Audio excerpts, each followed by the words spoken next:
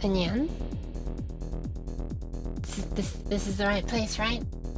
I think this is the right place. My mic's not in the right place. So, hello! Hi! Okay, I gotta not squeak too much. It's gonna make me cough immediately. Hello! Oh my god, why am I squeaking immediately after I say I need to not? Look how high my keyboard is right now.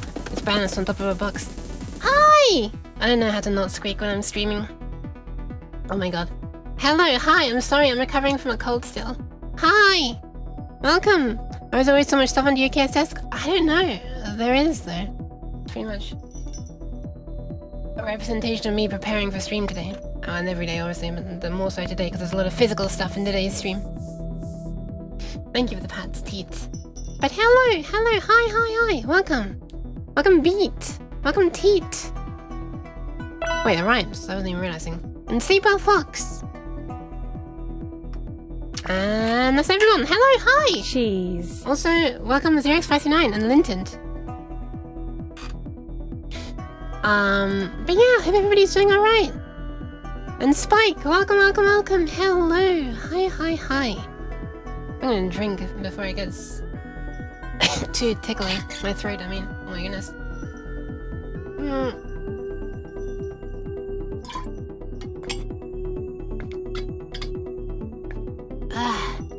I should probably also have a throat sweet. Wait, why did I only get one? Oh, I've got one, sorry. Enlin! Hello, are there gonna be fun Zappy stream today? Yeah. There is, it is, there are, there will, it are, will, God, you seem to be feeling better. I am. But my throat is very itchy. I keep on stopping to clamp my throat shut to avoid coughing, lest I make it hurt more. From coughing too much, I mean. But yeah, no more head pain or throat pain. Nose is still a little blocked, but not too much. But I feel so much more alive again, so... Man, I can't believe it's been nearly a week since I wanted to stream this. I could have streamed this tomorrow last week, if that makes sense. Friday last week. Today's Thursday. Because the stuff arrived on the Friday and I could have done it. Or Thursday and I don't know. Anyway, I can't remember when it arrived, but I could have done it on Friday. And that's when I started to feel not great, and then it got massively downhill from there. Glad you seem to be feeling better. Oh, thank you! Hi Nova, welcome! So yeah, I don't know how I got this sudden thought and motivation to do this last week. It's been, you know, too much time has passed. I've forgotten how the motivation began. My memory doesn't last that long. But thankfully the motivation does! Apparently. So I'll still be doing it now, even if it's later than intended. Cheese. Hello. Hi guys, welcome. Sorry. Oh my god. Oh, this reminds me when after I had COVID, how I was like coughing for like what must have been like a month worth of streams afterwards. Hopefully I won't be coughing for a month this time. Anyway, yeah. So here's the plan. Stan. Oh, I remember how it came about. I just remembered how I got motivation, inspiration. Yeah, I was on VR chat. And I saw someone with a thing that you could touch on their avatar and it gave zappies IRL. Which is like a whole thing that exists. And I'm not going to be using that system. I feel like even talking about that system would be not safe for Twitch. But anyway, I don't know. How much is safe to talk about on Twitch these days? What isn't being censored? I don't even know, man. So I'll just talk about what I'm going to be doing instead. And much in the vein of Oriana Aura, I'm going to be doing some interesting, like some fun circuits with a bunch of relays. I think she actually did use relays for this, but she's using them in a different way to how I'm going to be using them. How much fucking is allowed on Twitch these days? I don't know what I said. Maybe I did say that. I don't know. Maybe I did say that. Probably not much. Probably not much. Huh. Anyway, TLDR, I want to make a thing that's like a haptic touch kind of thing for VR chat. Because for those who don't know, VR chat... okay. Chill music, you don't need to be so loud. I'm not in the mood for this song. Am I in the mood for this song? Yes, I'm always in the mood for this bop. For those who don't know, you make your own avatars on VRChat, or obviously you can use pre-made ones, but if you're making your own avatar, there's like an SDK, blah blah blah blah blah. TLDR, there are systems for interfacing with things outside VRChat via UDP. Oh fuck, not UDP, I wish it was UDP, but via TCP. Specifically, a protocol called OSC. Yes, the Open Sound Control Protocol. Because what else would you choose to use, right? For a VR chat game. Anyway. So they have a system for haptic touch. Yeah! They have a system where you can basically your avatar, when you on your computer are using your avatar, or this avatar I guess, anybody could be using it on their computer as well. And if they have OSC turned on in VR chat, then there are things you can add to your avatar called... Shit, what are they called? I can't remember what they're called. I think they're just colliders, but they have a property called proximity or something. Anyway, TLDR, you can get close to the collider and it starts outputting numbers over OSC that says how close a thing like a hand or some other thing is to the collider. So basically you can make it so that people can touch things and it sends stuff out of VR chat, and then another program can receive those messages and act based on the touch. And it also works the other way around. You can send things into VR chat via OSC and have them trigger something. I'm not exactly sure how that works. I think there's maybe something in like the animators that can... Or animator controller? What the fuck were they called? God, it's been too long since I messed around on my avatar project in Unity. Anyway, TLDR. I'm gonna pat, Exia. Welcome, Exia. How are you doing? So, TLDR, I want to make a thing where there's like several colliders, and each one, I'll be able to feel a thing on each one. And I have a little bit of experience, you could say, with tense machines, and I have an idea of how I can use just one to and direct it to one of a bunch of different areas at once. And anyway, I'm gonna go over to a circuit diagram because I want to explain the idea that I've come up with. One sec. Also, hi, mental equilibrist.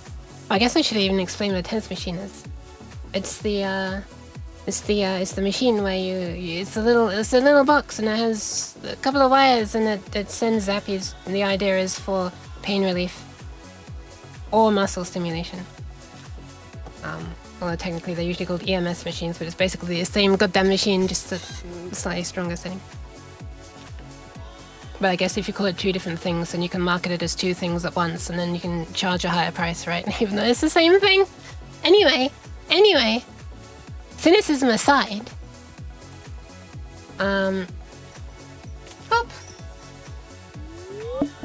I mocked up two potential circuit diagrams, and I decided against neither of them, or against both of them.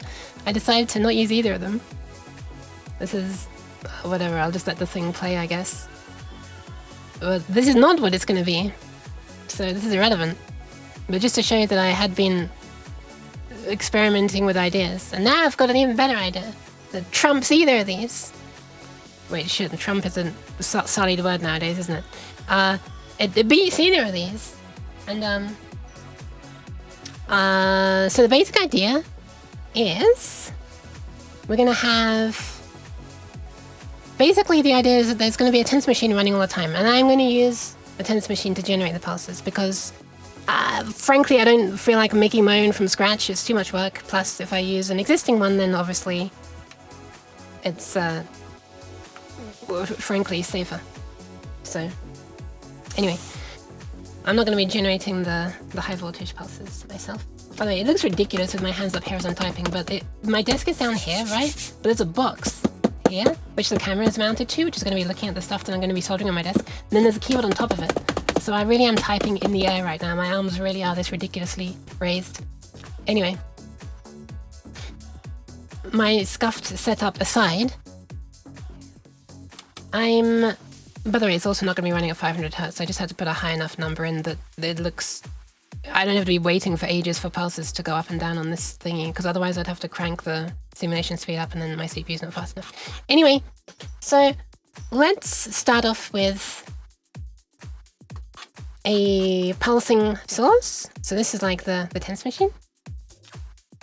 And my idea is, through experience, I know that the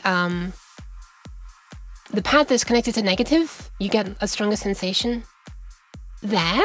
And so my idea is that I'm going to make a circuit that'll make all pads connected to the positive side, and therefore there's no circuit, right? And then on the specific one where you want to feel something, that's the one that it'll connect to negative. And so everything's only going to be coming, you know, the sensation is mostly going to be the negative, and then it's going to be like evenly, I guess, distributed among all of the other positives. So it's basically you're not going to be feeling much, and you're only going to be feeling it through the one concentrated negative one. That's the idea. And I want to do it that way because I could even do fancy things like control which way the current is going. And if I'm... Wait, I haven't even explained how I'm going to do it yet. I kind of feel like just sketching this up on paint because it's going to be so much faster, but I guess I might as well slap it onto this emulator here. So let's just be really quick, because I really want to get to the actual soldering, because I've got all the parts and it's all planned out in my head. But the idea... Oh yeah, shit, right. The one bad thing about doing it this way... Oh no, there isn't. Never mind. Well, yes, there is. I got a better type of relay than I need, because I was originally planning on using... I obviously was originally planning on needing 2 pole relays, double pole relays. Basically, they can control 2 separate circuits at once. But with this new design, I actually need 1, not the other one. So I'm going to be... whatever. It's a bit of a waste. I got better relays than I need. I'm only going to be using half of every relay, basically, so... Bleh. Bleh. Bleh.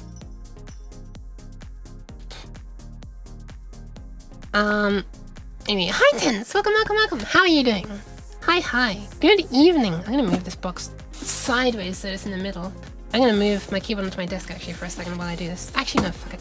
Let's just do this as quickly as possible. Let me remain uncomfortable for as long as possible, because that'll convince me, that'll motivate me to get it done quicker, right? This is how it works, right? This is how you have to convince the ADHD brain to do something. So we're not using the relays this way around, actually, we're using them the other way around. Flip. Pattern. Alright! Hold on a second, oh my god, it's just so much... Okay, hold on. I just realized this is gonna be extremely... How do I rotate this thing? Is it possible to rotate this? No, I can like stretch it though. I kind of want this relay to be rotated. Why can I not? Flip XY? Oh, flip XY. Does it? I guess that... okay. I guess it kind of is like rotating. Very exhausted, came home from sports and everything hurts and it's great. Oh my! Well, I'm glad you're enjoying it. Welcome. Now I'm gonna flip it this way. So the basic idea is that every relay can switch. So if you look at the diagram of the relay, right?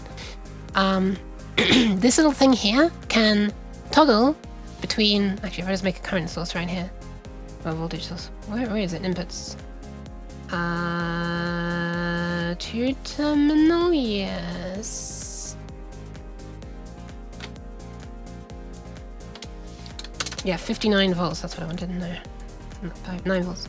And we connect this to here, and we connect this to here. You'll see, when I run it, that the... Oh, that's interesting. That the switches, this side, known as the common, will connect either to this side, known as normally closed, or when you connect power, it connects to the other side, known as normally open. And we're not going to be using like half of these, we're only going to be using this side, right? And the basic idea is that I'm going to have both, like typically when you use a relay, you might think, oh, okay, I have a source that's here, right? How do I keep shoving this thing off? And I'm going to send it through to either A or B, but I'm going to be using kind of backwards to that. So I'm going to be having something going into A and B at the same time, and the relay chooses what comes out. So we're going to send both the positive and negative sides of the output of the tensor machine into every relay. That's the idea. Actually, if I do it this way, I can... If I do it this way, I can sort of have like a bus running along the top here, and we can branch off it. And then down here, we're going to have the output to a pad. Are you building a shock collar? No. I'm wanting to not use a shock collar. That's painful. And I'm using a tensor machine. I'm wanting to make like a... So there you go, you can see when this is connected, the side that's flashing gets connected, and then when there's not power connected, this side is going to disconnect. It looks like we want to build some kind of decoder. That's what I made up here. I don't want to do that though. Is this like Logisim in neon dark mode? This looks so pretty. It's called, well, Circuit.js is what it's called at the top here, but it's, how do we find it again? Hold on.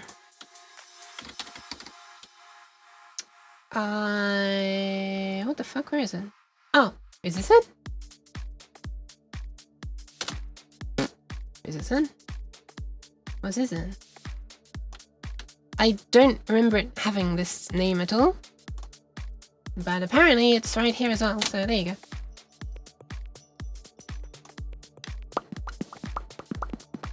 Welcome Justine, welcome Hi Doto, hi. So the idea is that we're going to have 8 of these relays. I've got 8 of them.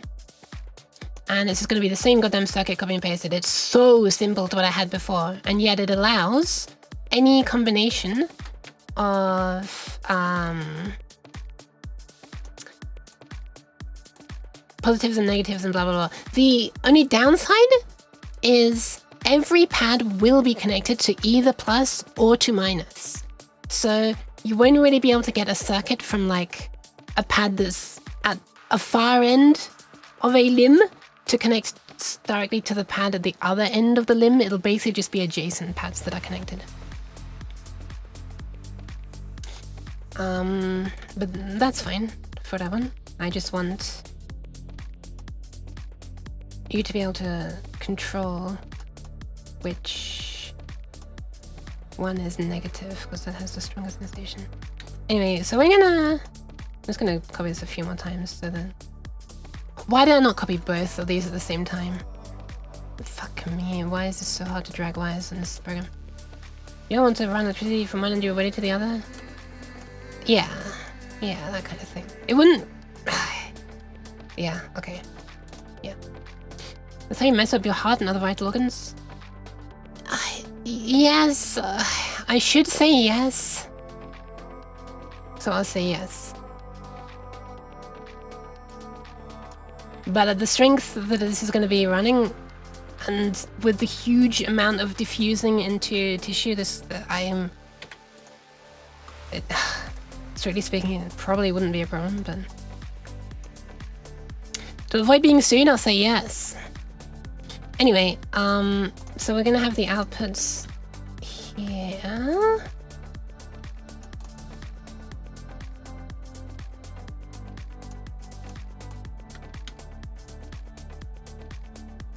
Like, I'm not gonna have... Yeah, okay, whatever. So, that's basically the idea. So in this example, we have all these relays are turned off. And they're connected... Oh, that's kind of the wrong way around, actually. I kind of want this to be that way around. Let me flip this. Okay, So now by default, they're all connected to plus. And then only one needs to turn on to connect it to minus, which is where the stronger sensation comes from. Because remember, it doesn't really matter. Yeah, like you might think of plus as like the active or dangerous side, right? But there's no circuit unless one of them is connected to minus. So, although they're all connected to minus, there's no circuit. And then whichever one gets turned on, that one switches to negative. And nearby ones sort of are gonna come in here, and then this is really gonna be contributing. The further away it is from the pad that's off, it's gonna be contributing less and less. So it doesn't really matter. But anyway. Hi Topper, welcome. Hi Devnal, welcome. From one cold recovery to the other, hope you feel better soon. Thank you very much. I am already feeling a lot better. Thank you very much. I hope you feel better as well. I'm glad you're on the road to recovery as well. I didn't know you were ill. I'm sorry that you are. The government approved of my DBA. Doing business as. Thank you for the follow, Joe. Welcome. Doing business as. Name. This is like a self-employment thing? That's pretty cool. Guess you could use haptic pressure to replace the sensation. I don't know what you mean. Is keeping the little switches flip over in this? It is, right? And it's kind of cool that that's simulated because this is like, you know, the whole thing is like running at a much slower than real-time speed. And like it literally does take time for the physical thing to move from one side to the other. And so like you can't do fast things like pulse width modulation. I mean, the TENS machine's effectively already doing pulse width modulation, so you'd be... And the pulses are actually really tiny, by the way. These pulses are very asymmetrical from the TENS machine. Here it's a square wave, but in reality, it's a really short pulse. Like right now I have it set to 100 microseconds and it's happening at like, say 10 hertz. So 100 milliseconds off, 100 microseconds on. So it's like literally 1,000 to 1 or 999 to 1, I guess, ratio. Whereas a square wave would be 1 to 1. Anyway, enough chat. That's the basic idea. I'm gonna make the damn thing. Let me save this though. Get it. So I've already started doing a thing. So I'm using a little microcontroller called an ESP8266 because I have one. I happen to have one. I could have used an ESP32. But I don't have one that's usable right now. And I have an ESP8266 and that's all I need. It's a little thing. It's a little thing that throws cheese in my face. Hi Topo, welcome. Is this a Zachtronics thing or an actual diagram software? It's this. I'm gonna pin this actually. Cheese. Why cheese? Hi Topo. It still just my taxes like normal, but I can use a name for legal businesses like loans, bank accounts. Oh, that's pretty cool. That's pretty cool. So I've already coded up a thing for it, and TLDR, it's. I can turn on the camera at this point, I suppose. I can also do this so you can see the camera. Don't look at this window yet. It's spoiling things. Cheese. Why cheese? So here it is, and there's going to be a slight jump scare. I'm sorry, I'm not wearing gloves because I'm going to be actually working on... Well done on recovering from the sniffles. Did you use a secret British cat method? No, I didn't. Well, you can't see the fucking ESP8. No, you can if I do this. Ha! You thought my... Oh, that's not how it works. Ah, look, it's ungloved! Ah! Oh shit, I just touched the camera then. Whoops. No, I didn't. I'm sorry, I didn't. Flesh. The flesh consumes you. Yeah, and you get to see my hideously different lengthed nails because of me biting most of them because anxiety is a bitch. They couldn't be that long, but most of them are this long. But anyway, so anyway, here's the ESP8266. Yay! It's got like a little wireless thingy on it. And pad in then. Your immersion? I'm sorry. Yeah, I'm gonna be like soldering and handling a bunch of small things and I don't want to have to use the stupid gloves. Your body is ready. Okay, so over here I have a neat little program that I didn't make up, that someone else made it. It's called Packet Sender. It's just an easy way to, hey, guess what?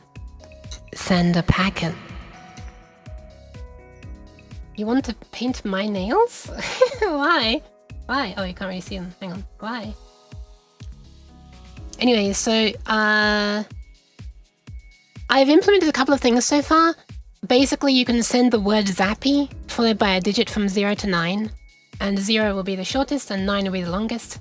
9 will be 450 milliseconds and 0 will be 50 milliseconds. And it just turns on one of the output pins on here. Wait, which way do I move it? There, on here. For that long. What am I packing?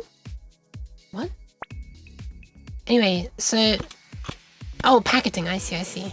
So I'm just sending this. So basically, when it starts up, it connects to my router. And then when it receives something, ignore this corrupted shit.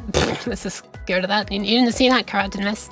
Then when I send something, it receives it, it turns on and then turns off channel 1 in this case. And by the way, this code is going to be rewritten because this is not designed to work with 8 separate channels. I'd have to like I have to make 8 separate copies of a variable in order to control 8 separate things if I do it the current way. So I want to change it instead to use structs. And I'll just have an array of structs.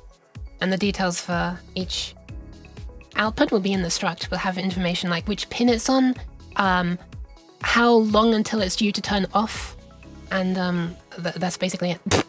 So anyway, but I haven't done that yet. So right now I want to actually work on the circuit, the physical soldering. Hi, Heme Nail, welcome. If the nails are painted, you might stop nibbling them. Heme Neil, I should say, sorry. Break on struck. If true. So this works, and you can see it just goes on and off really quickly, like. And if I were to type zappy 9 instead, it'll be like. Right? And for other things, it receives it, but it doesn't do anything. You can also type like zappy A or something, and it handles that correctly. If you just type zappy, it handles that correctly. I did a little bit of error checking and stuff because I don't really want this thing crashing and, you know, freezing on. And to that end, I also made sure that the watchdog works. Basically, if this thing freezes up for about 3 seconds, then which is quite a long time. That's just how long the watchdog takes to kick in on this thing. Then it'll reboot, and when it reboots, it turns off all the outputs as the very first thing it does. So before it even connects to the router. So yeah. I also tested like a really long string. Oh wait, was it sending? Oh, it's sending to the wrong address. What the fuck is it sending to 7? And it's fine with that. Why the? Can I rename that? I can. Okay. And I also made a message that I can send that tests the watchdog timer. It's test WDT, and when I send it, it causes it to go into an infinite loop like this. And then when that happens, a few seconds later, the watchdog will kick in and it'll restart. So you can see what happens when that happens. If I send this, bloop. Wait, is it sending to? Why is it still going to 7, man? 4, 0. Bloop. Now it goes into an infinite loop, and after a few seconds, up there we are, and it rebooted. So hopefully, that'll work. But if I needed to, you confirmed the Quake. They confirmed the QuakeCon dates, and they're hinting that the 30th QuakeCon is going to be a bash. A bash? Nova's tried to put a nasty tasting nail polish on mine to help too. Interesting. So it sends a signal with a string of info, and now we need to code to put in an if statement to tell it what we want. I feel like I've done a bunch of this already. But it's all a little bit hard-coded to be only one channel at the moment, and the timing thing is shit. I also preemptively started adding a channel 2, and then I realized, no, this is shit. I need to change it to structs, so this doesn't actually do anything yet. Anyway, I am now going to build a circuit because that's going to be far more interesting, I think, and I really want to do this because I discovered a way that I can get all this stuff to fit on one nice small perf board, and this is also only going to be the second time in my life that I've used a perf board. So Yeah, 1 second. Let me grab the parts. We're gonna move some of this to the side. Hi, Lonk. Welcome. How are you doing? And hi, Liquid. Hello. Hi. Cheese! Come show up in August in Texas? I can't get to Texas, I'm afraid. Perf boards. Perforated circuit boards. Hold on, let me grab them. Ta-da! Here's a bunch of them. I'm gonna grab some of these. Gonna use one of these. No, I can't get something out there. One of these. Ta-da! On the other side, there's not the contacts. Of perf boards. Yeah, I kind of do as well, but I just haven't, like, I love the idea of them, I just haven't used the damn things. Ooh. I just noticed a manufacturing defect on this one. Look at that. I'll point with a finger and actually has a nail on it. Can you see it? These two are connected together. They shouldn't be. Oh, let me get the focus a bit better. Wait, which way do I turn it? This way? 18 and 19 are joined. So I'm gonna try to use one that doesn't have a blatant manufacturing defect on it. Let's check the next board.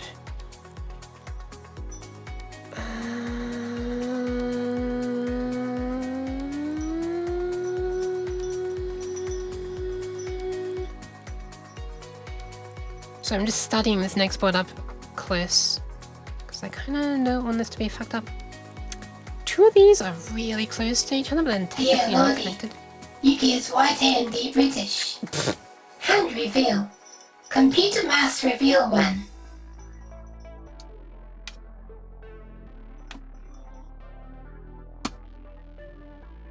I can't really get it. It doesn't really reach any further than that. Sorry. I just woke up from a retirement nap. What is a retirement nap? So I'm just getting another board with my eyes. Oh, they're so close to touching.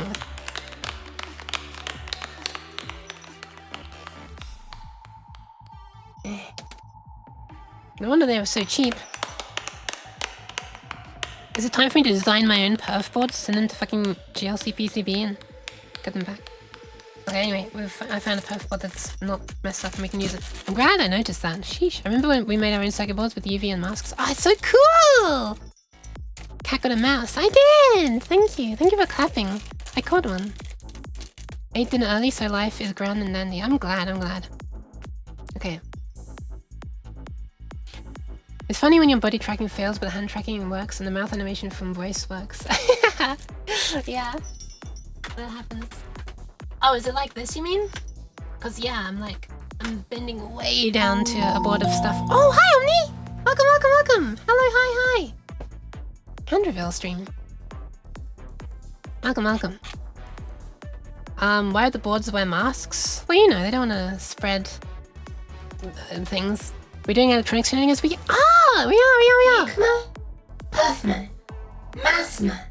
Solderman. I'm gonna solder How you. about you go touch my grass? You can touch your own grass.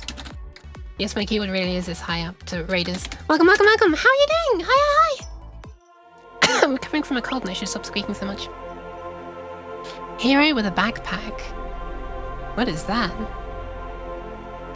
Backpack hero. Oops, that's the wrong hand.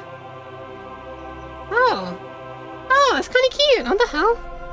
Was that a rat? Do I have to the rat? What the fuck? Jeez. Don't touch the tip of your fingers. I mean the soldering tip. Oh shit! I forgot to get my soldering iron out. 1 sec. Let me just get my soldering iron out. How's the raid? Oh, sorry, how's the stream? And how's the raid, I guess. How's your trip over to here? What I meant was how's your stream? Welcome. Yeah, on a delay, you submitted that before the raid. Jeez. Well, it's came in eventually. Soldering iron make the actual soldering easier. Yeah, I don't have to like rub it really hard to make the friction get hot enough. Hold on, I have to nyan.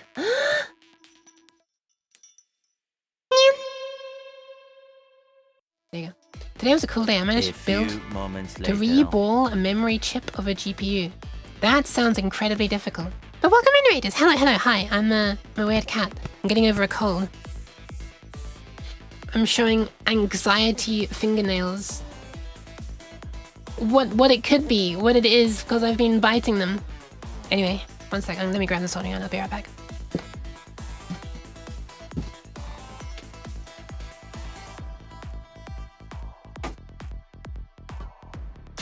Ain't nobody got time for that. I have.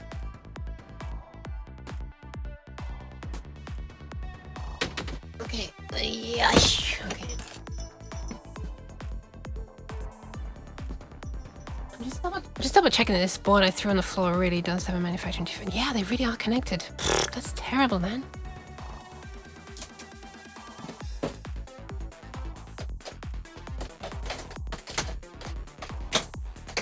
I can't believe you've done this. Hello, my little dingles, and welcome back to another Yukie stream.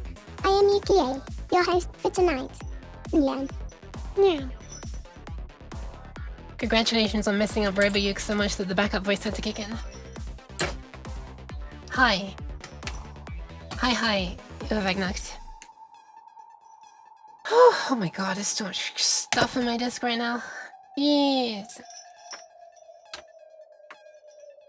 Okay, I'm gonna have to move some stuff around. One sec. You're gonna have to move back a bit. Maybe sideways. Let's unplug this thing for now. Boop. Get off. Preheat 120C with IR and then HOTA.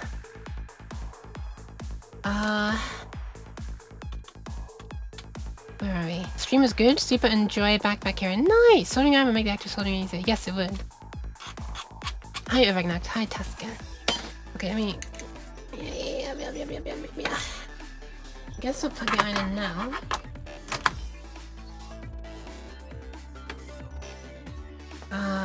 Where is a safe place to put things so I don't burn myself? I guess this works. I can move the whole thing sideways a bit further. Why can I not? Oh, I see. Oh god! Object.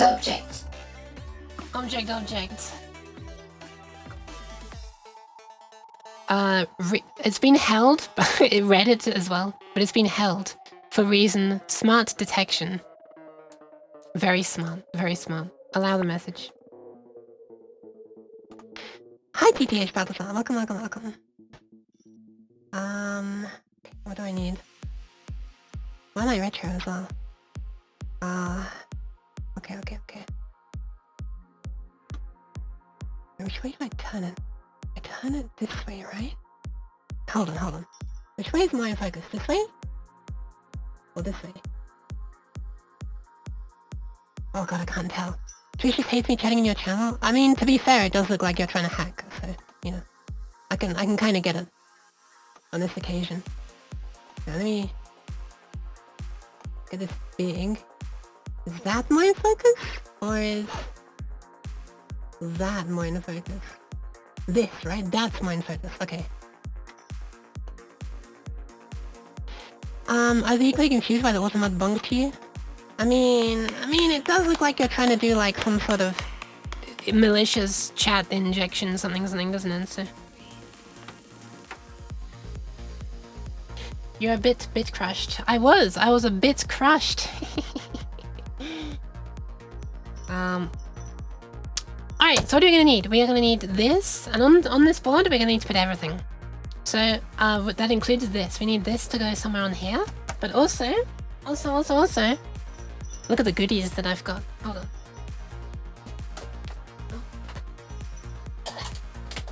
Any Twitch is allowed to object, you see. Yeah.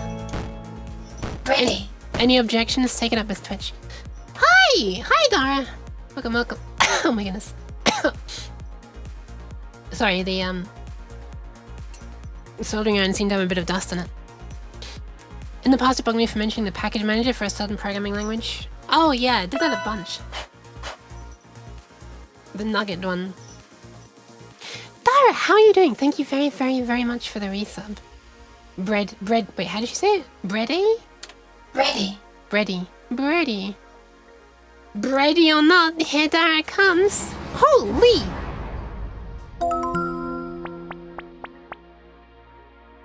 Oh my goodness. Thank you very much, Topo. What the hell? Congratulations to Sparksmaker. Totally magical. Wow. Gideon here.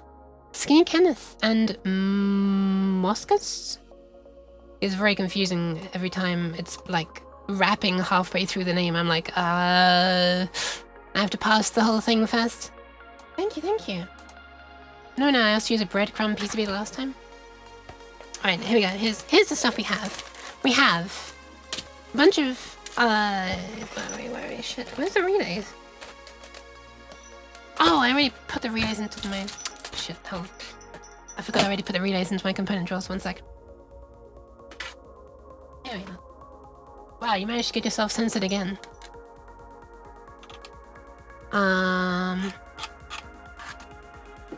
I feel like you're trying to get yourself, like, shadow banned again on Twitch by saying things that you know. Twitch, something. Share.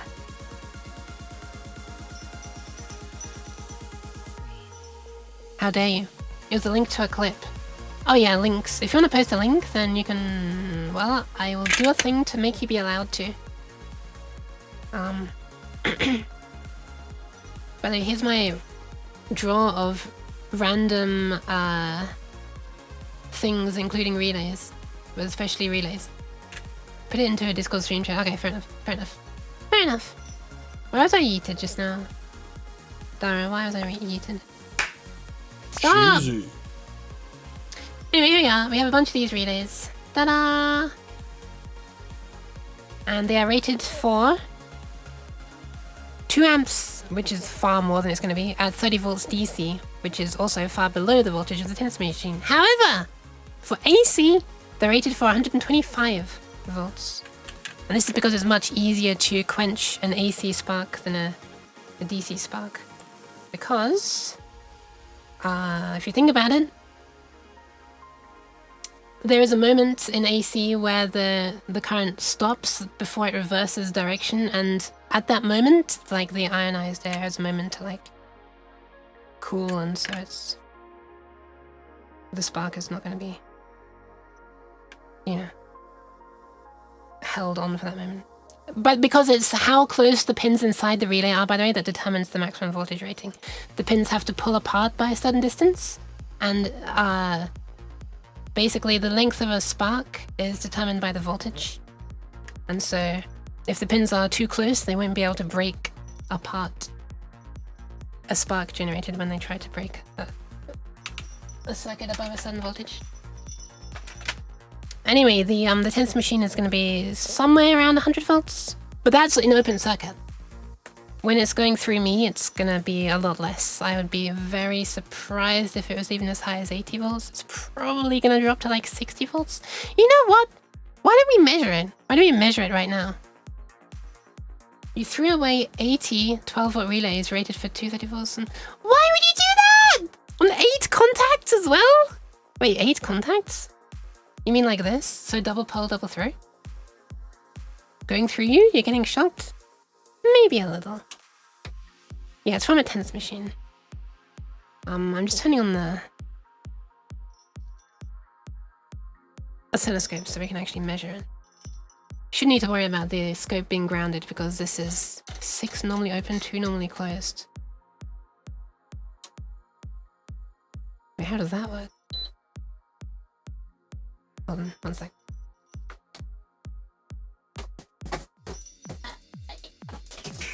Okay, I shouldn't need to worry about the scope being grounded because, well, firstly, the tennis machine is running off a battery. Oh shit, I just dropped it.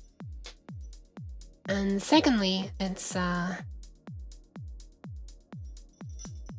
even if it weren't running off a battery, the way it makes the high voltage spikes is through a transformer, therefore the output is transformer isolated. Anyway, let's measure Okay, so I also got a bunch of these cables for connecting from the tennis machine out to 2 pads each. So I'm gonna cut these because mostly I only need the side that goes to the pads. I don't need the side that connects to the tennis machine. There's only gonna be 1 connection from the tennis machine and 8 connections to pads. So I'm gonna be chopping up these cables a little bit. And I might as well start by cutting one of them. So we're just gonna unconnect these. When 12 volt applied, 6 close and 2 open. When removed, 6 are open and 2 closed. Okay, I don't need to draw this.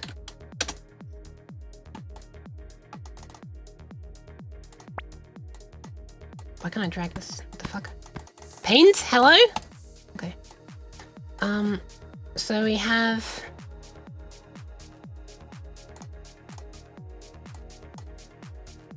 Are you just saying that the default state of 2 are like visually swapped or something? Thank you for the pass. Hi Shy, welcome, welcome. So you have like... So these are by default closed. Wait, which is it? 6 close. When 12... Oh, okay, so when removed, 6 are open and 2 closed. So this is normally open.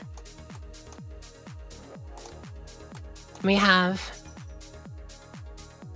When removed, 6 are open and 2 closed. 6 are open and 2 closed. So by default...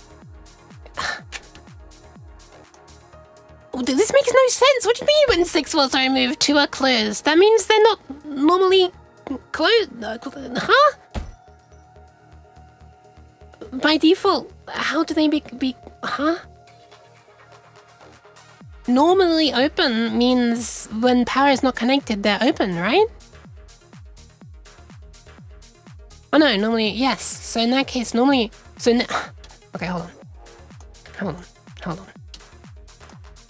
So when power is disconnected, 1,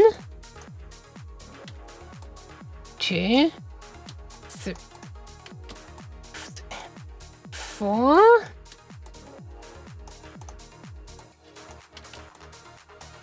So there is just no... Oh! It's not double pole! Or double throw. No, double pole. It's not double pole then, right? That's the problem. Or double throw. It's not double throw. Fuck, it's not double throw, right? It's just this.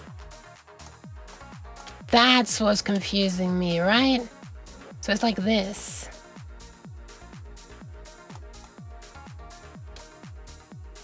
Right? And then that's N, C, N, C. So it's... Wait, what the fuck am I doing, man? It's like this then, right?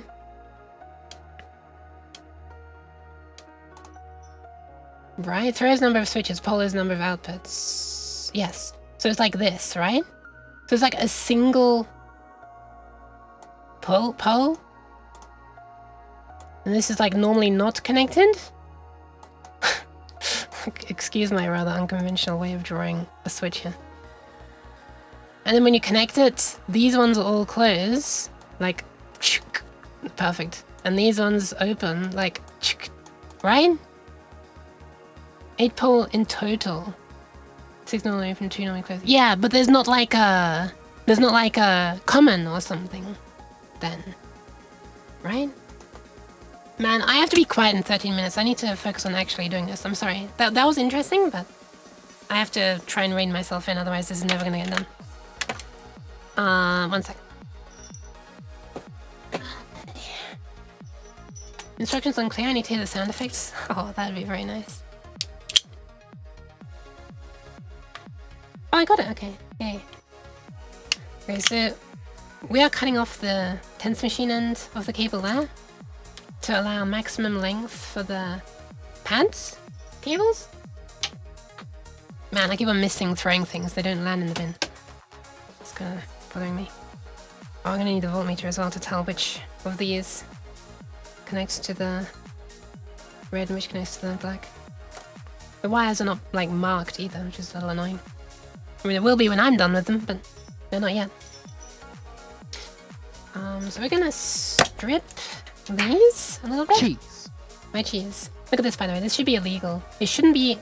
It should not be illegal to strip a wire so easily. Hold on. I don't really want to strip to pull these apart too much, but I guess eventually they will actually be pulled apart.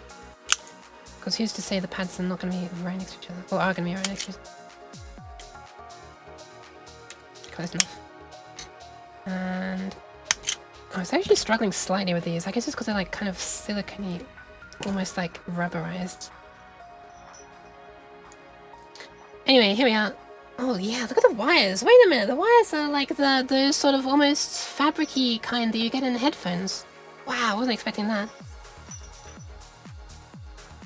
Okay, I should tin these then. I should tin these to make it possible to actually connect properly. And burn the little fluffy bit away. What was the common purpose of those relays? I'm curious as well. Also, welcome in.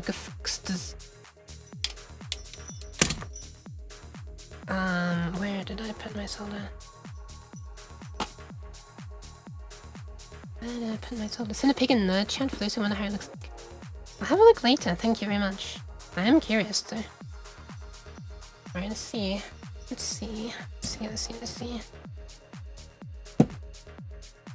Can we have this held in place like this? Very curious about these wires because they're the sort of fluffy kind. For those who haven't opened headphones, I don't know if you'll understand, but they're sort of, they're not the kind you can just like twist together. So I'm going to pre-tin my soldering iron and see if I can get these to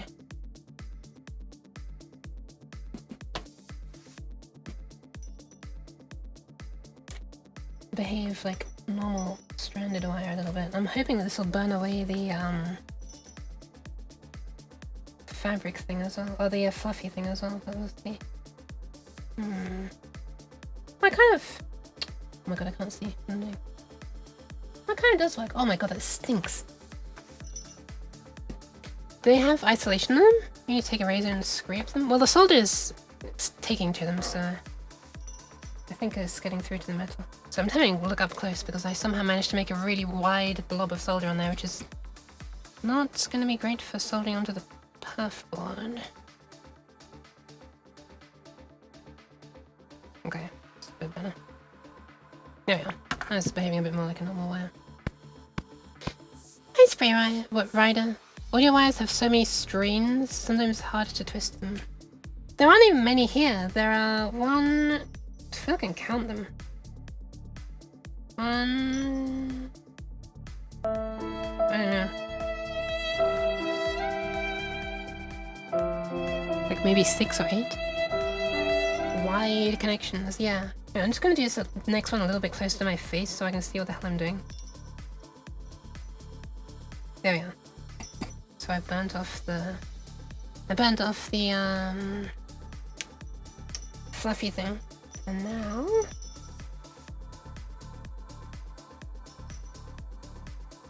oh my goodness, that's easier when I can see what I'm doing.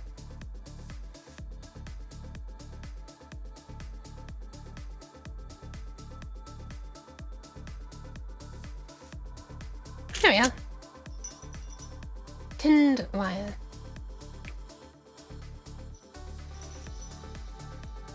I should do the other one a bit better as well.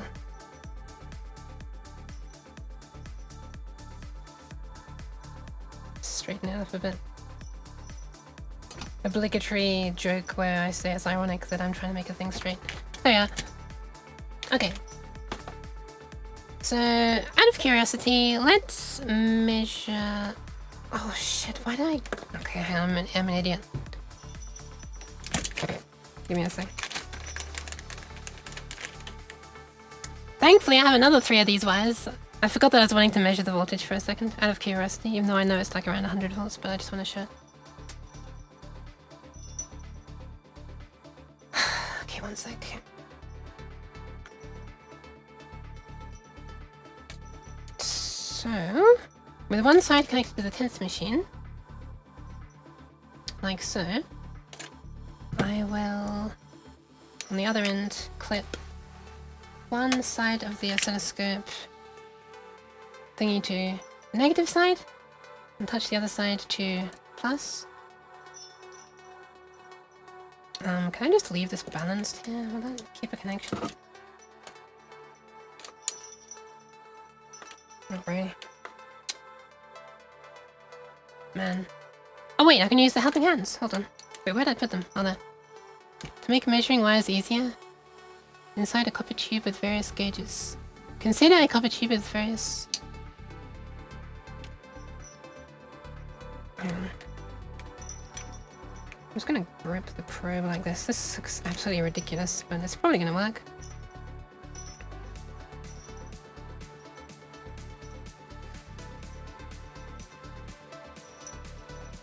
Maybe. She gradually lost confidence by the second. There we are. There we are. Good old helping hands. Okay, so let me just get the view of the oscilloscope up on the stream.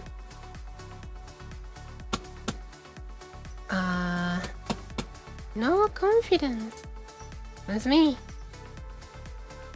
Let's see if I can access the oscilloscope thingy. How do we do this? Properties. Refresh cache. Refresh cache. It's not working! Let me do this thing where I unplug the... Oh, there it goes. Never mind. It was just a bit shy. Okay, there it is. That's just from me accidentally touching the probe, by the way. I haven't even turned on the oscilloscope yet. I mean the tense machine. We're going to put this on free running mode, and I'm going to prepare it for a higher voltage. Oh, hang on a second. Let me put the reduction thing on the probe. 10 times. And I'll set it up on here as well. Probe 10 times. Oh, you can't really see that. Oh, that's because this is too wide. Zzz. And then... You will look. 100 volts Hello. per division. Hi. That's a bit much. Hi, Israel! Welcome, welcome, welcome! Okay, and I'm going to turn on the tense machine. Actually, I'm going to put it on a roll, so this just keeps coming across. And turn it on. And it's now on. I'm going to crank up the blah, blah, blah, blah. There we are! So look at that, it is roughly 100 volts. That's kind of noisy. Oh, it's probably because let me just... We're losing connection. We're losing connection. Oh, what the fuck? It stopped. Anyway, here we are. Oh, hang on a second, please. We're not getting a good connection. Oh, here we are. It's because I've got it set to modulation mode. Whoops. Whoops.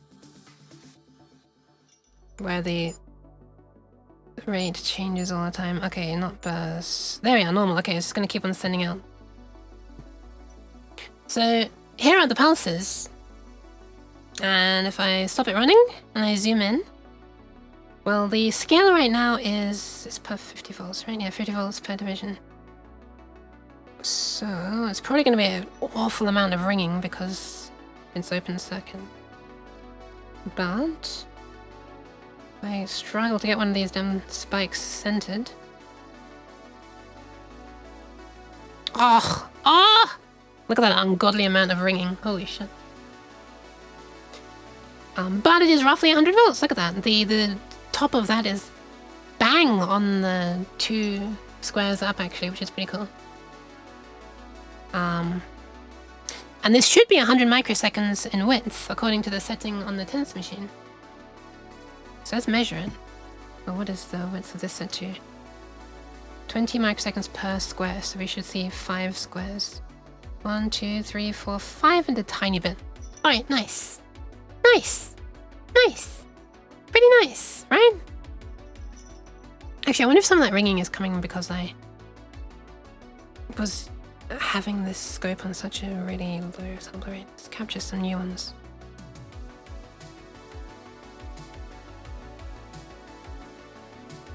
Put that in the middle. No, there really is a lot of ringing, huh? Zoom, zoom, zoom. Oh, no. There really is a lot of ringing. God damn. Okay, well, let's see how it is when it's actually going through the skin. How am I going to measure this?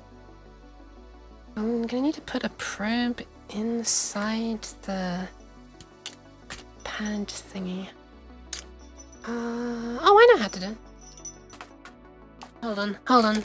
Looks like a Fourier transform. Does it? Welcome in, Jove. Or Hovey, I don't know. Are we shocking the cat today? Just a little bit. Just a little bit. It's actually been quite a long time since I've used this, so it's probably going to be...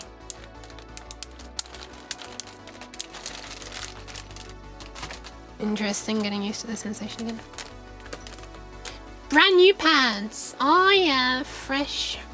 Just a little shock as a treat. Just a little. You know how it is. Why is this... oh, I guess... okay, fine. Fine. I guess for hygienic reasons, it's good that the bag was sealed. And... I don't really care where I put these. I'll just put 2 on my lower arm.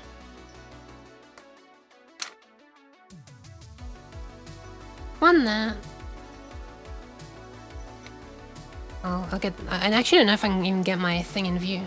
It is time for me to become horizontal and be the eeper. Have a good eep. Have a good eep. I'll have them like this. 1, 2... I cannot get my hand any more into view than that, I'm sorry. Or my arm. I've also been a genius and done this before I've connected the goddamn...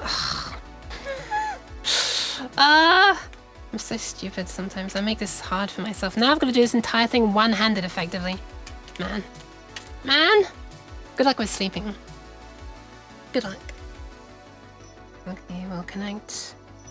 Negative there.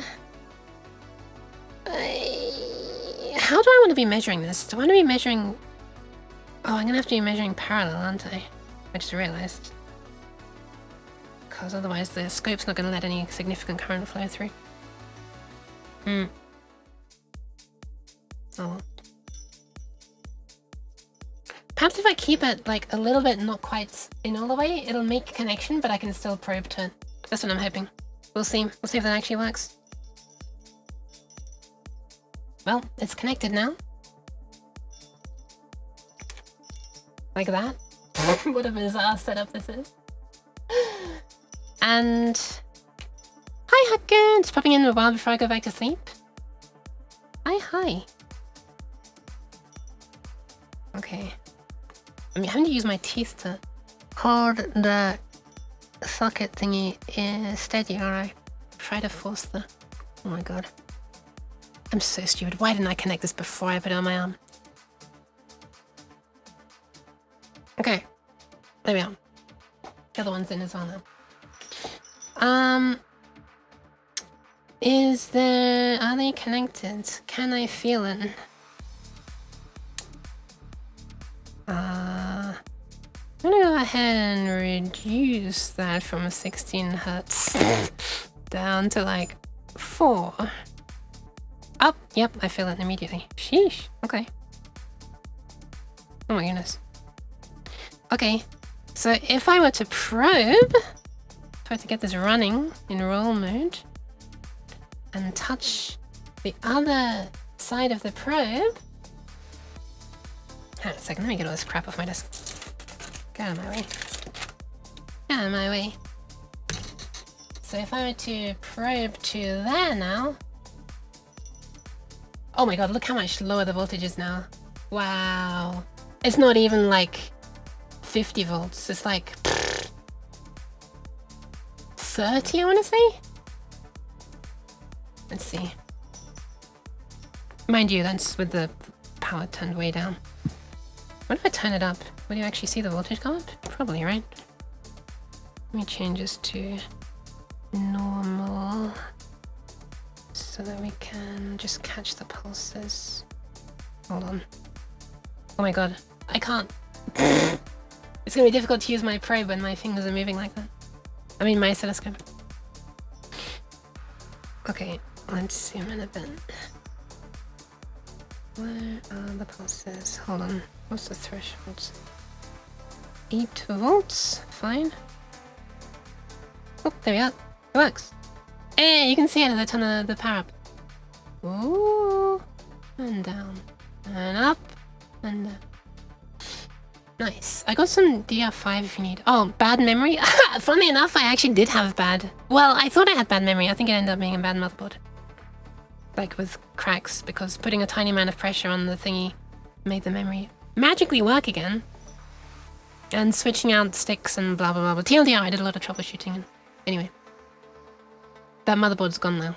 I ended up replacing it. I posted that shot in the stream chat. Could become another emote or sticker in Discord. I don't know, I'm not sure what one you're talking about, but okay. Let me lower this a bit further to like 5 volts. We'll zoom in a little more. Zoom in a little more this way. You look. Hello. Hello! Hi! Let me turn on measurements so we can measure the... I don't know what type we'd want actually. Top, I guess? Or peak? Do we want the peak? Peak to peak. Peak to peak is probably irrelevant, right? Maybe maximum. Let's just go for maximum. Let's go for maximum. And I don't really care about the width. The width isn't going to be measured properly. Okay, so now we should be able to see the peak voltage appearing at the bottom if I put this Maximum in a way. peak. Maximum peak. Okay, this is really hard to do with effectively one hand. Okay, should see something. There it is. Hey, okay, do you see that? 10.4 volts. As I gradually turn this up, the output on this dial here. 12, 13, 14, 17, 20. Okay, that's quite a bit more. You can see the twitching now, which is kind of fun. Anyway, so it's peaking at like 36 volts. Let's get to 40. Ah, close enough. Wait, is that max? No, it's not max. There we are. Okay. Hi, Anna-Marine. Anyway, TLDR, this is like 100 volts when it's disconnected and like maybe 40 in parallel when it's at the level that I'll probably be using. So that's kind of fun. I wouldn't want to go a huge amount higher than that with the pad where it is right now, because it's like making my tendons move and stuff, and it gets painful when they get pushed to their limits, so I wouldn't do that. Anyway, there we are. That was just as a way to prove that these relays should be very much up to the job. But yeah, that's all for now. On that side, let's actually get to soldering the goddamn things. Now that I have hopefully made anyone who was worried about the relays less worried. Alright. I'm gonna take these pads off, otherwise the wires are gonna be brushing stuff on my desk the whole time. Crafty cat. Hello. Hi. I'm crafting, but in real life. I'm gonna craft. Okay. Pads are back on the thingy. Relay my concerns. Oi! I'm being bonked. What the fuck? I'm being bonked. What do I do? All I said is I'm gonna craft. God, I've got so much crap on my desk right now. It's unbelievable. Unbelievable. And a lot of it is close to my soldering iron, which is really, really worrying. I'm gonna burn a hole in some of it by mistake if I'm not careful. I'm gonna be able to speak words if I'm not careful. Alright, so how are we gonna lay it out on the board? Well, slight spoiler, I've already got an idea for how to do that. Still more crap on my desk that I need to move. Ah! Okay. So, unbearable. Yeah. So, we need to fit 8 relays onto this. Why does your soldering iron look so oxidized? It's fucking old, man. I should probably get new bits, honestly. And when you look at the... Are you, like, really far behind, by the way?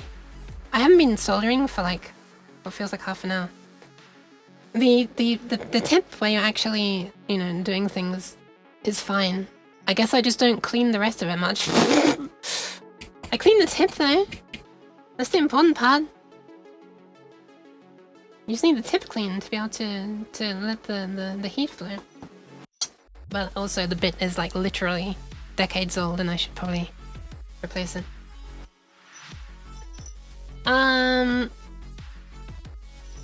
So anyway, let's see. I'm gonna smell it. Oh, that's fucking vile! Anyway. I approve of the vile joke. Anyway. So the one on the board where we're going to be soldering, we kind of want this to not have the components on it, right? So we're going to put the components on this side of the board instead. So the pins come through. And so let's start putting these in and see what we get. So what I was thinking of doing is we could drop a relay on the desk, yeah. What I was thinking we could do is put in... so for a start, the width is like perfect, by the way. It like... If it's the pin spacing is perfect. Look at that. Isn't that beautiful? Isn't that just beautiful? Hi, Kristen! I'm doing alright, thank you very much. Now that I'm finally getting to soldering, it's 10 PM and now I have to be quiet. So I'm gonna have to go into quiet mode. Man. Spicy stick time. Spicy stick. Okay, I have to adjust my audio setup, one sec, because I gotta be quiet now. People are coming to bed in the room behind me, which sucks. One sec.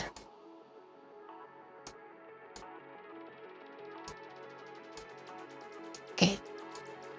When I speak, you might hear the fan of the oscilloscope a little bit, which is probably gonna be a bit annoying. I'm sorry in advance. Okay, so we can fit these in like this.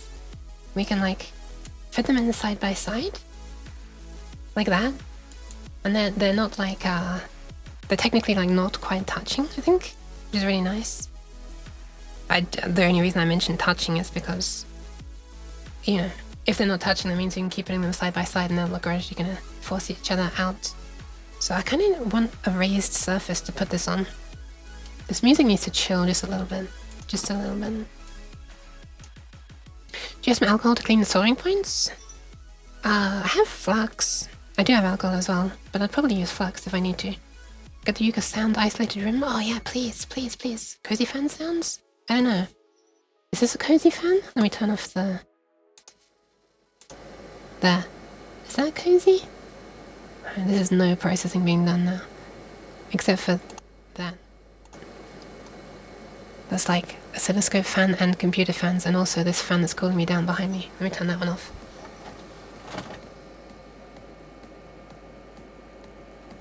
There, that one is the oscilloscope.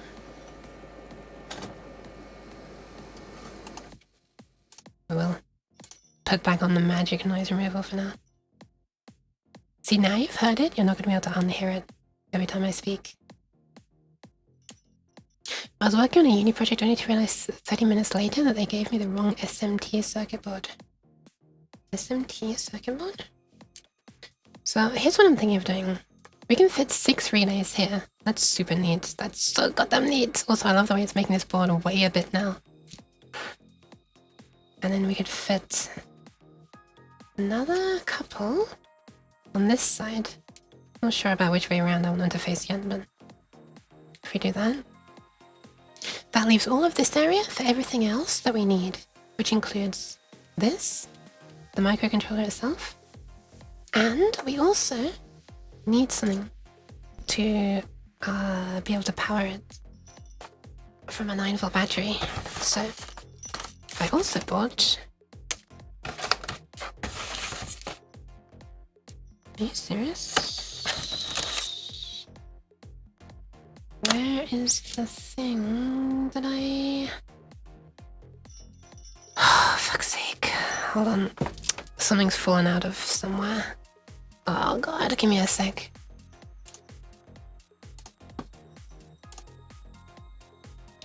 Shit. Hold on. Already see the cable mess coming up. Yeah, there's gonna be a big mess of cables. Fuck.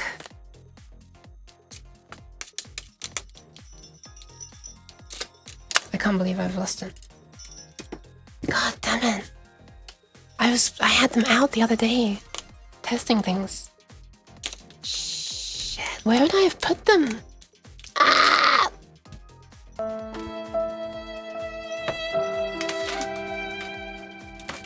Yeah, this is pretty sad actually.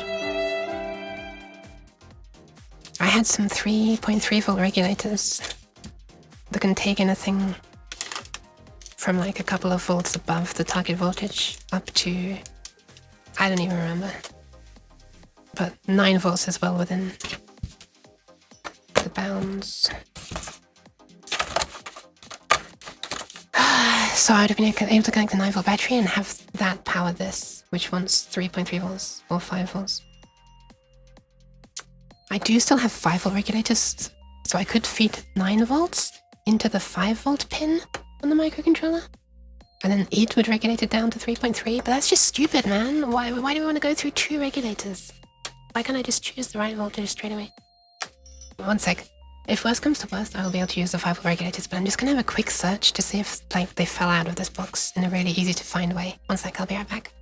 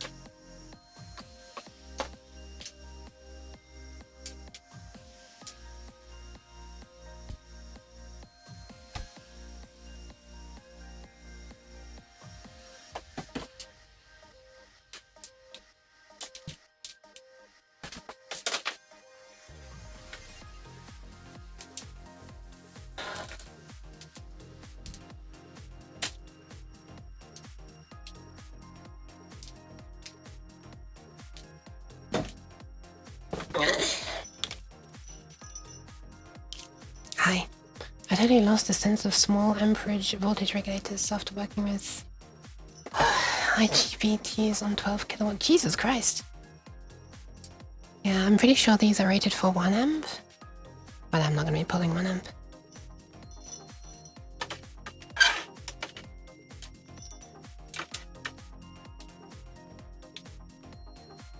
Wait, is this it?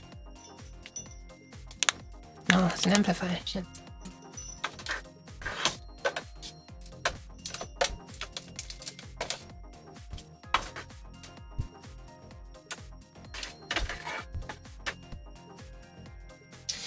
I'm so fucking annoyed.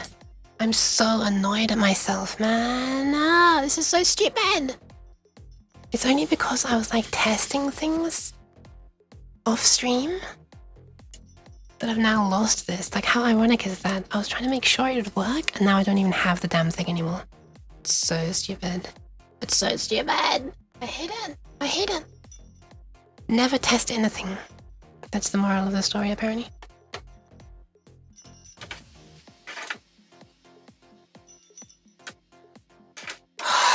Fucking fine, we're gonna use the 5 volt regulators, I guess. What a waste. Anyway. Okay, fine. God damn it, man.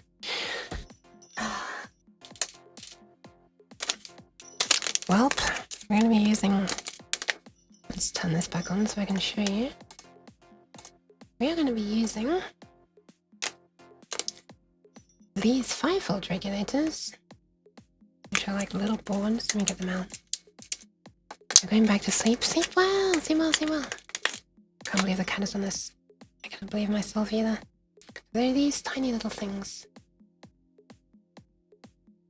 This is 2 of them.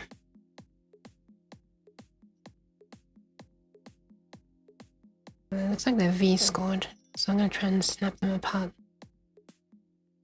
Watch me destroy the entire board. Are you ready? Oh, okay, that was extremely easy, actually, never mind. Where the hell did I put the 3.3 volt ones? Ah, that makes no sense. I either would have put them back in the large box they came from, or I would have... I don't know. I gotta stop dwelling on it at this point. So anyway, these are the things that take up the most space. To be able to switch these, we also need a diode and a transistor for each of these. But there is space to fit... let me just take this off. There is space to fit at least the diode. Let me just hold it like this so you can see it, because this side has better contrast. I'll put it this way up. Do you see the pins? No, not really.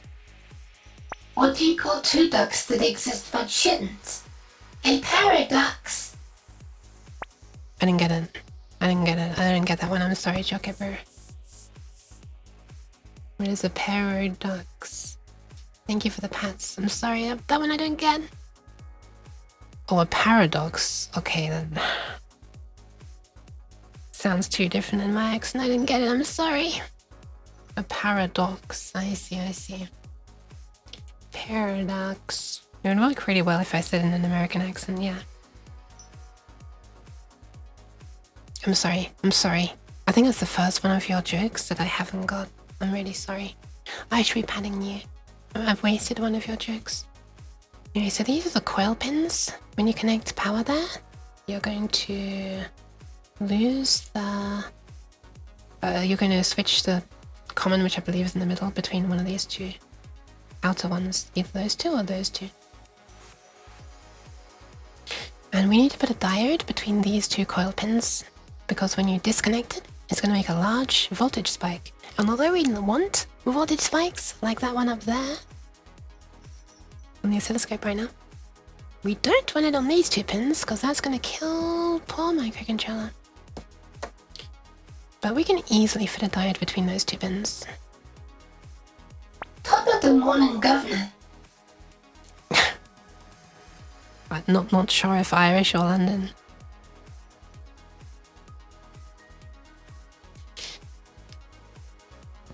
Top of the morning, Governor. We make like a many mile journey between the start of that sentence and the end of that sentence. Well, across multiple countries, I suppose. Anyway, so that's what we need a diode for, but we also need a transistor. And that's to go between this and this, basically. So... I am not sure if we can fit that on over the footprint of this. I just bent one of the legs. Spin that back. So what I might do is have the coil side pointing inwards on the board, if you know what I mean, like this. And let me just put another one next turn. How much space does that give us? That gives us a tiny bit of space. I don't know if you can see, this is very not easy to see actually. This is annoyingly not easy to see. Oh, if I bend them you can kind of see it a bit better.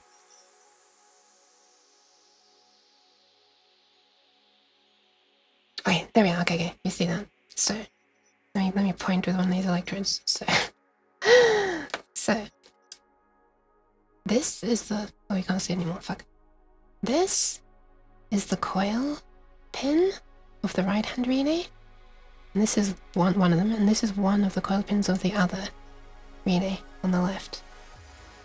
Which leaves us with exactly 2 holes between them. Which is not a lot of space. But all we need is to fit a transistor there. Now, a transistor has 3 pins, And there are actually 4 holes from left to right, so that would be fine. We also need a resistor though, but I think that's okay. What we could do is we could put the diode like somewhere over the top of the relay, like this. This is useless. Let me load paint. Let me load paint. Give me a sec. 1, 2, 3, 4. And then how many down? So we've got like the same again.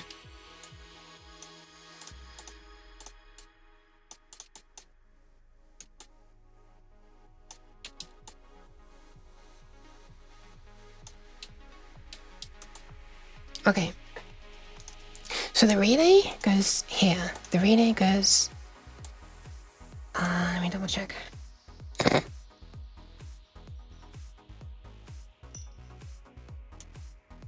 One, 2, 3, 4, 5, 6. So one of the relay terminals goes here and here, and another goes here and here, and another goes here and here. So these are the main the main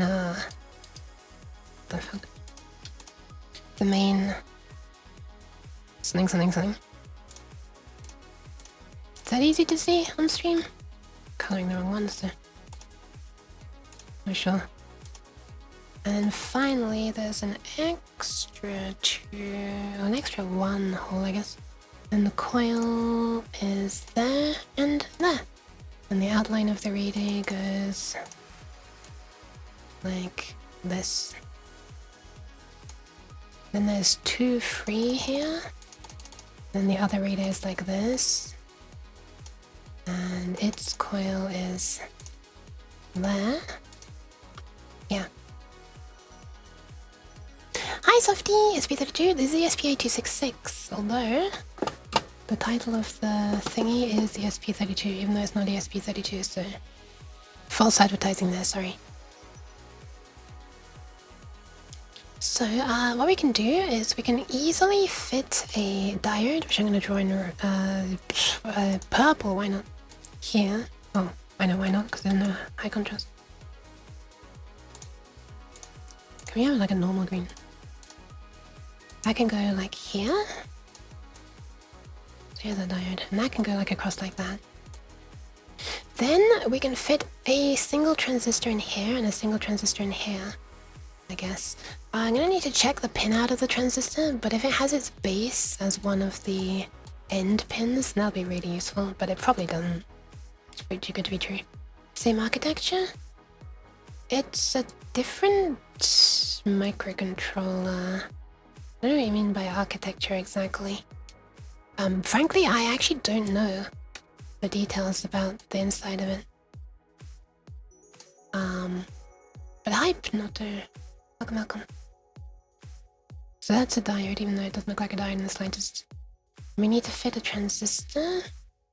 It is the same architecture? Okay. I don't really know much about the ESP32 at all.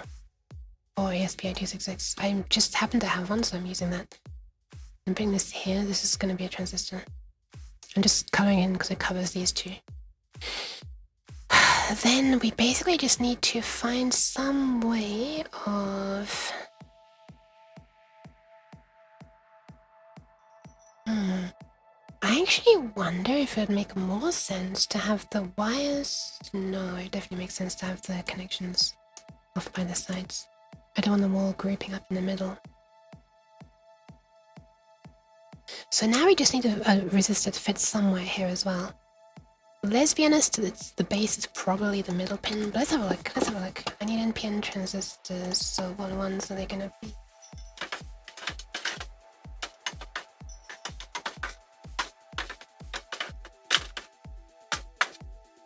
They're gonna be BC337. These ones can switch on whether they're okay with the usable with 3.3 volts is what I'm trying to say. Well, they can switch. Also, they can switch 800 milliamps, which is far more than I need to switch.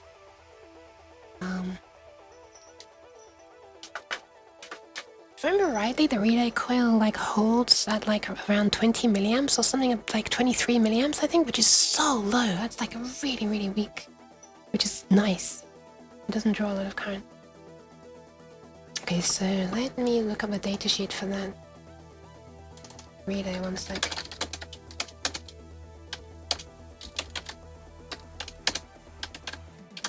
What was it again? 337? Oh yeah, 337.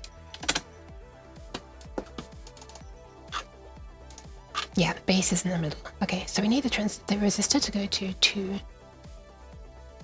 It's a little annoying, but kind of predictable. Okay. I don't think these holes are big enough that I could do a silly bodge and poke 2 legs through the same hole. So we're probably going to need a little connection to go from like the middle up to here, like that, and then the resistor can connect out here,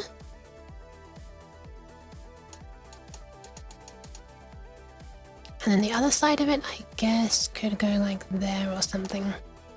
Ah, this is a mess, isn't it? And the wire comes off there and goes, or we can bridge over to there, and the wire goes off to the microcontroller. And we also need the emitter, which is pin 3. So this needs to be the emitter. Let me label these. What a disgusting mess this drawing is. I wasn't expecting this to turn into an actual sketch, but here we go. So base is going to be that one. We're going to need this to be the emitter, and this to be the collector. So this side is also going to need to go down to the microcontroller. Oh, fuck me, man. There's actually not much space here, is there? We also need to send 9 volts over to here. And this needs to be also connecting to the ground of 9 volts. God damn, there's a lot of... This is going to be messy as fuck, man. This is going to be so messy. Oh, it'd be kind of nice if we had just like a ground bus running along somewhere, wouldn't it? We don't really have enough space. And I really wanted to do it this way, with this layout, because that would leave a little section here where we can neatly fit this and this, the regulator. 8266 equals to 80 megahertz. That's far more than I need. The 16 megahertz 8-bit Arduino would be enough for this. I'm just using this because it has wireless and I have one. Okay. So that goes to the microcontroller. This would be minus and plus. And then need to work out what value this would be. I kind of actually want to know how much current we can pull from the pins on this. I don't know. Not that we should need much, because it only needs to conduct 20 milliamps to the relay coil. Oh, by the way, here's a 9-volt battery, and here's the relay. And if I just put the coil between these two, you should hear. Wait, let's get up to the mic. Isn't that satisfying?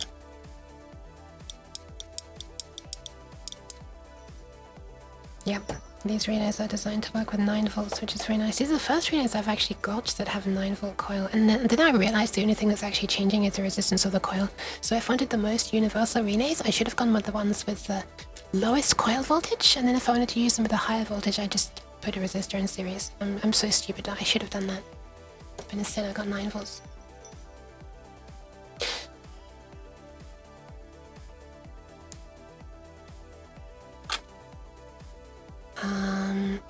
Okay, so collector here would need 9 volts. Oh no, 9 volts would go straight into this actually. 9 volts would basically be... Well, if the stripe is this way, then we want the 9 volts to come in this way. But 9 volts plus. And then out into the collector. And it'll be out of the emitter to ground here, which is also 9 volts ground. Basically. So effectively this way. It's gonna say 9V minus, which is not really that, is it? It's battery minus, but it's just for it's a 9V battery, so I'm writing 9V. Listen, Cat, I will not have this stupid slander. Why? Why? And these two can be bridged together here, which is nice.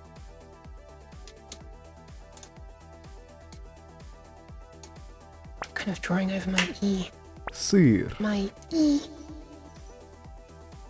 Why are you throwing cheese at me, Astatin? Also, hello, Astatin. Welcome, welcome, welcome. I'm so glad that these relays are such low current, because I'm going to be having... All your bases belong to us. Why? Oh, bases. Oh my god, nice. Hi, Chixie. Welcome, welcome. I see you did that. No, you Astatin. Well, cute rabbit, at least. Cute bun. Hi, Mobile Armor. Welcome, welcome. Why?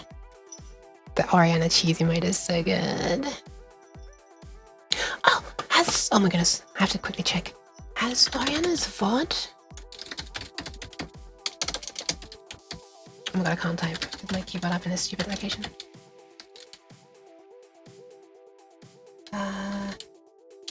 Has her VOD of the cheese throwing thing?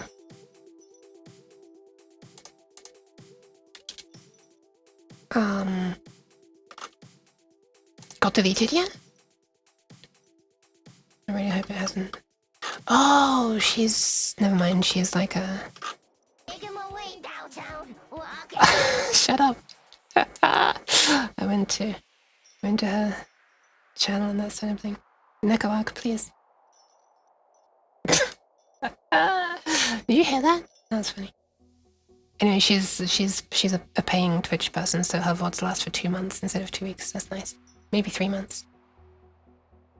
Anyway, this seems like a plan. It seems like a very cramped plan, but you know, it's a cramped plan is a plan. Let's begin, I guess. If I realize if it doesn't work, then well, I've got to desolder an entire fucking breadboard.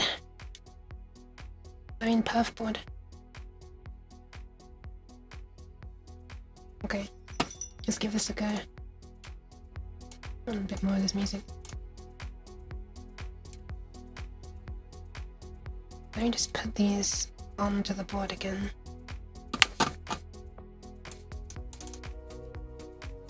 Let me save this as well. This is gonna go into here, projects, VRC haptic. What do I call this?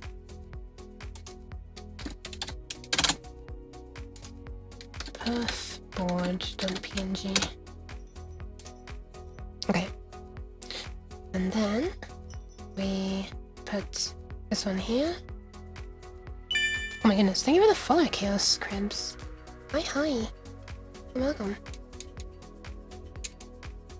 And then, I already thought about this, but this has a reset switch there. I don't know if you can see it. There. So I want that to not be obscured. So the way I decided to do it is I'm going to mount it like...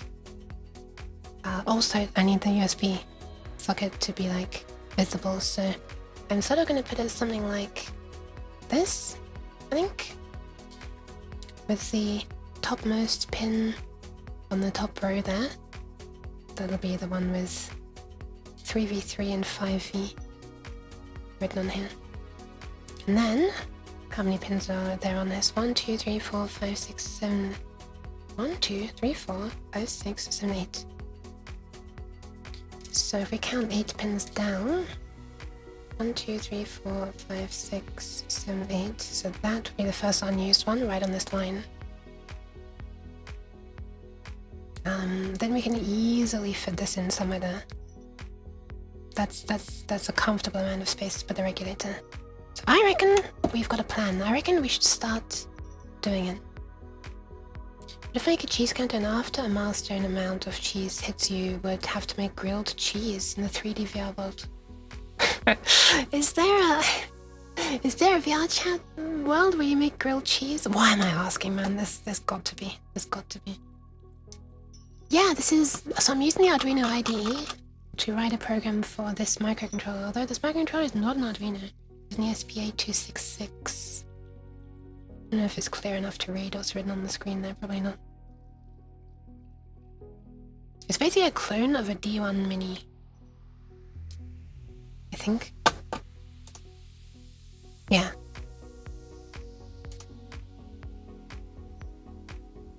Okay, now I kind of need to flip this upside down and solder this. Ah, I should have got some tape to hold it. Also, I got a bunch of pins for soldering to the ESP. What's the use case? It is to switch pads for a tense machine. The little zappy machine. Little zappy is my nickname for it. One of these.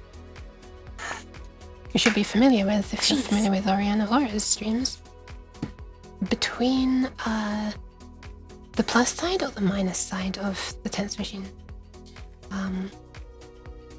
Hi Alex, welcome to ESP8266. Yeah.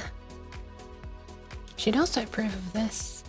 Although it's more like I approve of her using this, but I think we approve of each other, I guess. So I'm gonna use this piece of cardboard which says please do not bend on it. This is, by the way, this is what the stickers, the sample stickers that you can buy in my merch thingy came in. If I take this out and I remove the doxing piece of paper. Welcome! Thank you for the raid, Doc Ice. I'm not sure how to pronounce that.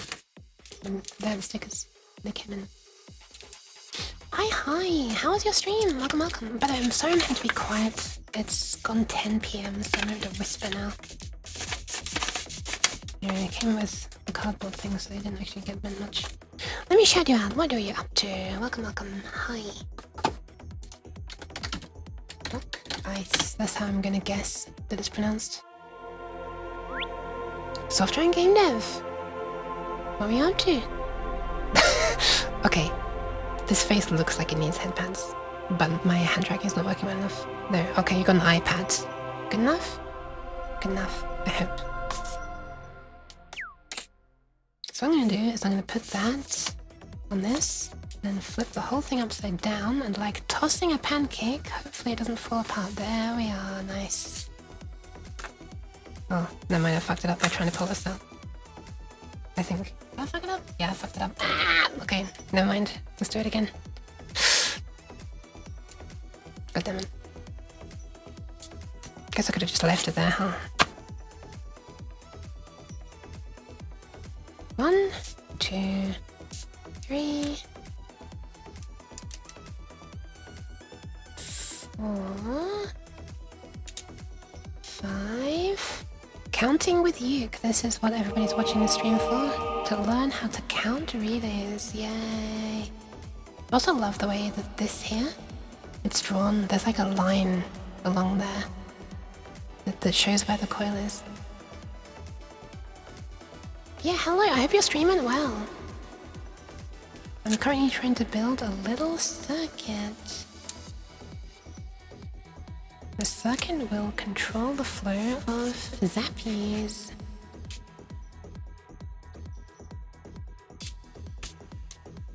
The cat is gonna shock herself now. Oh, for fuck's sake, sorry. I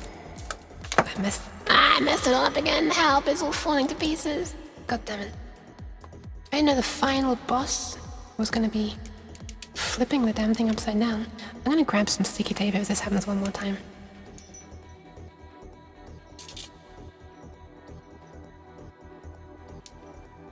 Okay. Now we just slide it off this.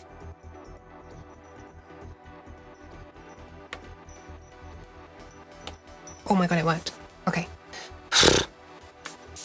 Now just nobody breathe on this board until I've soldered it, okay?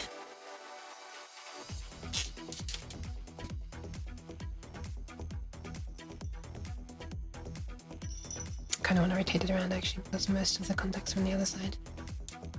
God, I'm so paranoid that I'm gonna accidentally let this lift up and it's all gonna break. Looks good though, from this side. I can see it's along the side where you can't. Shoot. Okay, but you— No! Don't! No! No sneezing allowed. Also, bless you. Okay. Let me just clean up the soldering iron. I'm gonna get soldering. I don't think this is gonna need any flux. Let's just let's see how it goes. Be surprised if it did. Nah, nothing wrong with that. It flows fine. It's fine. We can do that. Yeah, that works. I'm actually gonna change a thing to get a slightly closer up view. Give me a sec.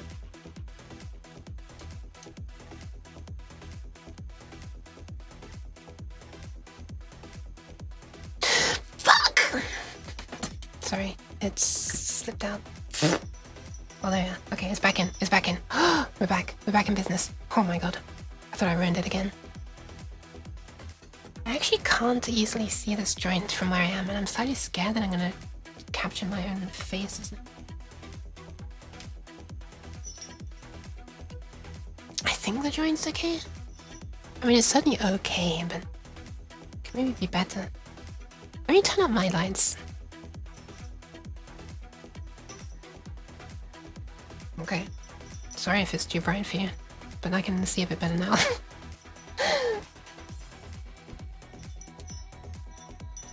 Alright, let's get the rest soldered in. Let's do all the coils first along the bottom. Coil my bottom.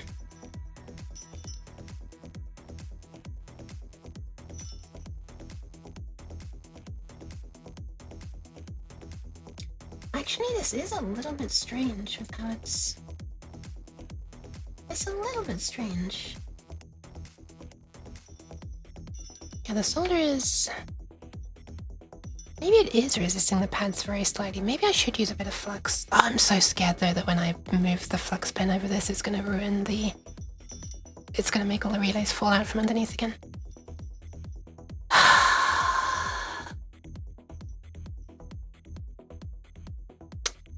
I don't think it's worth it. I'm just gonna solder. I'm just gonna solder. And we'll see. And if it doesn't work, then I've fucked myself. But we'll see.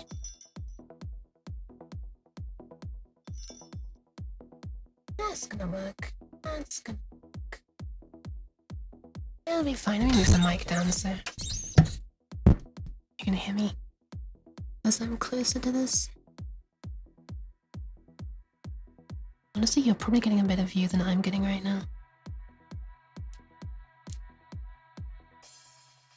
It's sputtering a bit. That's not very nice.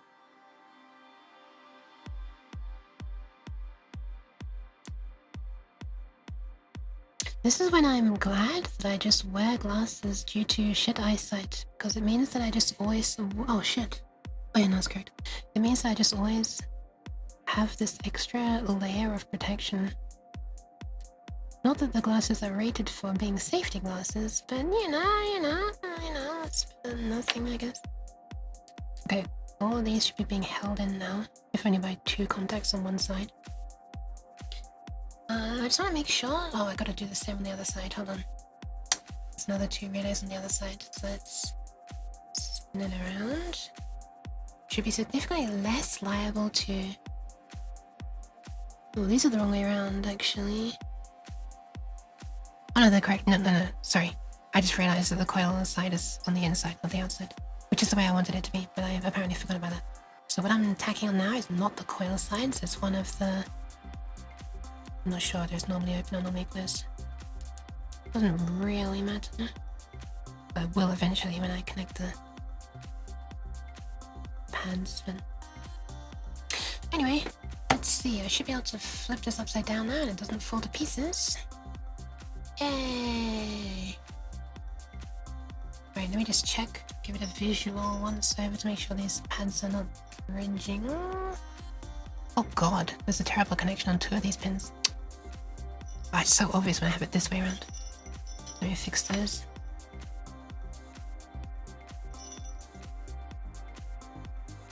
That's good.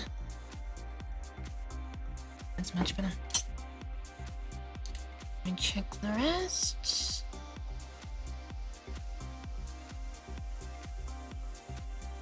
Oh, they're okay, they're okay, they're okay. She said it minimally convincingly.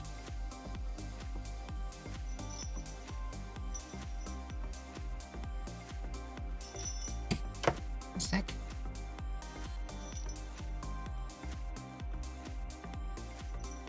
That'll do. That'll do. Okay.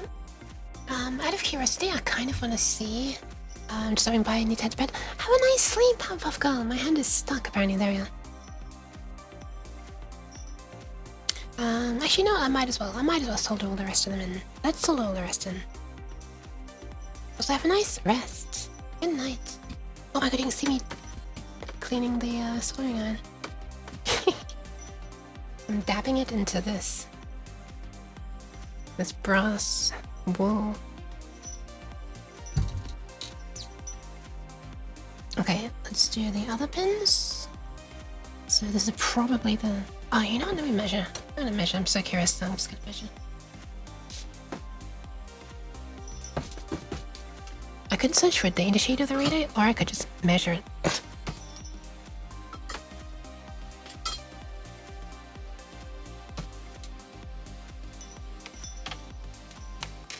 As always, I don't think I'm gonna get this meter to fit under the camera properly, but not really.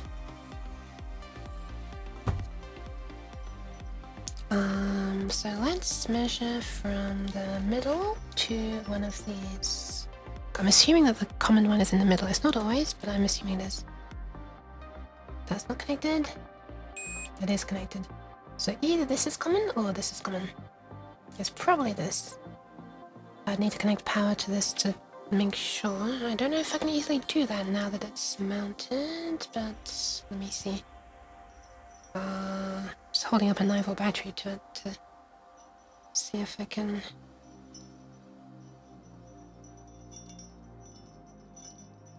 That's tricky actually.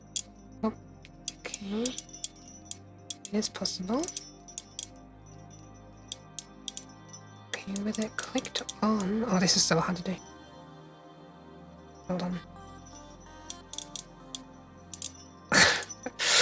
Oh man, I can't easily do this. Okay, which sides were connected originally? Those these, right? Yeah. Okay, so I need to see, and they're not connected, so I need to see if this and this become connected when I attach power. So let me shove one lead of my multimeter in there, and with the same hand, put it on the other pin, and now with my other hand, I try to hold the battery up to this. I swear to God, it's just difficult.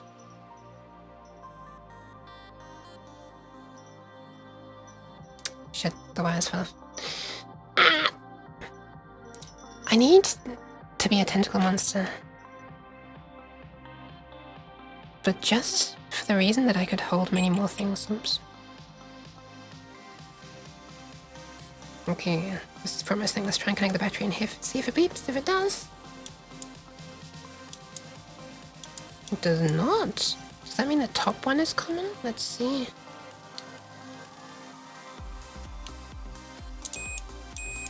Yeah, wow, the top one is common. Interesting. Good job, I checked. Right, so it's the coil, it's the pin that's closest to the coil that's common. Interesting.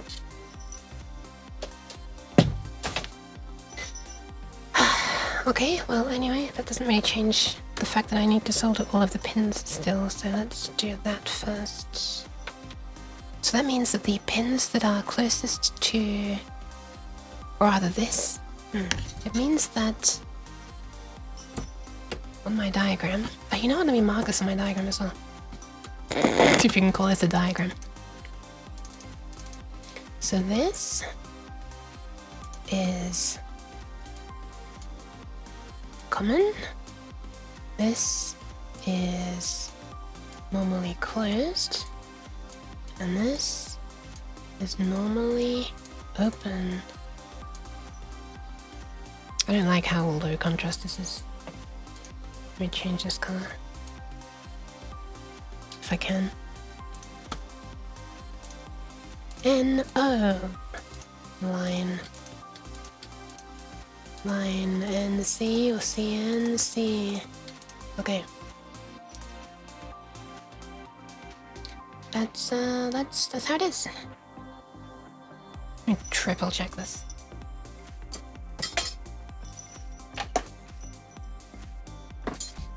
Really want to be sure if this is going to become my reference for what the truth is.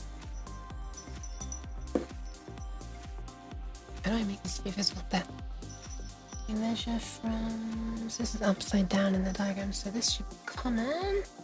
This should be normally closed. Yeah, and these two get connected when it's... Yeah. Okay.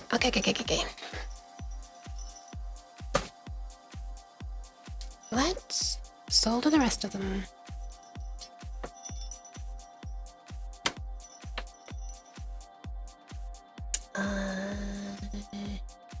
One sec. Just forgot to pre-tin the soldering on. What? Kinda want to bring the mic down again so you can hear me. Sorry, this face track is probably not gonna work while I'm doing this, but whatever. What?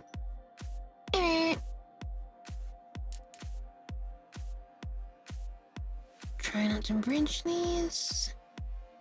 Although actually, bridging them would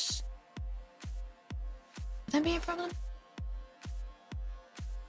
Oh wow, my face track is completely broken. There it is. No, bridging them in this direction wouldn't be a problem at all. It would only be a problem if I'm bridging the coils. But these are double polar relays, which means I can switch to things, if you like, at once.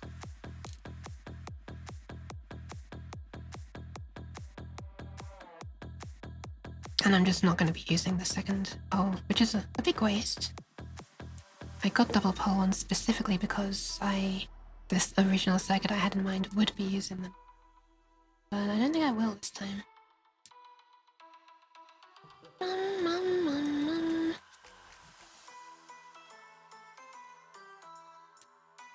Let's get all this done.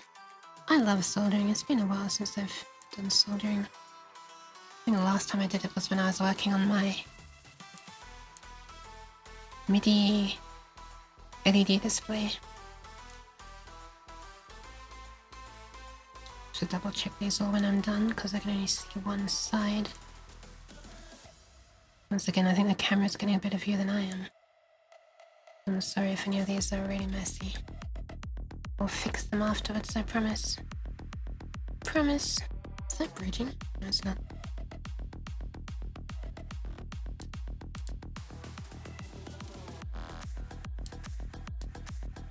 I can barely see these pins, I'm gonna be honest. I'm just kind of counting the number of holes over that I'm moving. Also, I must say, this perf board is making a very strange smell.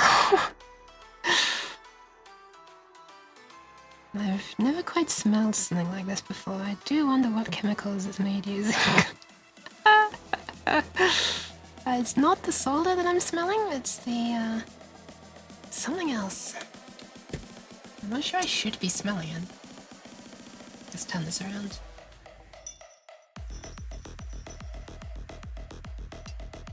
For the other side, we're gonna do that. If I can. Helps if I actually push the solder onto the pin. But my fingers are so disgusting, I gotta stop biting them.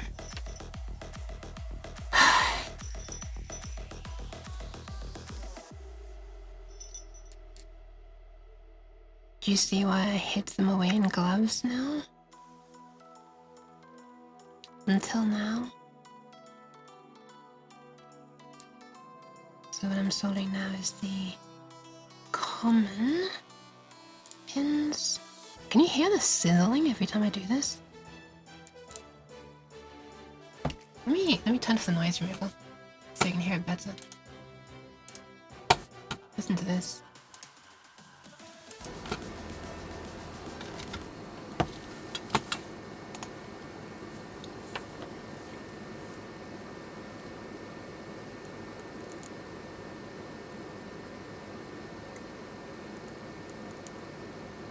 This is ASMR moment. Let's see if I can get the mic even closer.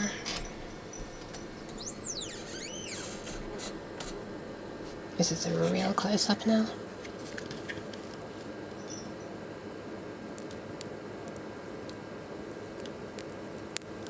Oh my god, that was so loud, it made the compressor do things.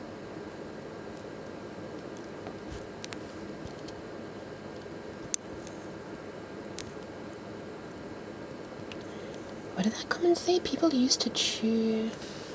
People in my electronics class used to chew solder like a gum. What the fuck? Why? Okay, last row now.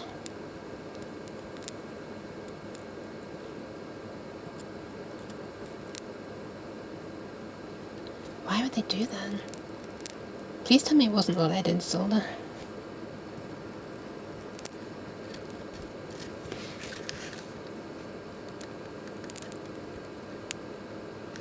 Crispy. I've never heard a board make these noises when soldering before, by the way. It's a little disconcerting, just a little bit there.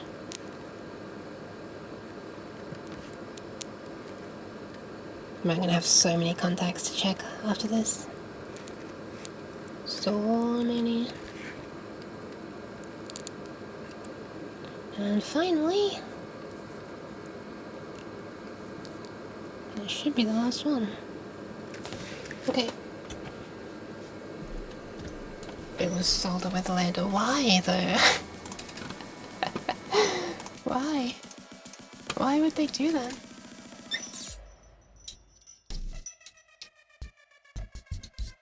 Okay, let me check all these connections now. Oh, I've bridged to a nearby thingy. Oh, but that actually might be useful. But I'll remove it anyway, just to make it consistent with all the others, I guess. Okay. This one's terrible, and it's now fixed. This one's bridged, and it's now fixed.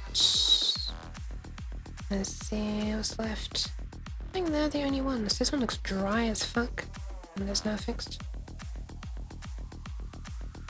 I think it's just there was some like flux that shot off and dried, and it looked, well, dry, funnily enough. This is bridged as well. What the hell? Oh, they're really bridged. These two don't want to come apart. They love each other very much.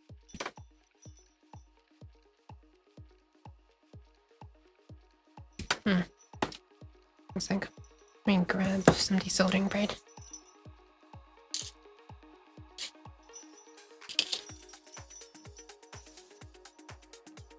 So these two are joined. So I need a little bit of this. It was really high lead to solder ratio to make it easy to solder. Oh my god. This actually really stinks, by the way. This stuff right now. The board itself, I mean.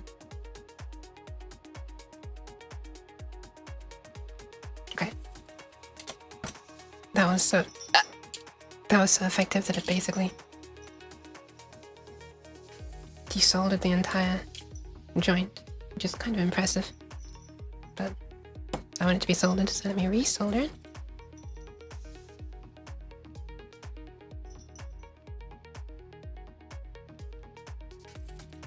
There we are. Then we continue the visual inspection. Oh, what the fuck? There's another one just like it. Hold on.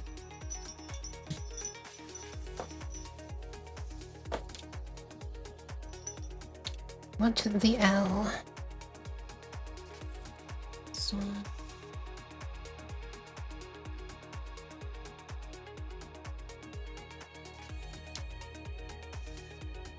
Yep, that fixed it.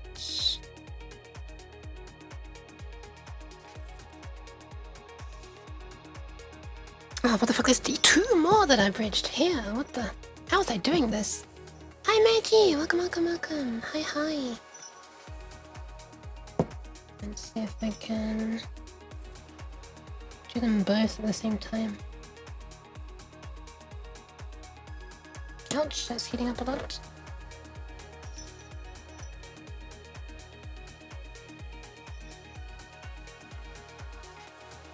But yes, that worked. Oh my god, there's another one. Oh my god, I can't stop seeing them everywhere. What the fuck? I think I was using just too much solder. And it was flowing into nearby pins. Or pads, rather. Okay, this should be fine at this point. Oh my fucking god, I just bridged another one right now. I watched it happen. Okay, there we are. They seem incredibly easy to bridge.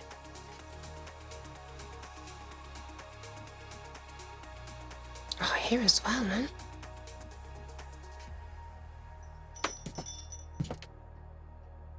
Wait 1 sec.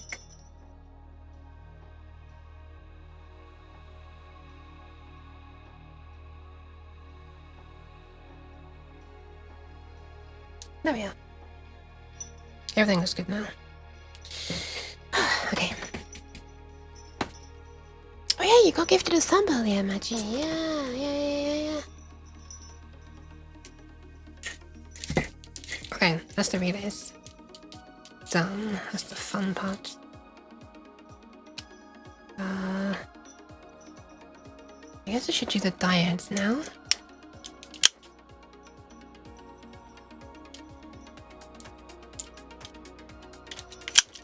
Just cutting off that bit of used desoldering braid. Man, desoldering braid is so magic. How does that work? How does it do that? How is it so attractive to solder that the solder will flow towards it? It's so thirsty. It's like me when I'm playing Zenless. Okay, diodes. I'm gonna take a swig of a drink actually.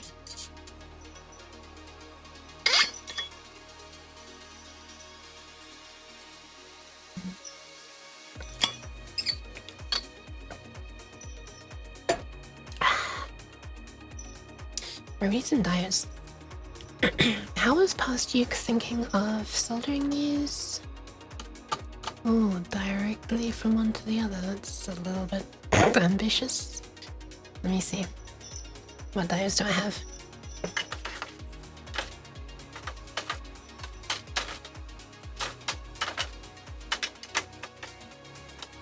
Oh, one day I'll get used to the ordering of my components in the drawers. The day is not today.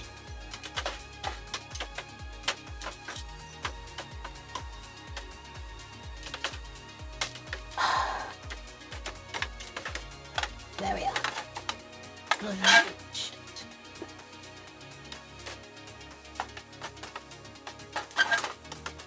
Right. Probably something in here I can use. Oh, wait a minute. Probably something in here we can use. 4003 would be fine. 4007 is massive overkill. And the rest are not really relevant. I don't want Xena diodes, I don't want small signal diodes. There's also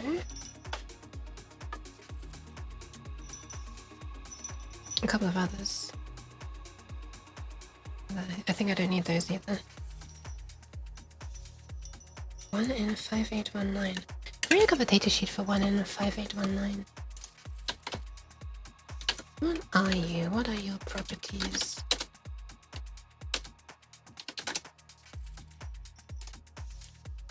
Schottky barrier rectifier. Oh my goodness! Wow! Thank you very much for the gifted sub, Soundtracker. Congrats, Powder Puff Gal. Hoi hoi. I don't know why I'm saying hi, but I am. What? Holy. Thank you. Thank you for the sub yourself as well. Wow. Welcome in. You can now post very silly emotes.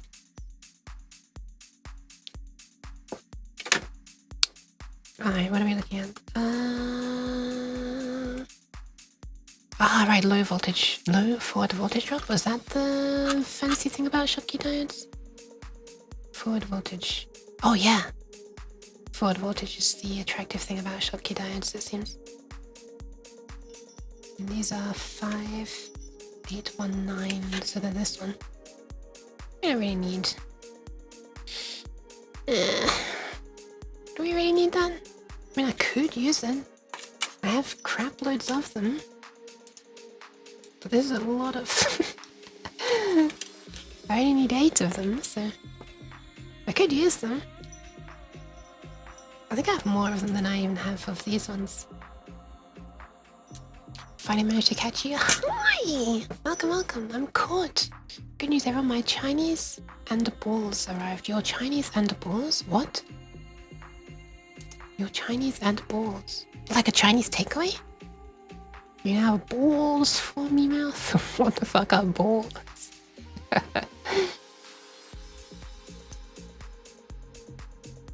Wait, was that a drink? I think it was a drink, right? Anyway, what current are you okay with? Non-repetitive peak forward surge current. 8.3 milliseconds, single half sine wave super 25 amps. Average rectified output current 1 amp. Okay, well, these are for tiny spikes, or really short spikes, I should say. High voltage short spikes generated by these coils. Oh, should we measure them? Out of curiosity, shall we measure them? I think we should measure them. Let's measure these spikes.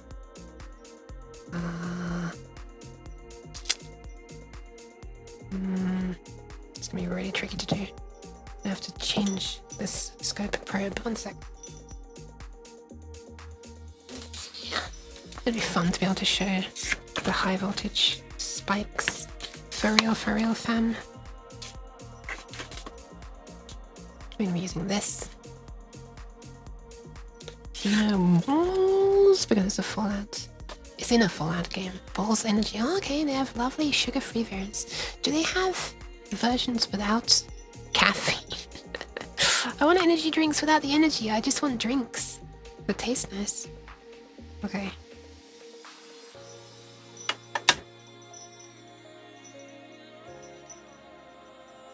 Oh, that works out quite nicely. Look at that. Look at that. The gap between the relay coil pins is like the gap between these. So I need to like do that while touching a battery to them. I don't know if I can do that. Let's give it a go. I guess I'll zoom out a bit on the scope to try to catch one of these events. And it's gonna trigger just once. I've still got the scope on 10 times mode. Threshold. Oh, that'll be fine, I guess. Although it's gonna go negative, isn't it? Yeah, I'll connect the battery quote-unquote backwards, according to the probe, so that the reverse spike from the diode is what will trigger the scope. So if we probe this way,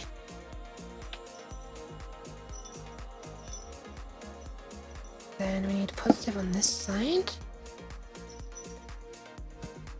I cannot really see what I'm doing.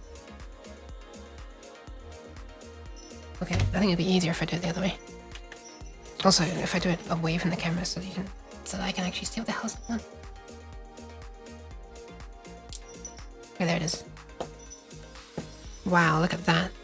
Phew, is that off the scale? That's off the scale. How high is it?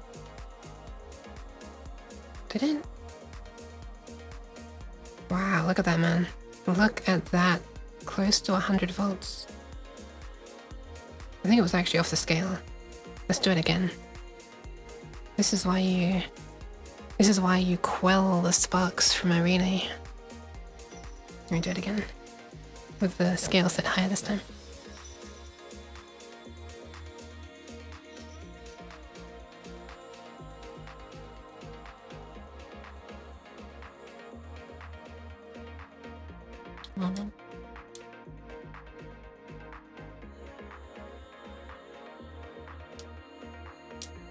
There it is.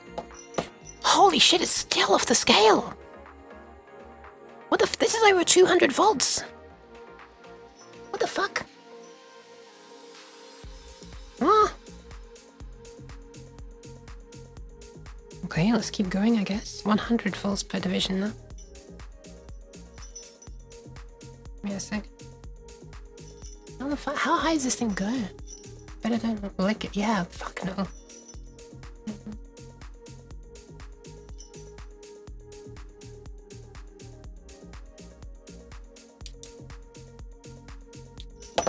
Okay, there we are. This one did not clip. It's close to 300 volts. What the actual fuck, man? Oh, hang on, I just re-triggered. Shit. I should have turned the scope off. Or I could just put on single, I guess.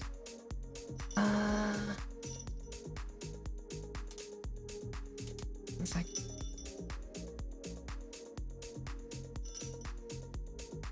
When the relay itself produces a higher voltage spike than the goddamn tense machine.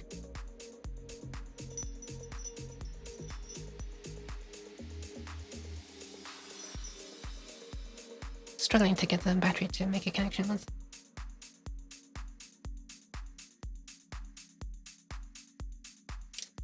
There it is.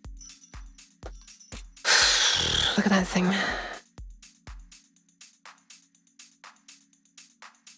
God damn. Max 316 volts that time. Wow. What the fuck, man? I guess it goes up and then back down a little bit because the as I was removing the battery, like it was making connection again and then losing in connection, losing. So we got some of those spikes went into the battery. It's probably not great for the battery, I'm gonna be honest. Jeez. That's crazy, man. Well, let's see what the diode is rated for, although obviously tiny peaks are probably fine, but peak repetitive, oh, it's not the reverse voltage, it's forward voltage maximum. Peak repetitive reverse voltage, working, blocking, this is fine. It only needs to block 9 volts, it needs to not break down with the 9 volts that it's been given to drive the load. But why is it okay with going forwards? Forward voltage, yeah, that's not really what I mean. What is it okay with running forwards? Is it, what? Why is it not gonna tell me? Am I blind? Am I just missing it?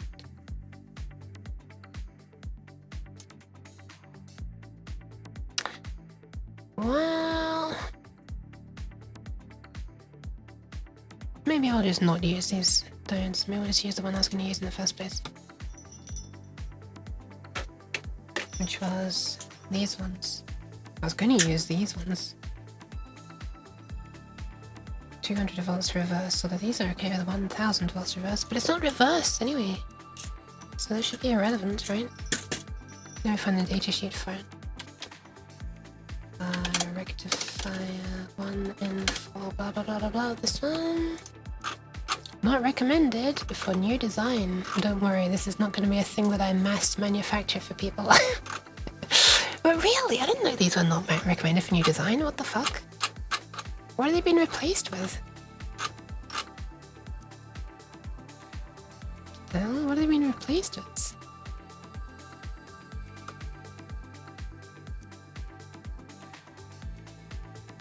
These also don't mention the...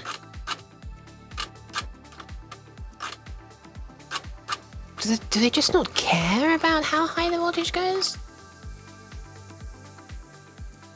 threw them in the right direction? Am I just misunderstanding this or something? Don't buy from Uke. Don't worry, when I make the Pedlong Uke, I'm not going to be using components like that. Also, the Pedlong Uke is not going to be designed to be zapping you, so... You know. There is that.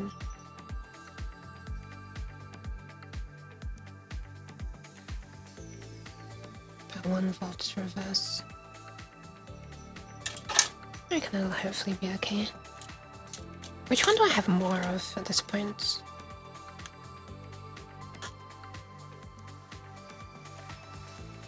Let me just use this. Let me just use one of these, I guess. 1 in 4003. If you need help, ask my friend Claude.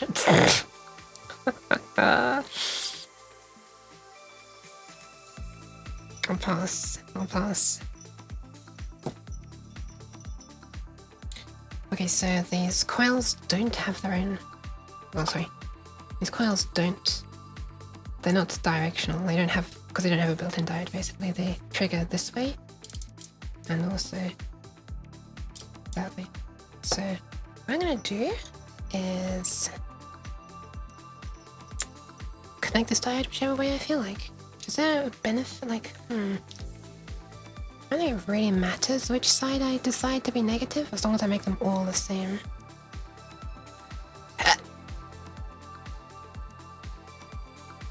Or I could make opposing relays. Like, you know, I could make that negative and this negative, then this positive and this positive, negative, negative, positive, positive, negative, negative.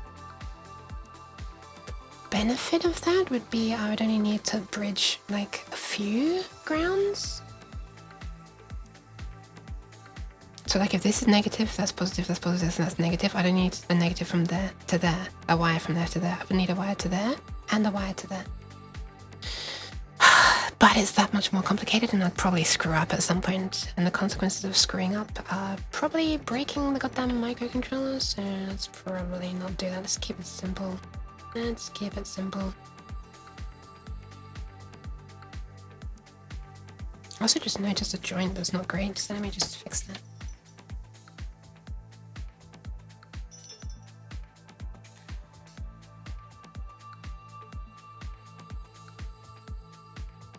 It's better. 1000 volts is actually getting a bit spicy, even with limited current. That's why I hate one layer PCBs. Oh, you mean because of the needing to join? Yeah. Quite a bit odd specs, quite rusty. I think more numbers are expected in the table. Right? Like, what's it okay with in the forward direction? I mean, whatever, these are really tiny spikes. What? Wait, what are the duration of these spikes, actually? What's that scope thingy again? 100 volts per division. So how long is it staying above 100 volts? If we turn on the cursors, and we measure 100. Actually, we can put it to XY and then it's like... and we... shit. Stop it. Stop it! How do I change this again? Oh, there it is, automatic track, yeah. So if I move this back to around 100, so there's 100 volts roughly. And the other cursor,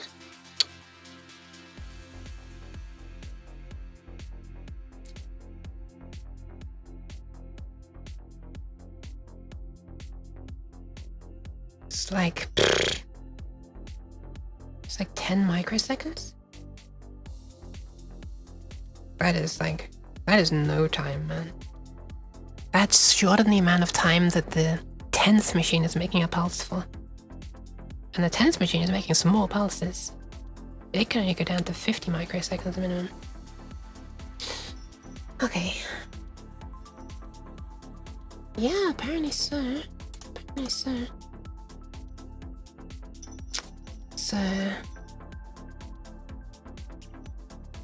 I tried making my own RS232 repeater splitter on a breadcrumb. I ended up having a ball of wires.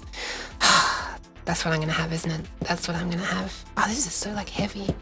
This is like... This is a chunky thing. I flick it next to the mic, it sounds so much less impressive.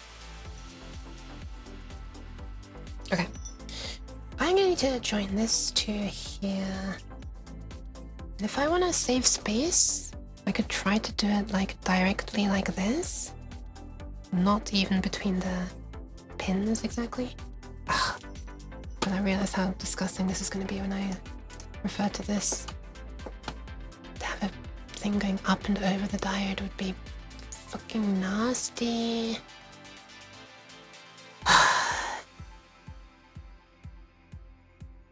I guess I could have the diode go up to there. Then the resistor goes from there to any of these pins. I'm so not used to working with perf boards.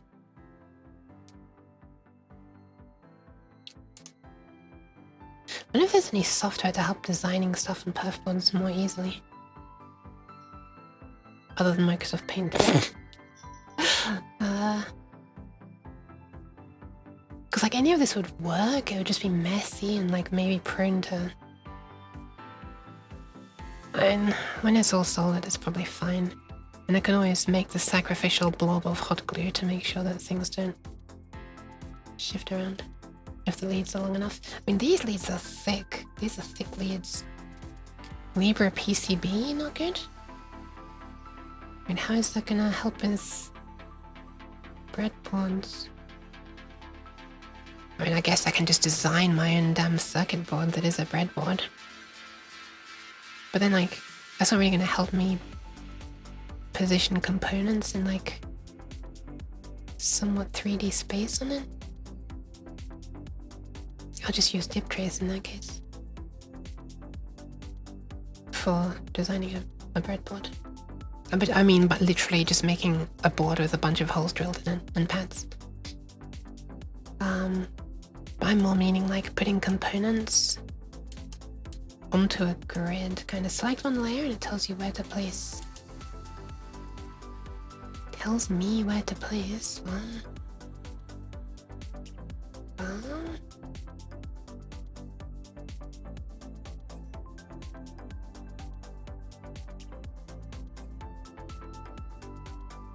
For perfect routing.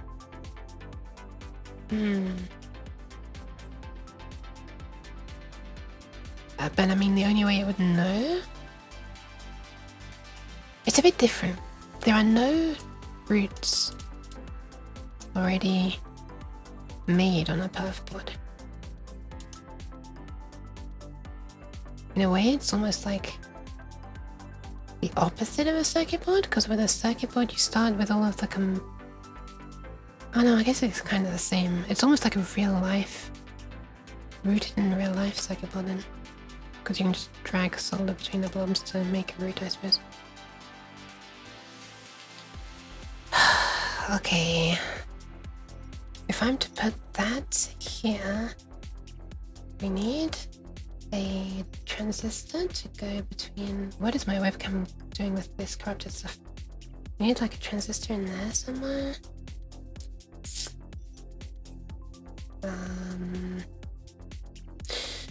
Alternatively, we could put the transistor in here and resistor, and the diode could come out here instead.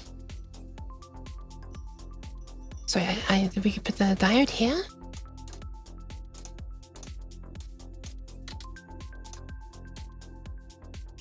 And the transistor could go, and resistor could go there.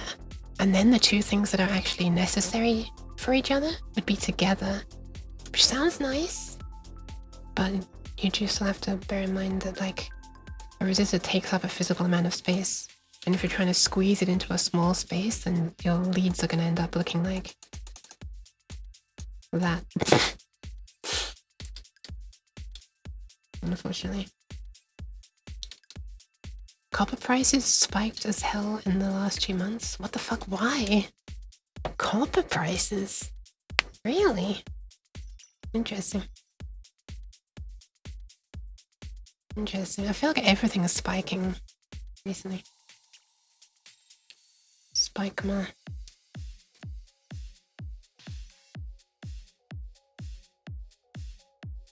Hmm. 40%. What the hell? Interesting. I have to check GLC P2P's prices. Hashtag not sponsored. It's just hashtag I've used them. Hashtag a bunch of hashtag times. Hashtag. Hashma. Hashma Brown.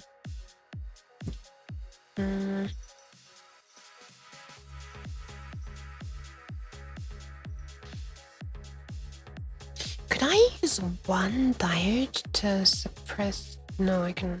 Oh, I'm being stupid. Trigger both relays at the same time.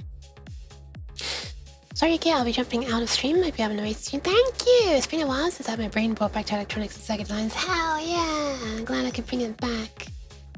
Take care and catch you next time. Thank you, you too. Thanks for hanging out. Alright, let me make a decision because I didn't want to be ruminating over this for like 5 hours. I kind of wanted to actually be making stuff, so let me do that.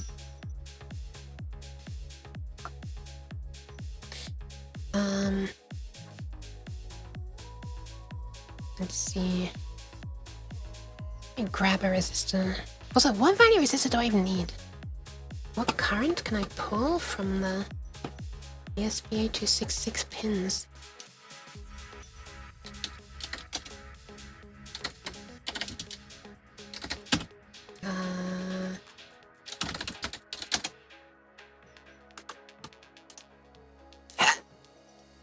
Let's see.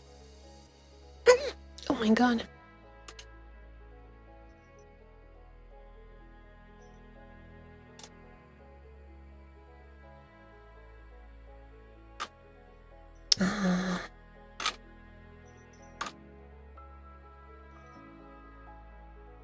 Saying a random number of 12 milliamps. That's like max voltage in pin out reference.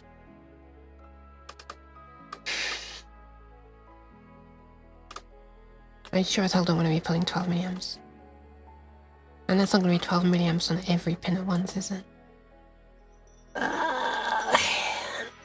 What if I designed for 1 milliamp? What if I designed for 1 milliamp? Actually, let's look up the gain of the transistors that I'm using. Because then if I passed 1 milliamp through the base, it would, if the gain is 100, it would allow 100 milliamps to flow, right? From collector to emitter, that's how it works, right? So that'll be fine. And I know that I only need about 20 milliamps for the relays, so 23, I think. So, let's see.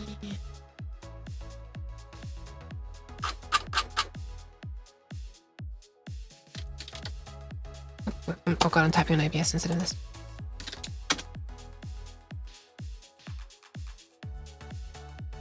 At least 100, typically 630.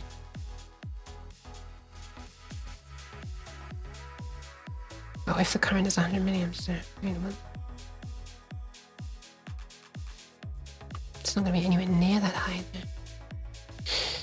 TLDR, 1 milliamp on the base looks like it will be fine, but I should probably do a little test circuit to make sure. Well, I'm fairly sure it'd be okay. In that case, let's just only wire up one and see if that works, and if it doesn't, I'll just swap out the resistor. I don't have any more breadboards available that I can prototype on. They're all being used by my Pet Long Nuke project, and... oh, wait, that's not true. Hold on, that's not true. It's actually not true. But now my relays are on here, so I can't easily connect them to another breadboard anyway. Although the contacts are probably too short. I probably wouldn't have been able to connect them anyway.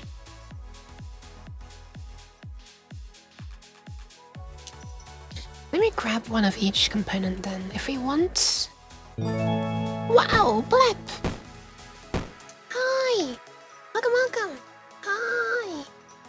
Thank you very much for the resub. 42 months is a crazy amount of time. Thank you. Yep, you're doing okay. You grab one of every component I need.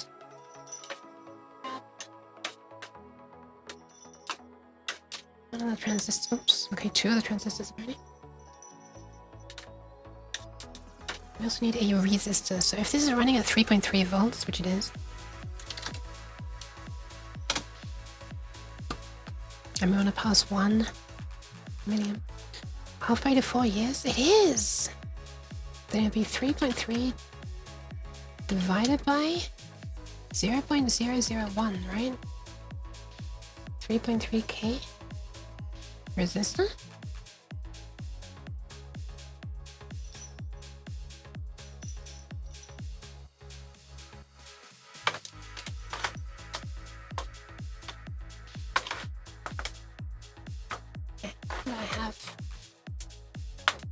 Oh, I actually do have 3.3k resistors. That's pretty fucking nice. Not that you can see it. There is a 3.3 there. There.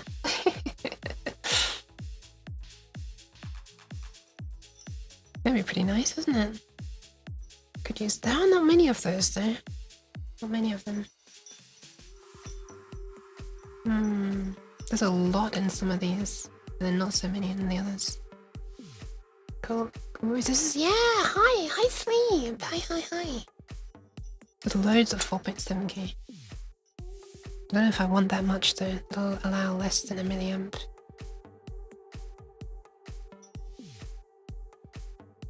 Which would allow then less than 50.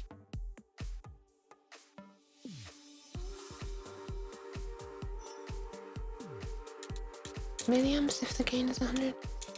Honestly, it'd probably still work, right? It'd probably still work. Oh, I just meant these ones specifically, blip. But yeah, fair enough. Do I even have 8? Yeah, I do 1, 2, 3, 4, 5, 6, 7, 8, 9, 10, 11, 12, 13, 14, 15, 16. Looks like I've got about 17. Fine. Anyway, there's one.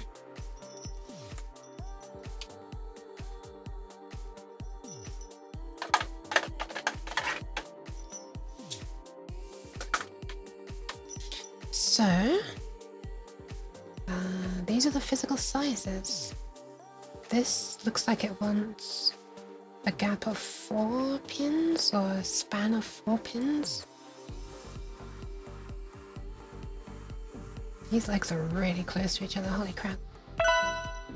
Look at that, it's like between 2 pins, 3 could fit. Thank you for the hydration, the pulse check. I will do that right now, and the pads, oh my goodness. I don't know if I have any left in this bottle. We'll find out. I have a second bottle though. That doesn't count as any dribble. Let me get the other one. Okay. Oh my god.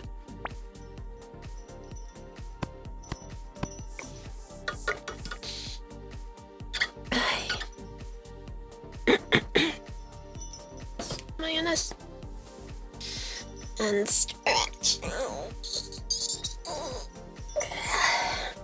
There we are. Cat has stretched. Okay. I'm also needing to save the kidneys, so I'll be right back. When I come back... Well, let me work this out first. How am I going to do this? How am I going to do this? Also, what is the pinout of this transistor again? It's got the thought that soon you'll use your electronics to make a machine that pats you when someone redeems it. That would be cute. Simone Biatch style. Okay, so 1 is collector, so if it's this way around... If it's this way around, then on the left we have the...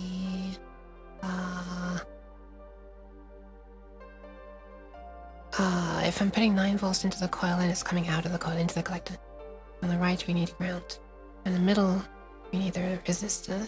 So I could like insert it something like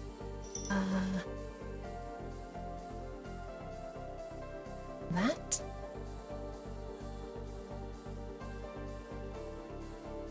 Oh, hang on a second. Oh, this changes everything. Look at that. I can put the resistor and the transistor through the same hole. Oh! It's amazing. It works. It works! Why is my tracking not working? Oh, fuck me.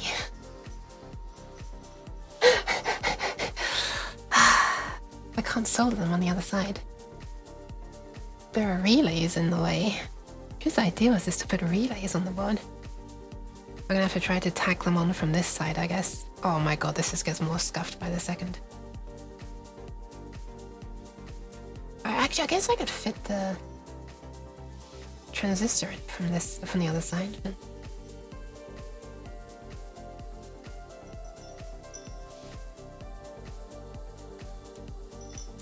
I'm trying. Sorry, 1 sec.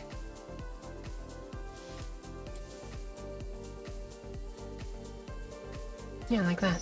But then there's not enough space to put a second transistor in. Unless I put it next to it. Oh my god. The scuffedness levels will be reaching. Really unfortunate. Yes. It's like Mission Impossible, but really unfortunate.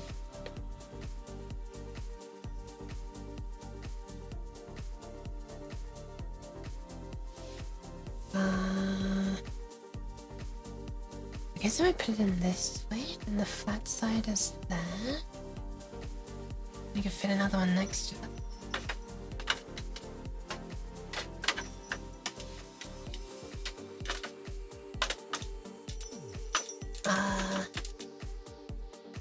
Then this one could fit. Let me just spread the legs. like that. And then try to fit this.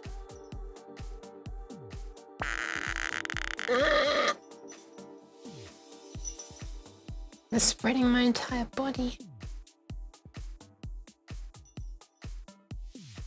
Okay, so then we have them coming in like that.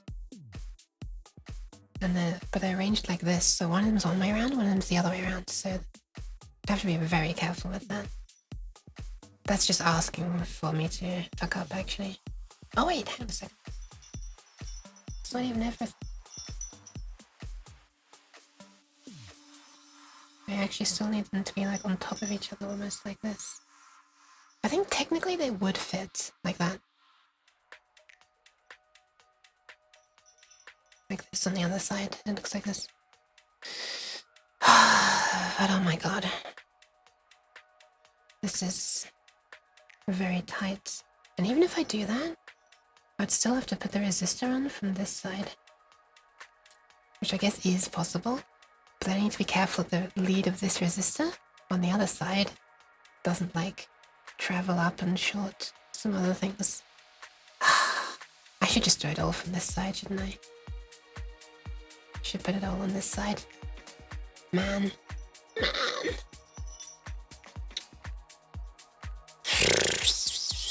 Man. I'm turning into a horse so many times. Which is appropriate because I'm saying man. Just like the meme, you know, with the horse standing by the sea that says man. This is why I like to say horse.gpg after saying man too many times. Where is the datasheet? Here it is. Okay, base is 2. The other lead. I might as well put it like this then. So the collector is directly underneath one of the... Wait a second, I can't do this. So the collector is directly underneath one of the relay coil pins, because they're going to need to be joined together. Then the right pin of this is going to go to ground. That is negative of the tensor machine power supply. Sorry, negative of the microcontroller power supply and negative of the 9-volt battery, which is also ground of the microcontroller, yeah, so that will just work. And this one will go to 9 volts. And the middle pin will need to go to a resistor that goes off to a digital pin on the microcontroller. So let me just poke some of these through the holes and mock that up for a second. I'll also put the diode through.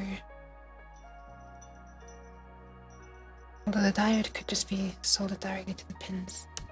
Doesn't really need to go through the holes. This is gonna be so flipping messy, holy shit. So we're gonna put that through there. I can't, sorry, I can't do it on the camera. I have to do it close to my face, sorry. It's really hard to do when you can't see it.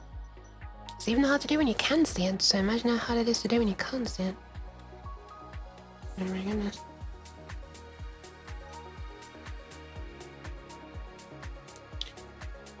This resistor really doesn't want to be.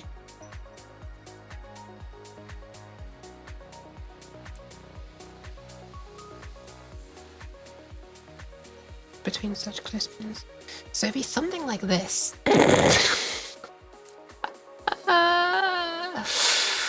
Oh my god. It'd be something like this. Obviously the legs of everything would be much shorter, so but still. What a scuffed mess. Holy crap. So the diode is going across the relay pins? The coil pins? The resistor is going into the very same hole as the middle pin of the transistor. The other side of the resistor ends up on the other side of the diode physically.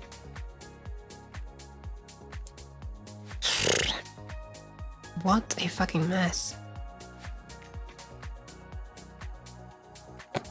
This is so silly. This is so silly. It's so silly that it might just work. It's so silly that it might just work. Alright. That's the game plan. I never said this wasn't going to be scuffed. Just because I'm soldering doesn't mean it's not going to be scuffed. Scuffed. Which one of these did I get in the end? Was it this one? 4003? Let me see. 1 in 4003. Yes, okay.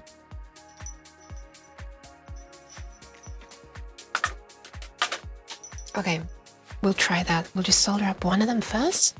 Then I'll connect it to the microcontroller via some wires, I guess, because I'm not gonna put the microcontroller on the board yet, because it'll take up a lot of space. Would it be annoying if I put it on the... Okay, which way would it be? Oh, it'd be on the other side anyway, so that's fine actually. I could indeed put it on the board. Yeah, I should do that actually. I should do that before I do any of this. I should put the microcontroller on the board with the little pin headers. Yeah, let's do that. Let's do that next. And then I'll solder this up. Okay, I'll be right back. I'm gonna go and save the kidneys, and when I come back, we'll be soldering. Yay! Oops. Okay, Twitch wants to run ads in 5 minutes and 33 seconds. Okay, I'm trying to get it on screen. Look. So I'm gonna click the button to start them now, so they don't happen when I'm back. Why are you cheesing me? Enjoy your electrics, I need to nap. Oh, sleep? As friends want to do nighttime reading. Yeah, have a nice nap, have a nice nap. Why cheese anime rain? Okay, I'm gone. God damn it, no! Ah!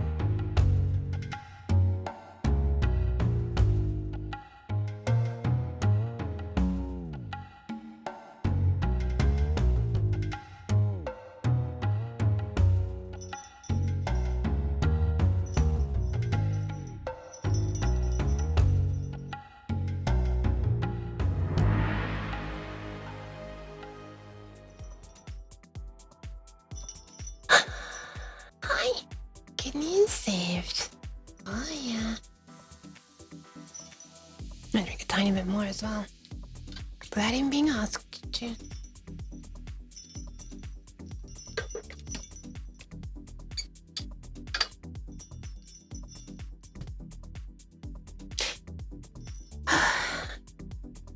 Alright, let's solder some pins to this microcontroller then, shall we? Oh yeah, this one. So I want it to be this way up, so I'm going to connect the pins facing down this way. So let me grab the pins, grab my pins. Oops.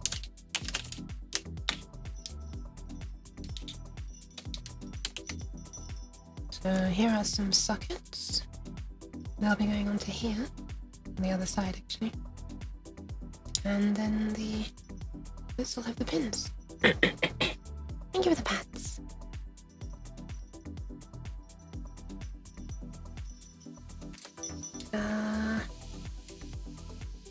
Yeah, so I reckon I just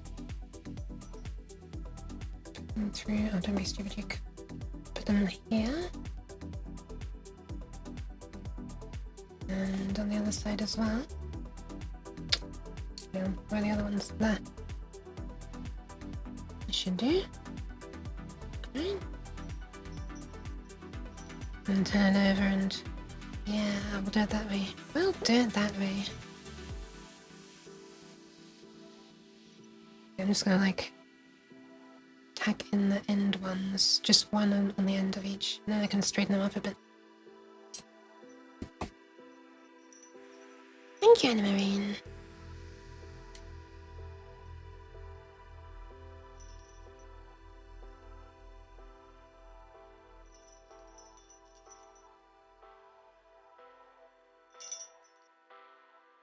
Oh my god, this solders so much more nicely, it's crazy. Compared to the breadboard. And turn down the brightness a bit for the stream. Ah, it's unfortunate. It's right where there's a bright reflection. It's crazy what a difference just a decent quality material makes. This is... look how much better that joint is than any of the others I did on the other board. Anyway, these pins are nice and straight. These are not. So I'm going to melt this a bit and there we go. Still not quite, so a little further. There we go. Looks pretty straight to me. Alright, now we can solder all the rest. It's done.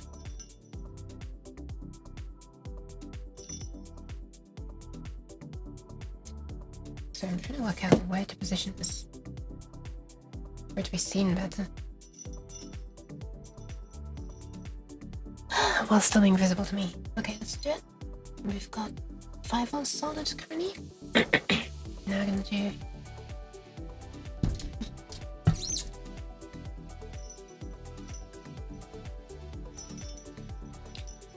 ground is next.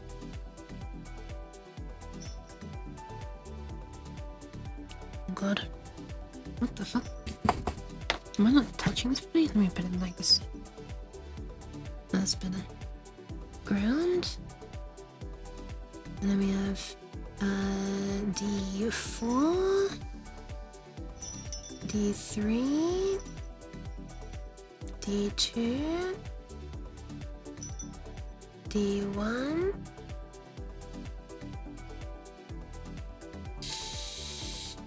breathing in away from it. RX, which I doubt I'm going to use. Can RX be used as like a digital pin as well? And TX? Does it look nice? And now we do the ones on the other side. It's a bit annoying how bright. Okay, wait, I can put it on the camera. Okay. Now we have the reset pin. analog. I believe that's analog input.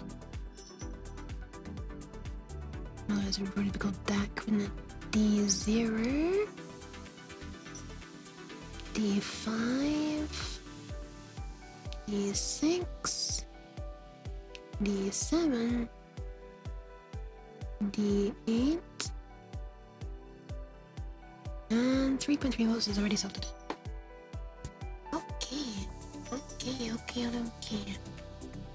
Just checking it. Looks pretty good.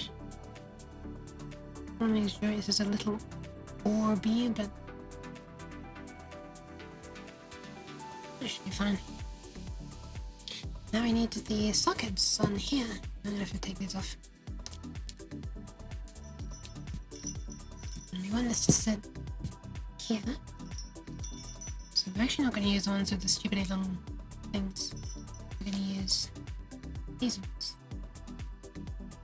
The thinner ones. And I'm going to like put these onto here first. And then position it on the board where I want it. Which I think is as far in this direction as we can get. Which is there. Look how perfect that is. Space-wise, like the board could not have been a single row shorter. Isn't that amazing? So that's where that needs to go. So let's solder that. And look, I can still press reset there. So let's solder these. It's like it was meant to be. Let me put something under here. Sure, the 5-volt regulator board. Sure. Okay, let's solder the sockets in as well. Again, I'll just tack on the one of the end pieces of each, and then, you know, straighten and blah blah blah blah blah blah blah blah blah. And this should be a lot harder to solder to because it's on the breadboard again. I mean the perf board. The smell that was like stuck in my throat from this thing is gonna be back in my throat again. Maybe not great since I'm recovering from a cold. Hi, mentally equilibrist. Welcome. Let's now unplug this from this side. Maybe I'll tack in the other side as well.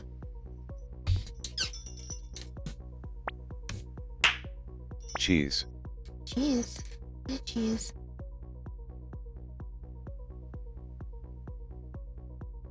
Yeah, it's dangerous to throw cheese at people while they're soldering. It's not a great joint. But it's not bridged actually somehow, so makes a change.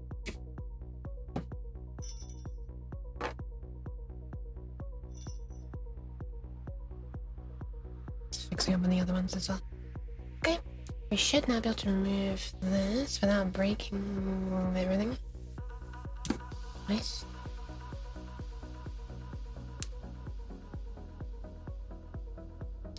Yeah, not far from straight, are they? This feels so worryingly loose, but of course it's because I've only soldered 2 of the pins. But I reckon it's probably fine. Actually, I should probably make it so that it's good for this board, right? For the microcontroller. Because that's what it needs to work for. So as long as it's working for this, it should be fine. Okay, let's solder the rest in. Let's solder the rest in. Let's cue it out. I don't know why that just came to my head, but it did.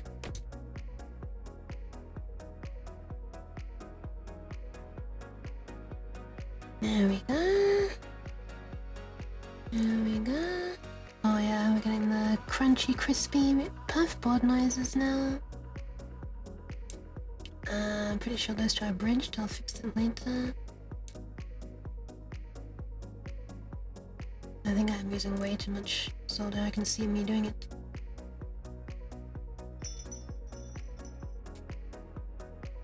And then on the other side we have this one. Yeah, if I can. Yeah. Ouch. A little bit spotted onto my hand. Rude.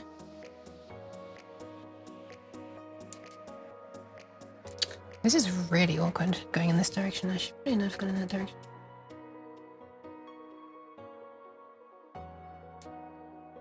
Okay, let me see how terrible that is. Okay, the one at the top actually did not quite bridge, but one at the bottom did. Let me fix both of them. Okay, that's good. Cleaning them all up. Okay, I've just bridged them even worse. With desoling braid, where are you?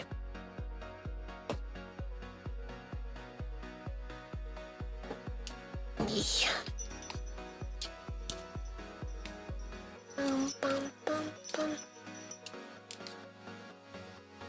There we are. We'll just do a little bit of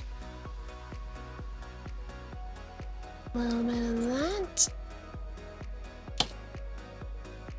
Oh, that's still bridged. Either that or I just bridged differently.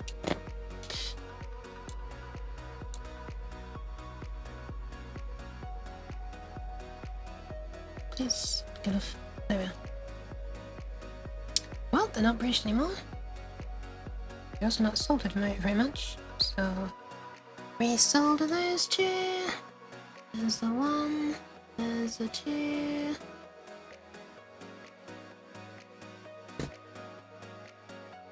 Got a bit of flux mess there now. Should probably remove that with alcohol. But there's going to be nothing on these pins anyway, so who cares? Maybe there'll be wires. I don't know. Can't see into the future. If there's a problem, I'll clean it later.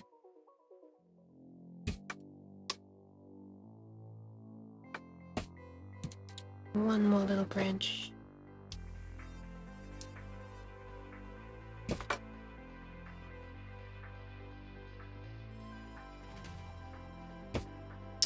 Alright. Just clean one more bit.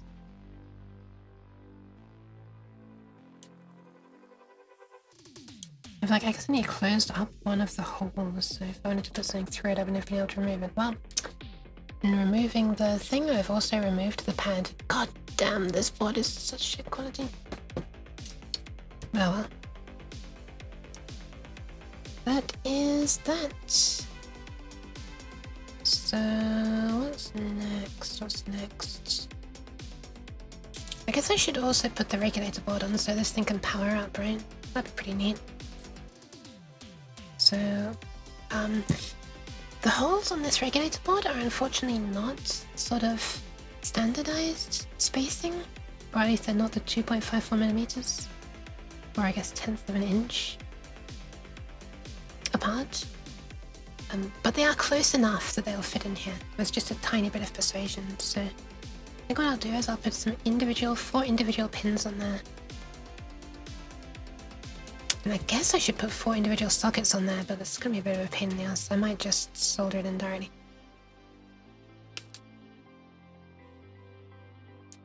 One sec. I need more pin headers. Let me fetch some.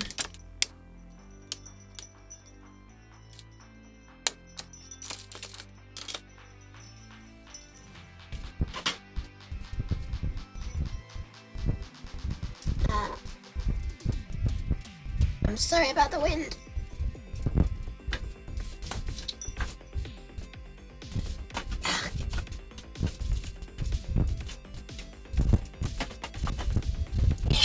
Okay, sorry about that. This one has a load of little tiny leftover clippings, which is ideal for this because we need single pins. So let's grab some of those.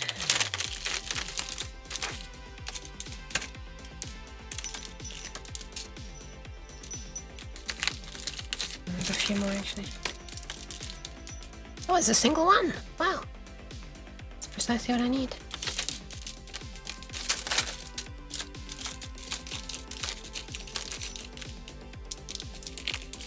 That should do.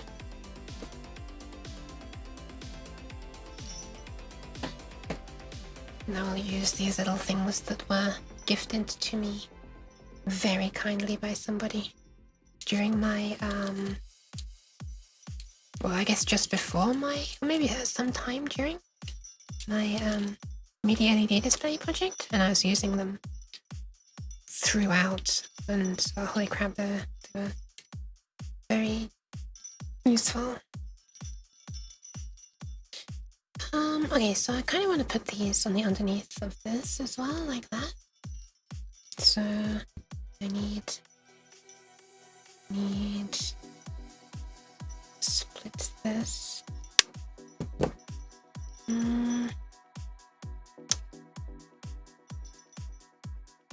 This one's in good condition, but this one, you can kind of see the pin through the plastic a bit, through a small gap. I don't know how long that plastic's gonna last, but also I don't know if the plastic really matters, but in case it does, I'm not gonna use it.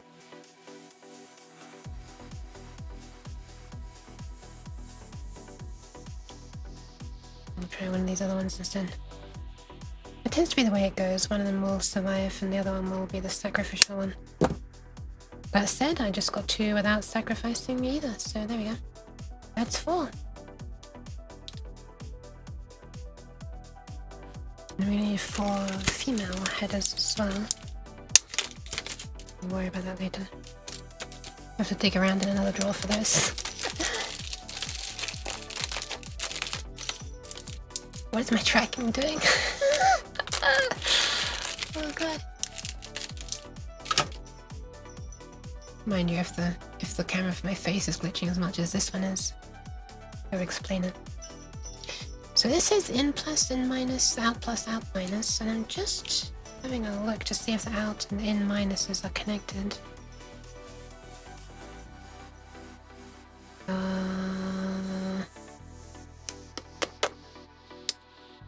Hard to see. Let's just measure it.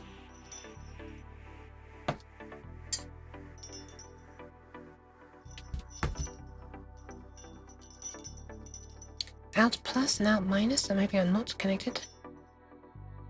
They're not. And in minus and in plus. Sorry, in minus and out minus are connected. Nice, okay. Just make sure. Yep. I just wanted to make sure there wasn't some capacitor shenanigans going on and that it wasn't conductive after a few seconds. As conductive.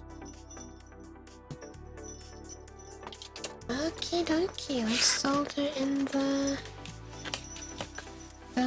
pins.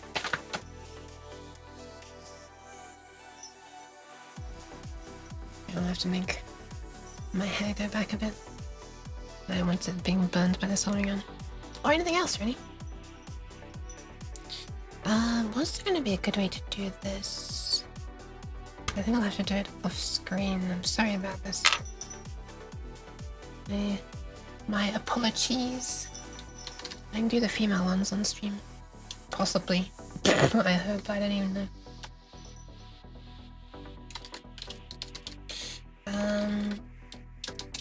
Let's see. How far apart? That far. Yeah, I'm sorry for doing this part off stream. It's very fiddly because they're not normal standard spacing and blah blah blah blah blah. Excuses. Oh shit, I was about to solder it the wrong way around.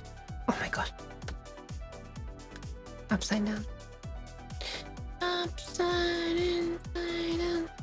Do I want it upside down actually? Because if I have it upside down I can see the direction really clearly, you know? But this way up? I have to remember. I think I might do this upside down actually. Yeah, let me do it upside down.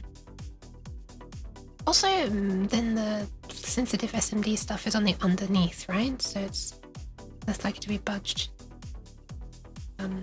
Which is the same as this. There's a bunch of SMD components on the other side there that you can kind of see. But they're hidden. Protected, you could say. So let's do it that way. Let's do it that way. soldering. Commencing soldering.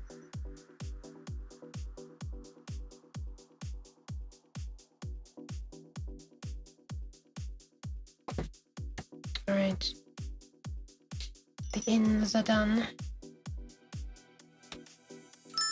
There we go. Hi, Mary. Your hands are not made out of cheese. Yeah, I'm sorry. Yes. They do have massively differently bitten fingernails, though. Why cheese? Hope you're doing alright, Theory. Welcome, welcome, welcome, welcome, welcome, welcome. Oh, these are massively bent. What the fuck? I just noticed. Oh, damn it. Yeah, damn it. There's only a single pin, so if I like try to melt one side of it while pressing this, I'm gonna very quickly burn my finger. Whoosh. It's a certified oof moment right there, I believe.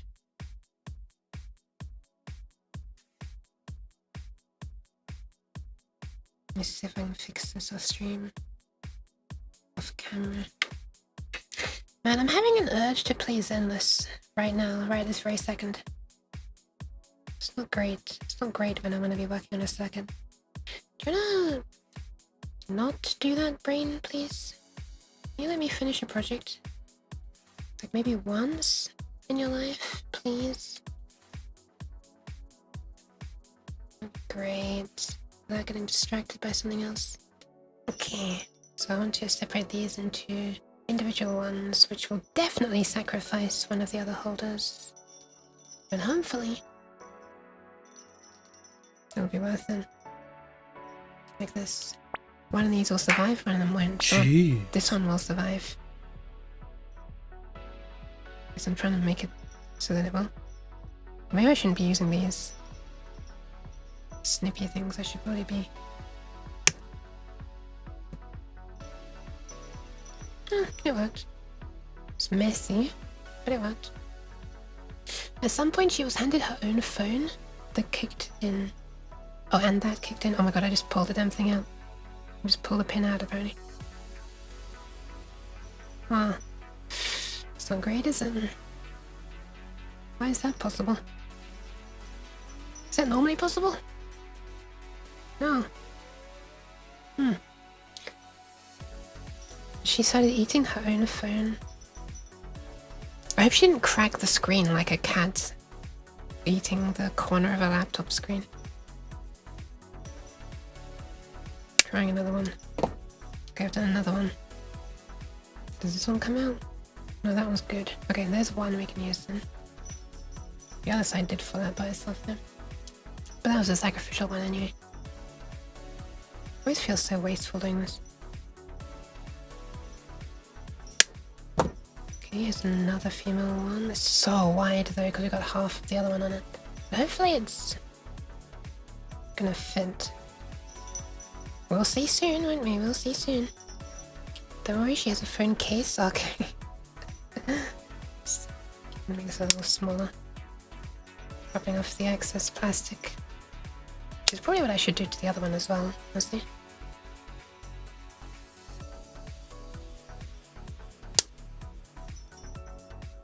It's still so wide though. Still so wide. Okay, there's 3 already, now we just need the 4th one. I hope a phone case is okay. This one as well. That's the sacrificial one, just slipped off. Or fell out, I guess. And this one is not falling out either. Nice! Okay, we got 4 usable female header thingies. It looks like if I put them this way around, they will fit. As bad as this looks. If I were to put them the other way, they might hit some components or something, that's what I'm worried about. So I'll put them this way. And then we can put them onto the board. Oh, they're so angled, aren't they? They're so angled, man! Yeah, I should be able to put them on here somehow. It's like Actually, let me see. If this is on here, where are the power pins? 5 volts, which is what we're gonna have to power it by, rather than 3.3 volts. God damn it, because I lost the 3 volt regulators. Oh, I'm so salty. And ground. These two are right next to each other. It's a bit of a shame, really, isn't it? But if I have to have it this way around, because if I put it this way around, well, I can't plug the USB cable in, probably. Oh, let's see if I can.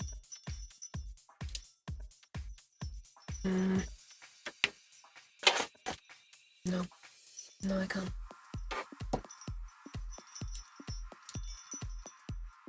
If I had put the things on the other way around, then I could have it this way around, but then I couldn't even see the labels. Oh yes, I could. There are labels printed on that side. Wow, okay. Then I guess oh no, to get 5 volts and ground down on this side, I still would have had to have it this way around, and the USB socket would still be on this side, so no. We are gonna have to send some wires over to those pins then. It's a bit annoying, really, isn't it? In that case, it doesn't really matter where I put this, I suppose. Oh, there's not really much space, is there? If I didn't have this on a socket, I could hide it down there. Nearly flush against the board, or at least underneath this. But since I put the sockets, we're gonna have to have it as far this way as it can go, I guess. Let's see. I hope it won't interfere with the wireless antenna. Well, the wireless antenna won't interfere with the regulation either. With RF shenanigans. Oh, look at that! There's a little gap still between them. That's nice. There's a little gap. Let's put it in the holes. I reckon we'll just solder it in like that. Yeah. Oh, and I've lost connection to chat. My Twitch chat is connecting apparently. We'll see if it manages. Sometimes she tries to nibble on people. Oh my god. Luckily she has a reflex that if you boop her nose it gets really itchy and she needs to scratch it. What the fuck? Why is this sounding like an animal?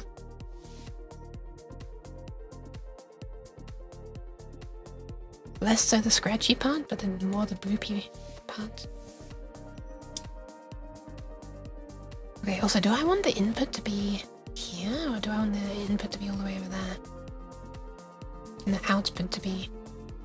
If I have the input on this side, then I can just put the 9 volts from the battery right there. Otherwise, 9 volts needs to be on this side. But the good side, if the 9 volts is here, is that, well, we need to get 9 volts to all the rest of this relay coils, which are running along down this middle band as well, right? So maybe I should do that. Maybe I should have the inputs on the inside and the outputs on the outside. It also works nicely with that mnemonic. Okay, well, my chat is not seeming to come back, which is concerning.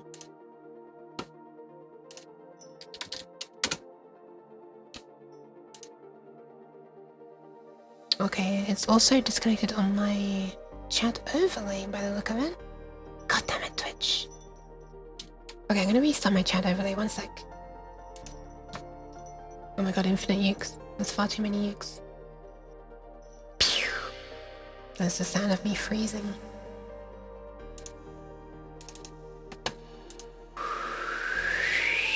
Dot. Yes, I'm connecting. I'm back.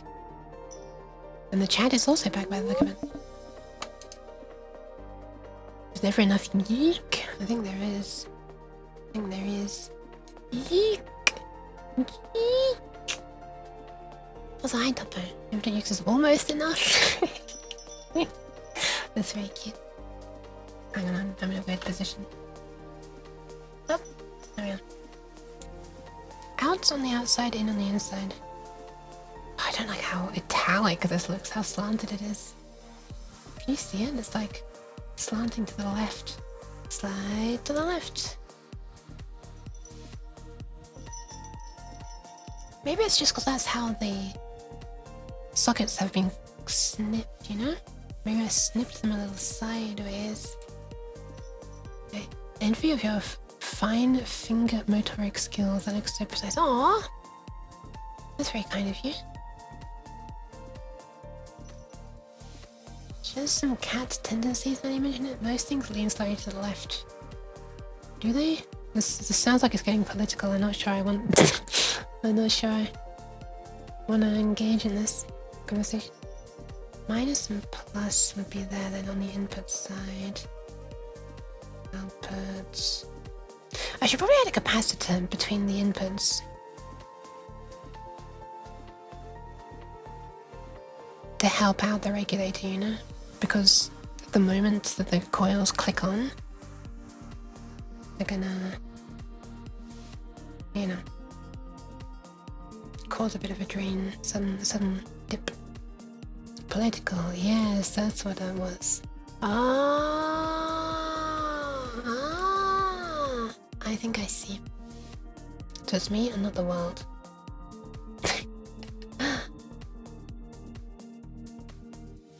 Yeah, we'll see if this works. I still have to get to the most scuffedly, stupidly precise thingies that I need to do. So we'll see. We'll see how that fine motor skill is enough. I do have a very weak essential tremor as well, but it's not. It's kind of okay at the moment. Maybe it's because I'm like resting my hand on the desk mostly. I guess it's only really noticeable when I'm holding it at certain angles.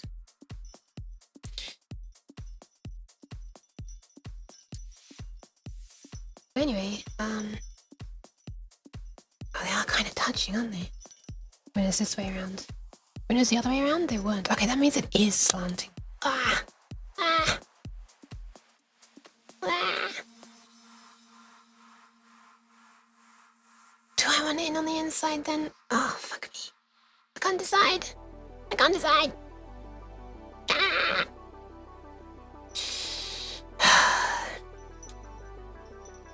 Fucking decisions. How does one make them? Oh, that's hard to take out. How does one make decisions? Can someone teach me how to make decisions?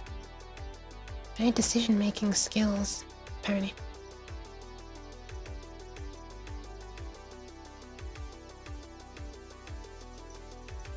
I do love the arrow on here as well.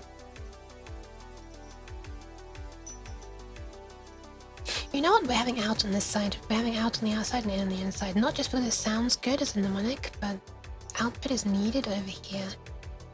And in the 9 volt, which is what's on the input, is needed over here as well. Okay, we're doing it. We're doing it. I've decided. I don't know why it took me so goddamn long to decide, but I've decided. Okay, we're gonna solder these. I need to prop this up on the other side. Yes, transistor, the perfect thing for propping up a board.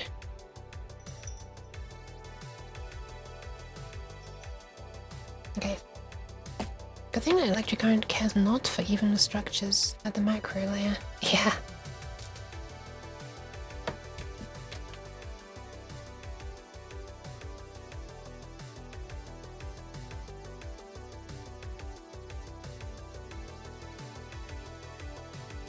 Solder those two on. And these two.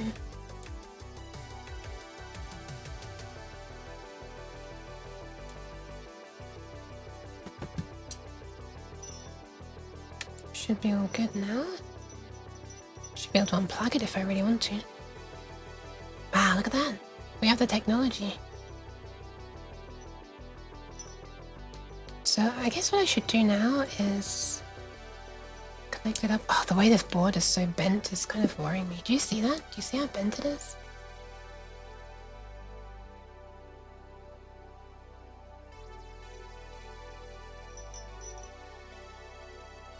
I just noticed how much this is not even soldered in. Hold on, let me just...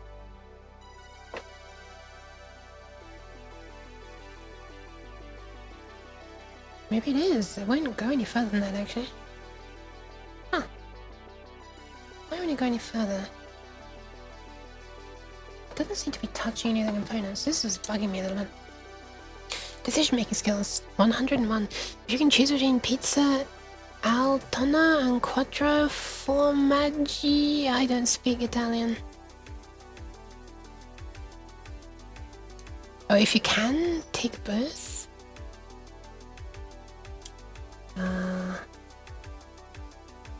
Okay.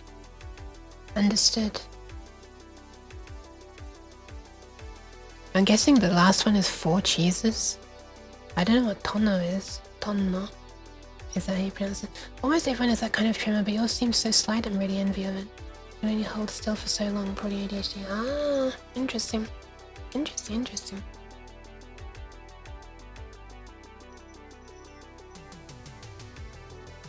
God, this is bugging me that this one side is sticking up. Oh, hold on a second.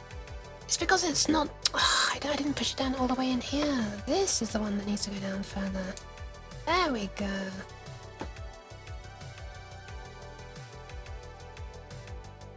Okay, that's not even... Oh, this solder is not even adhering to the pad. Why is this breadboard so bad? I mean, perfboard. Not that it really matters, because I'm going to be linking directly from the solder anyway. That's hilarious how the solder just doesn't want to stick to the pad itself. It's happy sticking to the lead of the component though. Socket in this case. Okay, whatever. This is all the components on this side of the board done now. How nice is that? Piece with tuna. Oh, tuna! Fuck yes. I had it once. It was nice, but they skimped on the tuna so much. Ugh.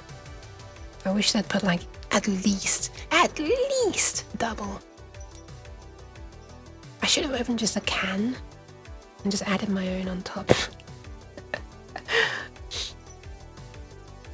That's what I should have done. Okay, we also need a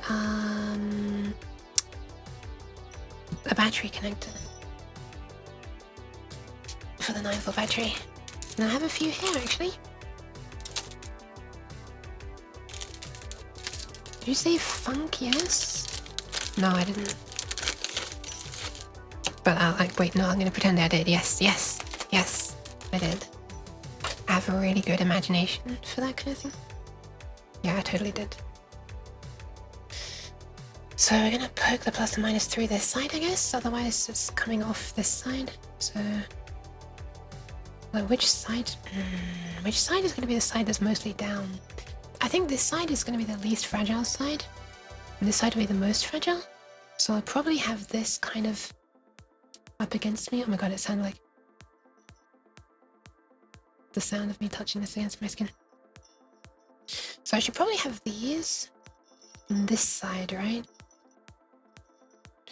Oh, but if the pad comes off, then it's not going to be like held on from the... okay, no, I'll have to put it on this side. Because if the pad comes off the board, which seems to be happening, then the wires will just fall right off if I put it on this side. But if I put them on this side, they're going to be like wedged between the board and the blob of solder that's still connected. So at the very least, they'll still be held on. So not a great situation to be in either way, but at least one way, you know, would rip everything to pieces. Cats get excited for tuna, yeah. I kind of want a tuna sandwich now. God damn it. Man. Boss.jpg. Okay, I'm trying to bend these wires around, just for now, so that I can like have the board hold these in place while I flip it upside down to do the soldering. A little something like that question mark? Yes. I can bridge these directly to the regulator actually. Hope I've gone the right way around.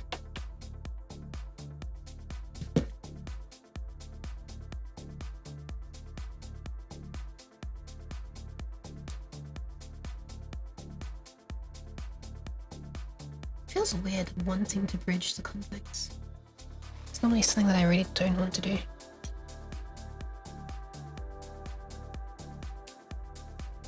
Oh, they are both bridged. It's not a pretty sight.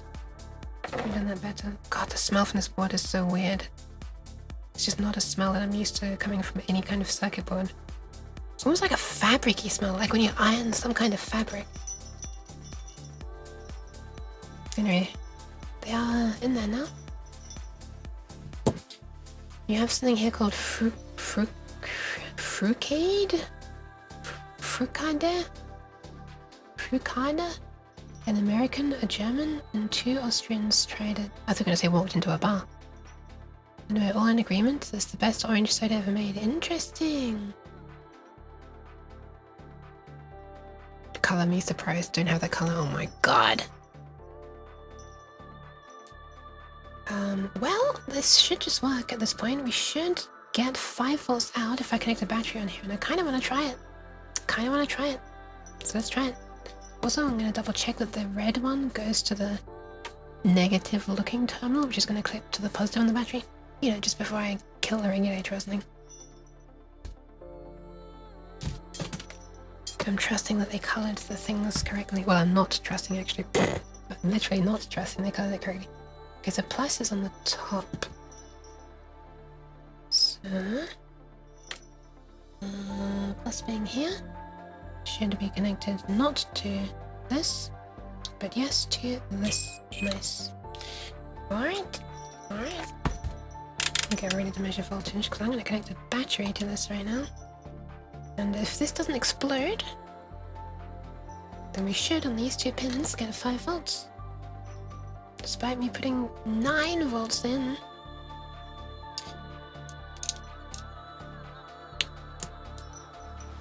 There's no LED on the board. It's warm, but I think that's because I was soldering it recently. I hope that's why.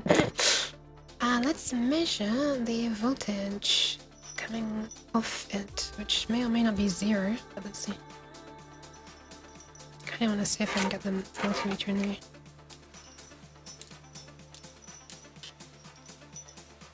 This may be an unreasonable expectation. Let's see, measuring the output. Do we get 5 volts? Looks like we get nothing at all. Oh, there it was up for a split second. There we are. 5.02. I really had to dig these sharp probes into the stuff. 5.02, god damn, that's some nice accurate regulation. Alright, that's the first active piece of circuitry on here working. Use Unity and your multimeter is Unity. Oh, I'm just a Unity fan cat, what can I say?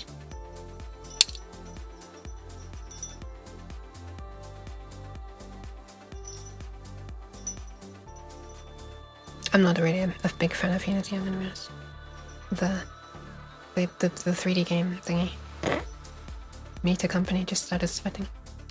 I kind of want to put a blob of glue, or a blob of hot glue here to keep the wires held down. But I also don't want to make glue go through the holes on the board. So, huge multimeter stand? You are? Or me? I love how I can still surprise you with my jokes. I know that was funny.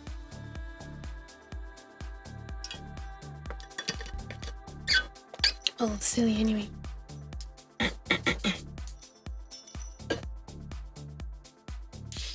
Cheese gets thrown by the viewers in Unity as well. Yes, it does. I kind of want to now send the 5 volts into this. I really hope that this powers up by putting 5 volts on the 5 volt pin. I guess we're about to find out. So 5 volt is on right at the very end, and the next bit is ground. So I got 5 volts and ground. I wish I could like write in tiny text on here. It's not gonna work. So ground needs to go from there to there, and 5 volts from there to there. Okay, let me get some thin wire.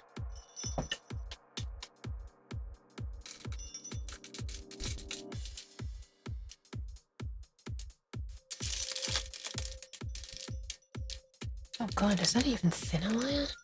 Oh dear.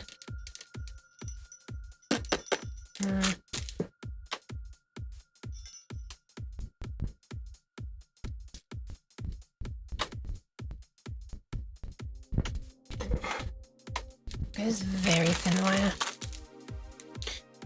This is 30 AWG. Very, very, very, very thin.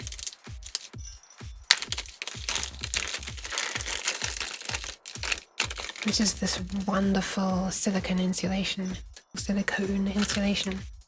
as well, the sort that's like so flexible. It's a joy to work with. I wish I could explain just how nice and like soft and malleable this is compared to like plastic insulation. To those who haven't tried it, once you try it once, you'll get spoiled and never want to go back. Hi Minnie, welcome. Okay, we need this to go from here to there. Kind of want to do it on the inside. Hi.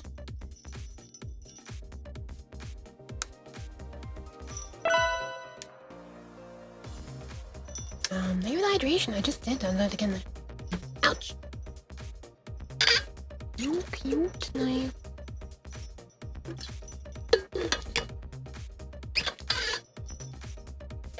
Did I ever say hi to Zyke as well? Probably not. Aw, thanks for the pets. Can these magic wire strippers even manage to strip super thin wire like that? Yes, they can. Without breaking it. Actual black magic. Actual black magic. I hope the mini is okay. I can actually connect to an adjacent pin there as well, or pad I should say, and then bridge across, I suppose. I'll just poke it through and then... I guess I should tin it first though. I mean, it's so small it almost feels redundant, but I'll do it anyway.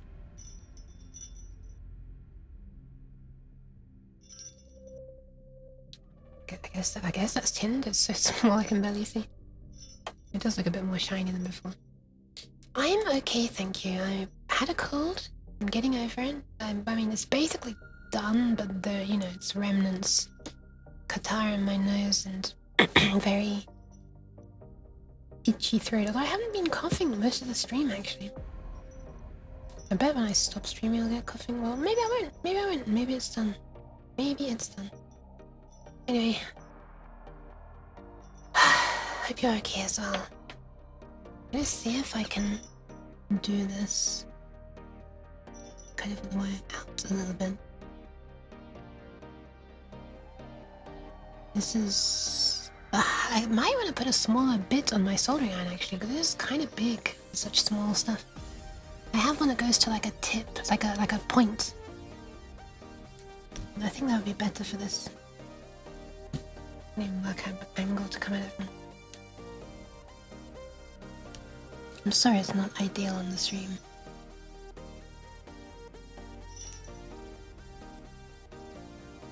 And I want to bridge them.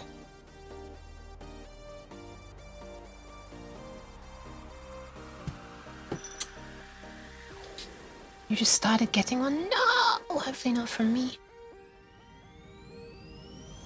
That seems to work. It's an ugly ass joint, but just a bridging part. That's better. Then we need one going to the 5 volts as well. So this is ground, right? So we need to bring that over to about minus, which is there. I don't want it to be as short as possible, just to try to avoid entanglement of the non-quantum variety. That's not enough. I haven't seen in quite some time so that is from you. Pat.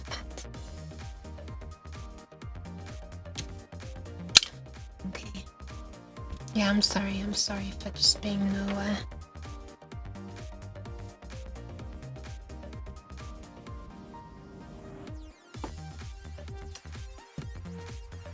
I feel like I should make this view bigger actually. I'm not really doing much on the screen right now, am I? So what if I just minimize this stuff and make the cam view a little bigger?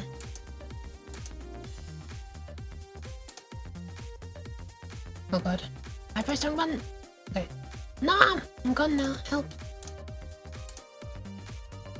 Why is my hand stuck as well? What is going on with my tracking? Webcam.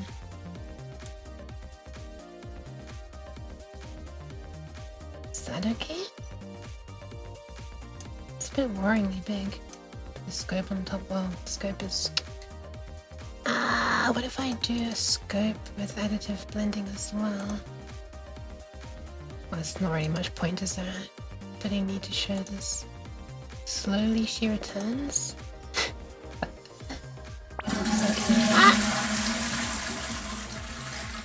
I probably should actually save the kidneys. Let me just solder in the negative side here, okay? Going to... We'll check, that's minus. And... I'm gonna have to do this off camera, so I can actually do this correctly. Into the hole you go, come on!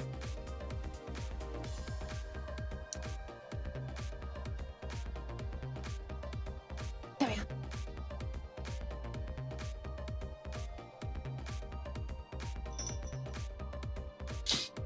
What if I save the kidneys? I will. Don't be sorry about that. We should see if we can play together sometime. We should! I wanna play pool again! Or golf. Golf was much more movement, though, so it's a bit harder while streaming. Bridge those together. Oh shit, the word came out a bit, but it's still being held by the blob of solder, so it should be fine. Let's double check. Oh yeah, that's fine. That's fine.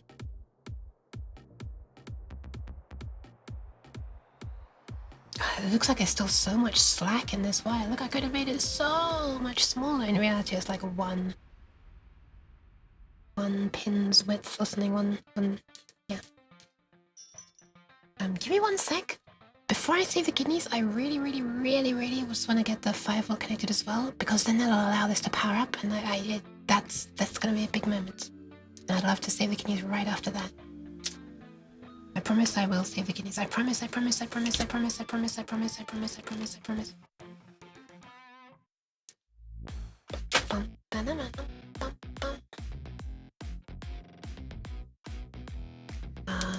Oops. Disruptor is let's strip this.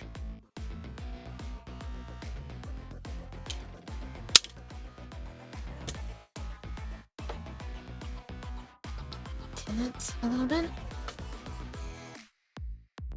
Tin it, bruv. And then connect it on this side.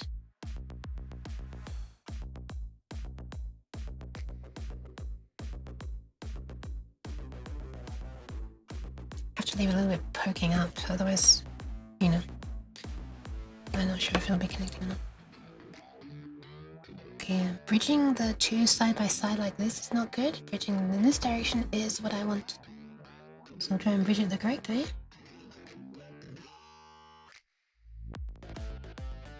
That is difficult to... Ugh. I'm gonna need to get a smaller bit on the end of my soldering iron. I think this is... Unless I come at it from this direction. How is it gripping? How's it holding?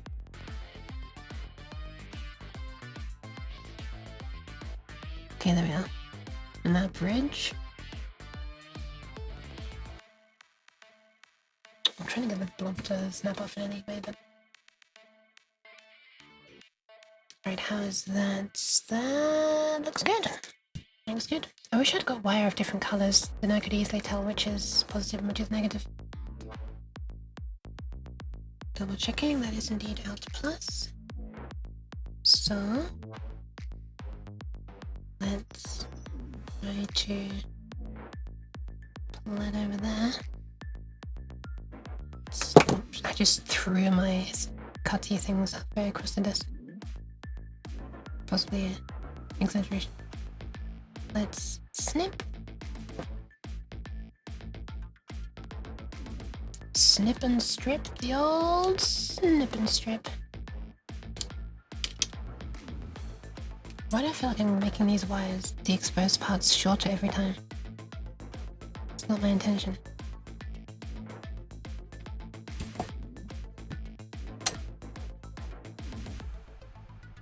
Let me come back with a razor and ensure it's not bridging ridge, right? Oh, hi, extend, welcome. Was Yuking feel better soon, Yuk? I feel a lot better, thank you.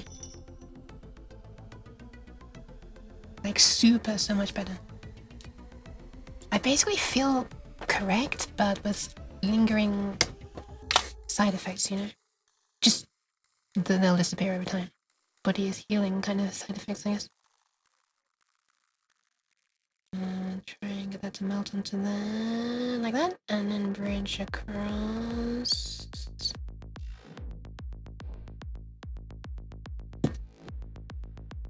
How does that look? Hideous! Hideous! Let me fix that off screen.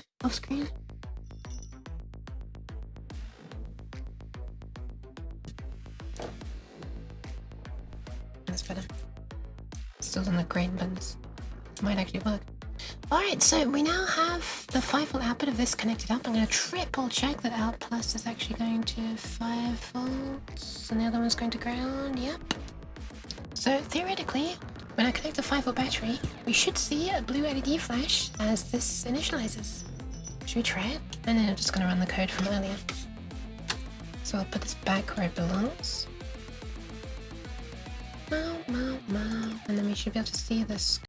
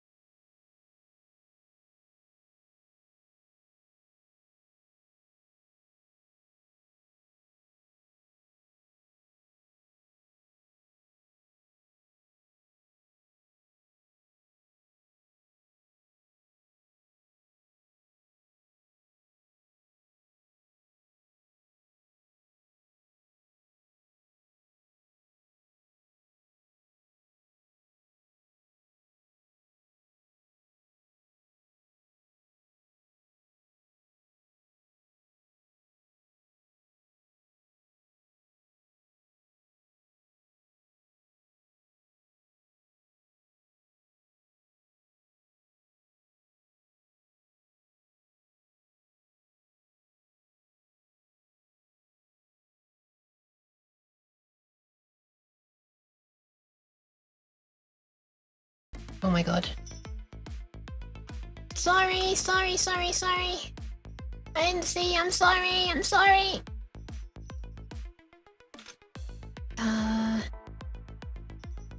Yeah, anyway, look, there's, what I was waffling about is there's no way for me to tell if this is received anything, so I'd need to change the code to transmit like a packet back and to say, hey, okay, I got it. Goes as UDP. But look, when I connect it, look at that blue LED that flashes. Boop, boop, boop, boop. Look at it. You see it? So crazily fast to power up as well. Flash man. So I should add a bit of code that does transmitting. Which originally there was a bit of code that did that, and then I deleted it because I didn't want it.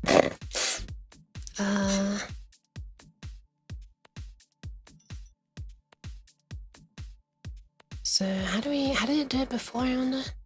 I guess it was just udp.remote IP. Cheese. Why cheese? Cool, let me look in the examples for the ESP. I think the pads.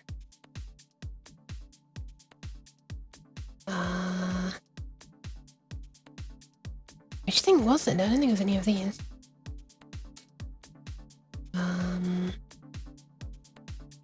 Retired? ESP8266, there we are. There's like a UDP something somewhere. Why? What do you mean derpy? What do you mean derpy?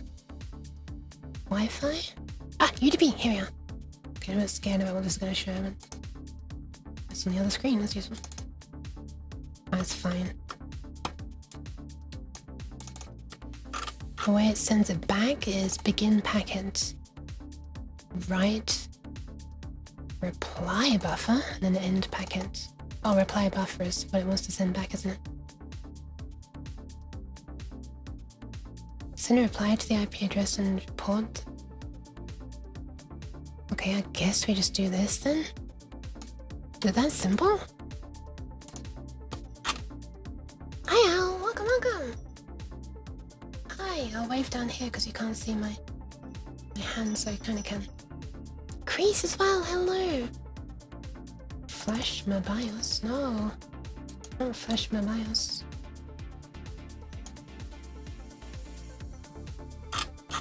Where's it doing it? Down here.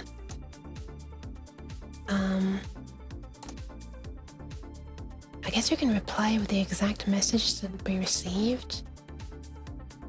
Just mirror it straight back, you know? So this is just, debug, mirror received packet back. UDP and DOS? Oh, this is Arduino. This is for this little thing here. This is not an Arduino though. This is an ESP8266, which is a different microcontroller, but it can be still programmed with an Arduino. This side is about to get absolutely disgustingly disgusting. I'm about to make some gross wiring on it. And it's gonna send back packet buffer, just the very same thing, back where it came from. Should we see if that works? Oh, I've got it connected via USB first. Hopefully there being 5 volts on the output of this regulator is not going to damage it. Oh, it's the other way. All that powered up. This is connected as well, that's nice. So right now if we send something, if we send zappy2, this is connected. Wait, is it connected? Is this live? Are we good? If I press reset.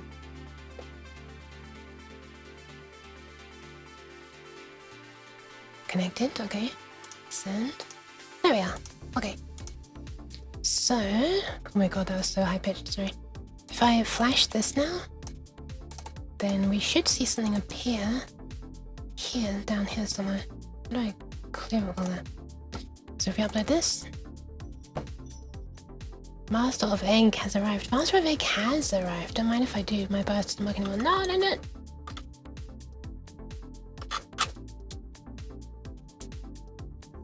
It takes so long to write on this thing. Okay, so now when it receives something, once it's connected, we should get a message back from it if we're lucky. It should be the exact same message that we sent. So if I send zappy2, we should get a zappy2 back. Oh Jesus.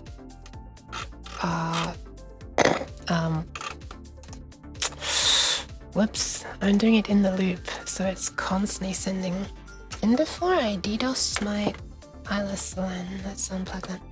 Oh my god, this has stopped responding from how many packets it's been receiving. That's hilarious. Okay, let's crash this. That's funny. Let's instead make it only mirror it back once a packet has actually been received, shall we?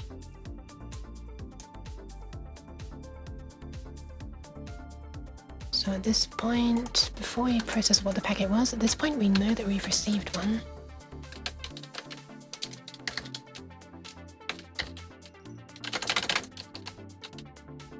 Successfully received packet back. Was I? Hi, Ghosts. Welcome. So hopefully now we upload this. Oh my god. before it starts DDoSing my network. OBS was still okay though. It's probably because it's got a wired connection though, right? Let's prepare packet sender, packet sender. And it's connecting. Okay. So now if I send, we should get one message back. There we are.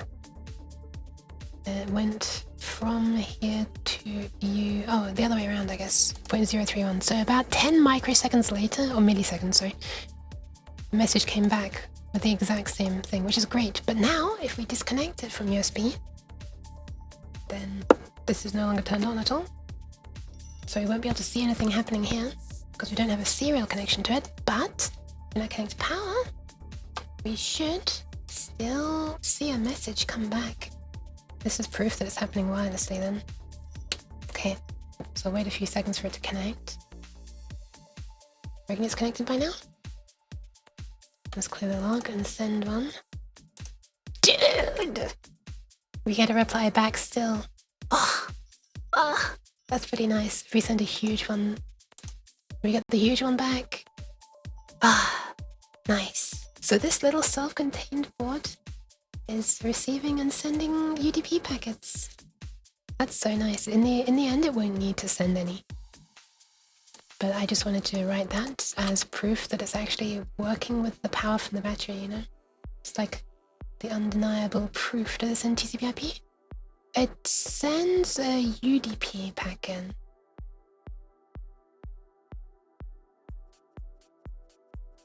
Not TCP. So it just fires, if it's just constantly listening, and if anybody anywhere on the network just happens to send it a correctly formed packet, then it'll send back the same packet and act accordingly. Like, act. So I'm gonna comment this out. So there's no like connection that's maintained between them. It's just like, it's more like radio kind of. Anyone can just transmit, and if it hears it, it'll receive it. But yeah, goddamn, this works. I am happy, very, very happy.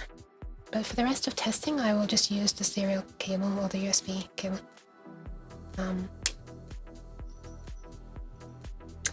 No, wait, no, I will still need this connected, of course, because this is how it's going to get the power to switch the relays. Yeah, no, I will still need this connected. But I'll keep it disconnected for now. Keep it unplugged just to, you know, not waste the battery. Because I think this thing draws like around 100 milliamps or something, if I remember rightly. It might be a bit more, actually. I can't remember. Can you run Doom? I'm not sure. I'm pretty sure someone's done it on an ESP32. And honestly, at 80 megahertz, it's probably more than capable. It's still a 32-bit CPU, right? So it's probably very capable of doing it. I guess RAM will be the biggest limitation. I don't remember how much RAM it has.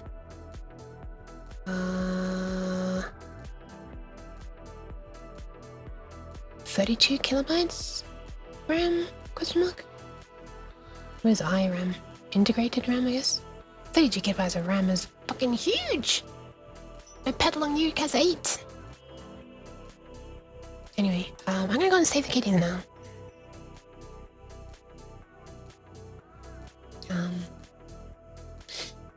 Yeah, I'm gonna get back. I guess we're gonna be doing a whole load of soldering on this side of the board. Oh, actually, we won't do a whole load. We'll just do a single relay, and then we'll see if this can switch it. And if it can, then I'll like duplicate that bit of the circuit across the other 8 relays. But that's not now. That's when I get back from saving the kidneys, which I was asked to do a while ago. So I'm sorry for taking so long.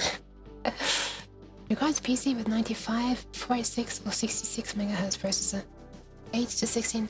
Well, okay, the official Doom, yes, but like usually when people say but can you run Doom, they're like talking about a special port of the game, right? They'll port a version specifically for the thing. Because normally people won't have written a version of Doom that's designed specifically for this, but it still has enough to be able to do it. I'm not going to port Doom to it, but I expect someone already has, because ESP8266 is fairly common. Like, it's not super obscure. Even if everyone's using the ESP32s now. Okay, I'm gonna be right back. I am going to... I kind of just realized something. Oh no, it'll be okay.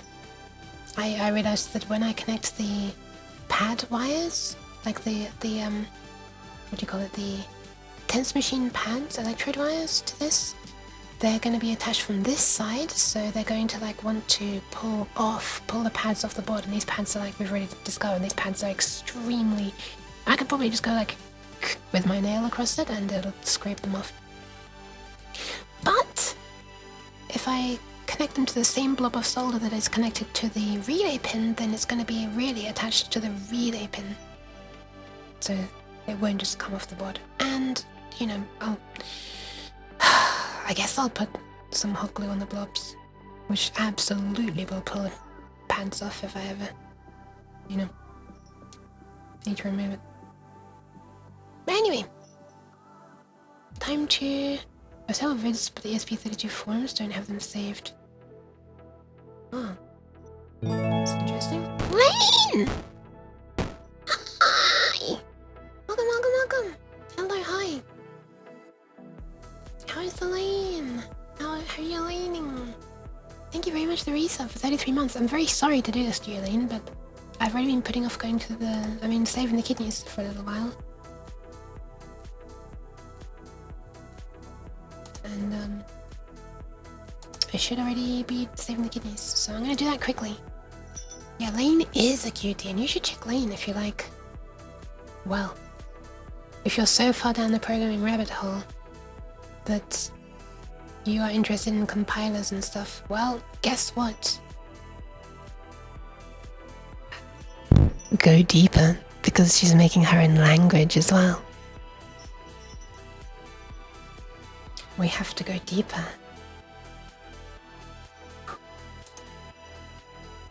Okay, I'm gonna go and save kidneys, I'll be right back.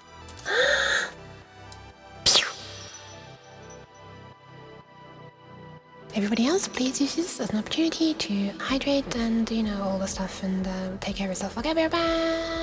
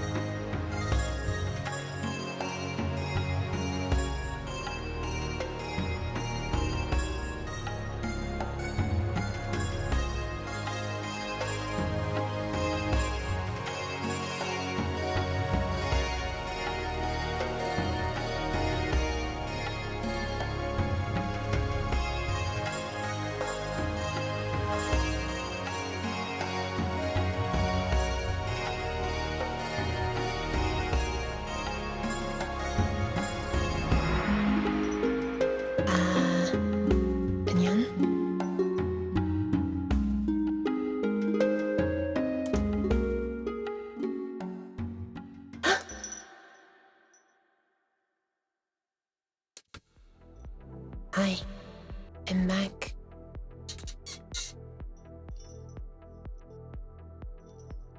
I will peep at something after stream.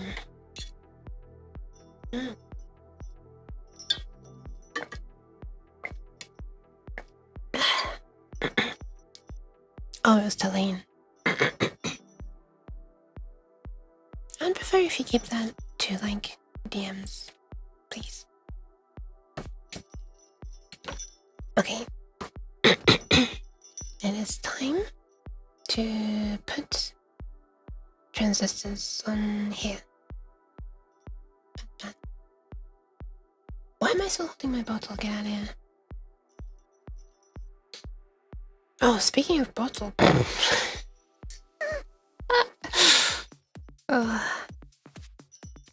I finally, after being told that I should be doing it for like a year or something. Aw! Thank you, Takeda. Hi.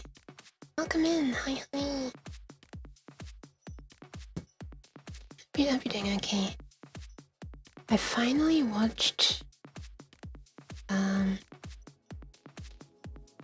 Mahou Shoujo ni Akogarete, which was, well, the first half was extremely nice, and the second half seemed to be like, shit. Even though our first volume of the manga was like really successful and everything, that should mean that we continue doing what we're doing, right? Because we're actually providing something unique that's different to all the others. Psych! Let's just introduce the same kind of drama and fighting against each other that is in every series. I'm sure that's what the people wanted. That's they didn't really know what they wanted when they were buying the first one. Anyway, TLDR, I got so fucking salty when the second half of the anime came along, which basically covered the second volume of the manga. Okay, let me give some headbats.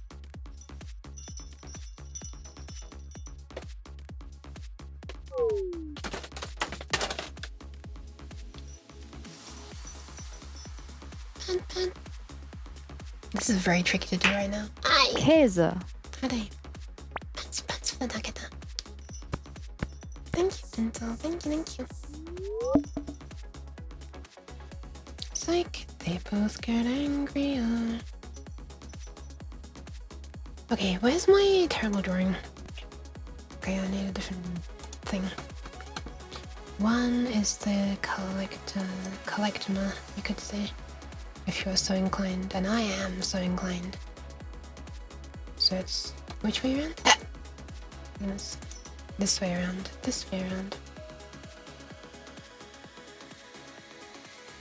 Like this. I guess like that for you. I should have rotated the whole view from the camera. I don't know why I didn't actually. I'm a bit silly, really. Also, I had a horrible realization when I was saving the kidneys. Oh shit! Oh no, it's okay. I had a horrible realization that the pads are on this side, so when I soldered this down, well, I could just pluck the whole transistor off the board in this direction because the pads are so crap. But again, it should be okay when everything's connected to each other, right? Ultimately, it could all just be hanging on by the components that are on this side of the board. If worst comes to worst, which it probably will, because let's be honest, it's me who's making it. What do I want to solder on first? Also, in order to make sure the legs don't like short when they're through on this side of the board, I'm going to have to cut them quite short before I start soldering.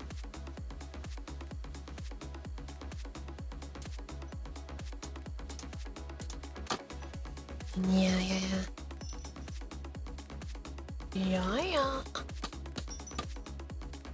So we're gonna bridge over to there, where there's gonna be a resistor. Oh no, well, I was not gonna do that. I was gonna put a resistor into the same hole because I want to make it as scuffed as possible. Diode goes there to there. That's also not even... Oh, let's do the diode first. Yeah, I'm doing the diode first, because that's not even going through any holes. That's just going to go straight between the pins. Okay, let's do that. And at this moment, it doesn't even matter which way around I connect it, because... How are we doing? We're doing plus on this side, yeah. So right now the plus is on... Right now the plus is on this side of the board, and the negative is on this side of the board. So if I want to make it a convention and stick to it, then the diode would go this way. So we move a plus in this way. It can't go through the diode because the stripe's on this side.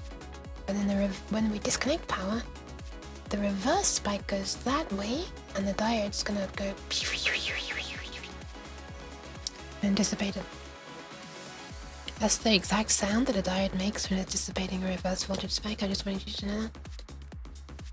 Okay, I'm gonna trim these the fuck down. That's also a very technical term. Actually, yeah, these are gonna have to be really goddamn sharp. Just something like that. It's crazily short, actually. It's almost like surface mount style with how tiny they are. They have to be that short because I don't want to have them short into the next one. However, that is so ridiculously tiny. There it is. There it is. That is about the right size, actually. It's going to need to be held in place while I solder, so... this might be annoying. I should maybe have cut a single leg first, but we'll see if I can do this. It's probably going to stick to the iron, that's the problem. And even holding it in place, if I can, it's going to get so hot so quickly. And burn my finger. Let's see what happens when I try it.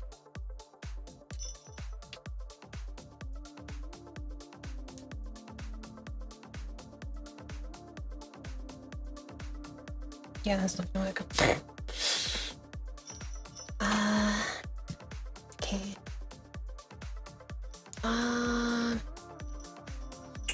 Let me just grab another one.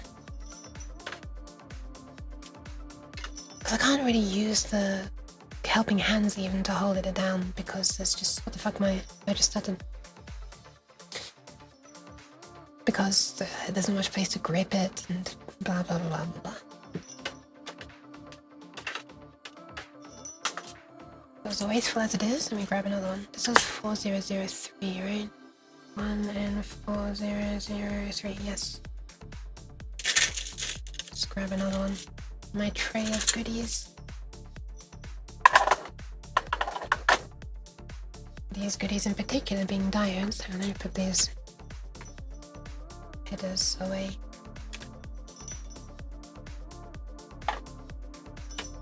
I don't want too much stuff out of my desk at once. She says with the desk absolutely covered in shit. That sounds gross. That sounds gross. Why did I say that? I have a horrible mental image now. Okay, if I put that there, maybe a finger can touch this and hold it in place. Well, that's not working, is it? Something like that.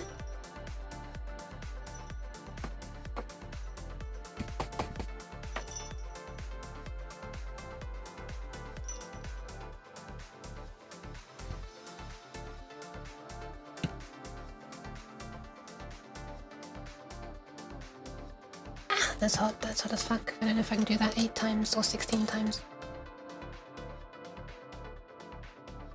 But that's a pretty clean connection. That's a pretty clean joint. Actually, I'm very happy with that. Not happy with the pain it put into my fingertip there, but... Oops. Let's cut this. Remove this. Yes, I'm using the cutters like pliers. Ah, it's still already wide. It's still already long. That's so close to being... Like, I could easily accidentally connect that to the next pin as well. Let me do the thing where I make this view bigger again and try not to accidentally mute myself when undoing it this time. It's a big ask though. I kind of want to cut this short. Hold on, let me try and do this away.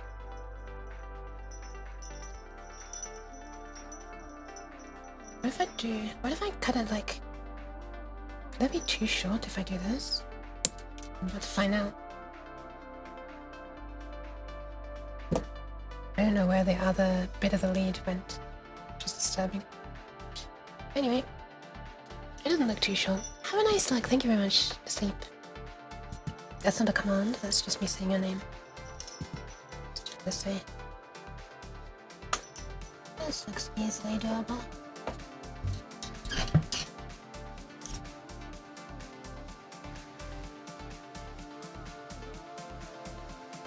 Yeah.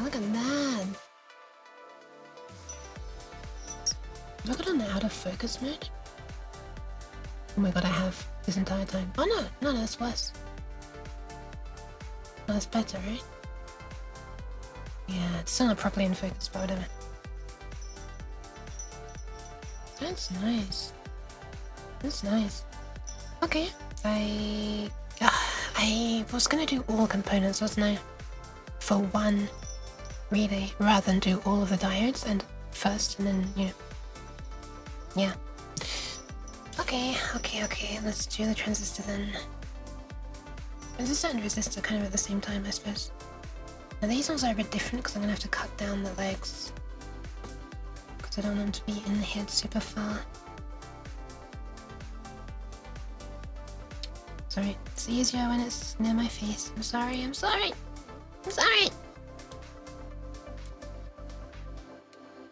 Okay. So one of these is gonna bridge to the collector.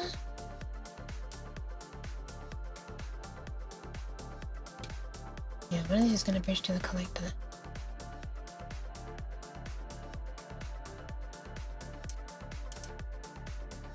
And it's gonna be this one. Oh, what the hell? I thought I minimized, I maximized by mistake. It's gonna be this side of the diode should bridge to that pin of the transistor if I'm not mistaken, which I might be. How about I mock this up quickly? Let's mock this up very quickly in the circuit simulator. Okay. Let's do this quickly. We want... Why is it select? We want a relay. Active. It's not active. Wait, where's relay? I've done relay before. Am I blind? Active building blocks? Time delay relay? I see time delay relay.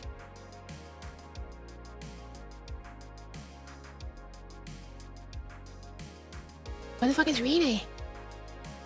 Well, okay, you call that a passive, fine.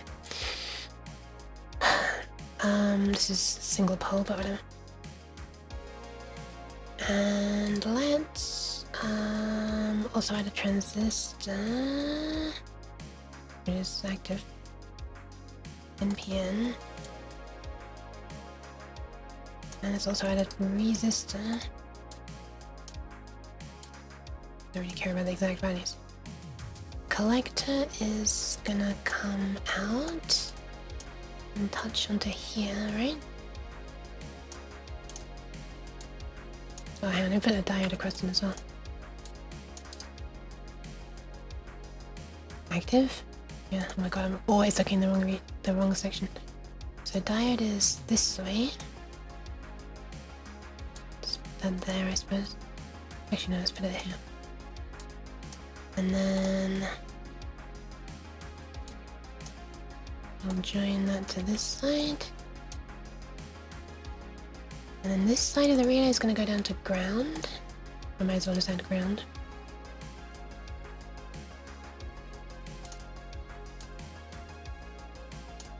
And then let me turn off the camera for a sec. It would be easier to see.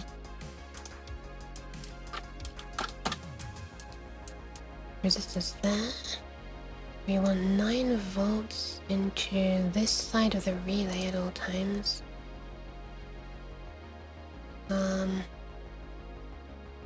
And 2 terminal.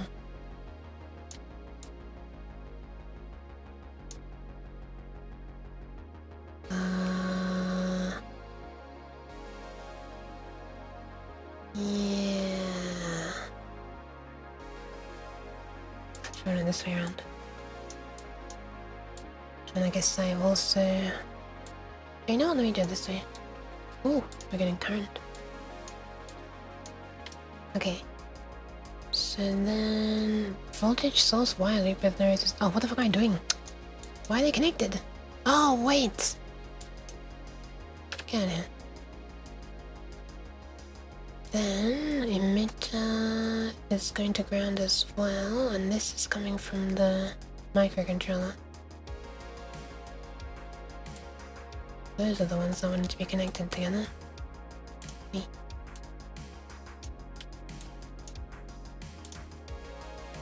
Why? I don't understand how wire drawing works in this. Anyway, so if I now connect 3.3 volts here,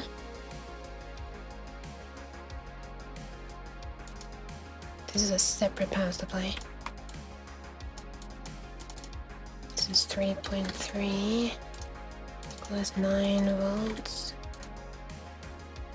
Don't really worry about this. I don't think the relay will break in the simulation, but it's important to know the resistance in reality, but coil resistance. Okay, connect that, and connect that, and connect this, and it should turn on, boop!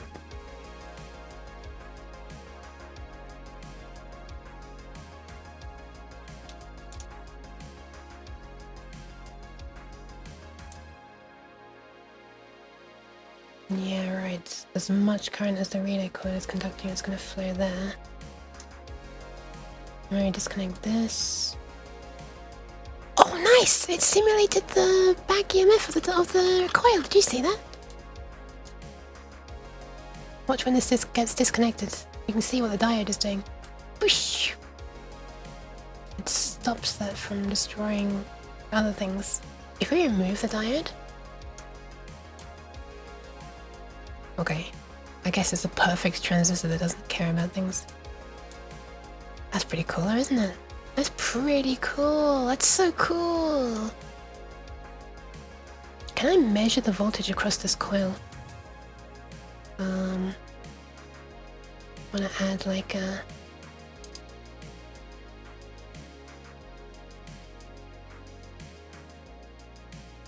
voltmeter slash scoop probe, I guess?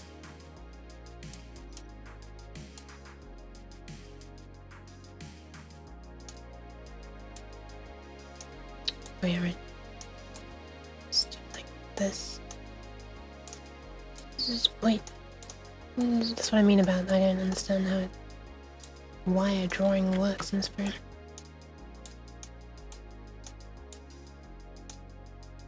Diagonal wire it is. Can I graph this as well? And then when we disconnect power,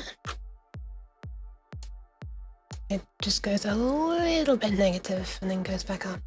But if we didn't have the diode, I'm imagining we would see a huge spike. These were like the 300 volt spikes I was seeing before. Pew! Oh! Look at that! Where did it go? Where did it go to? What did it go to? Can we measure that? How do we like... Is that way to... Yeah, I can't see what the peak was. I guess I want to run the scope faster. Wait, faster. And then... Fox! Hi! Lucky number 7, it won't last. Doesn't matter. It's 7 now. You've done it. Congrats. Boop. Okay. And we take out the diode and we cut it off. Pew! Oh, it's still like infinitely short pulse, isn't it? It won't tell me what it was, but it was huge. It's saying max equals that, but what's min? Can I show min? Auto max scale manual show blah blah blah. Can you tell me? Oh, there! 10.24 kilovolts. Amazing, okay. So in its example of a perfect thing, it's like 10 kilovolts. Thankfully, we didn't see 10 kilovolts. We did see 300 volts though, which is far more than we want. So anyway, yeah, this will look nice. Good to know. We'll see if I actually wire the damn thing correctly though. It's so satisfying to see like the like that, and it gradually slowing down. So satisfying. Okay. Now I'm just gonna make the damn thing. Why can I not see my cam? Oh, this way. Hi, Fox! You've committed the crime of being poor and needing money, so now I'm being sentenced to work a job as punishment. No! I'm sorry. Hi. Ta-da! There's stuff.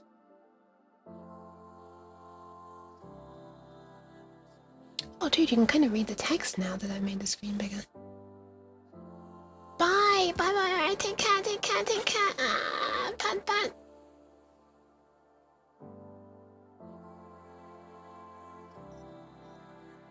Do I need this transistor to be there? So we can cut all of these bits off, I guess. I'm gonna cut this Pash's head on screen to receive the pats. Pat pat. I don't really want this very far off the thingy.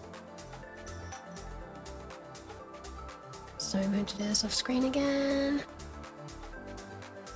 Bashes are. I can't easily get the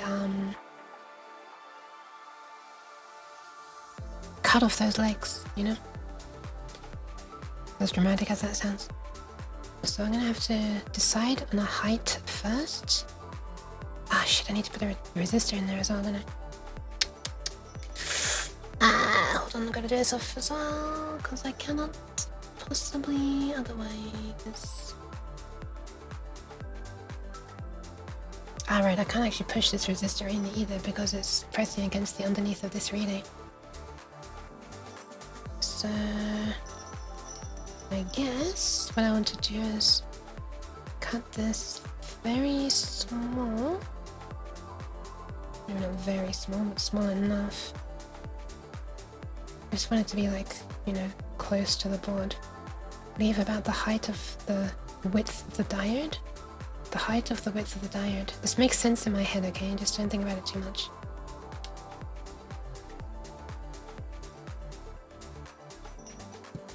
And then I'm gonna cut these off somewhere around there. Somewhere around there.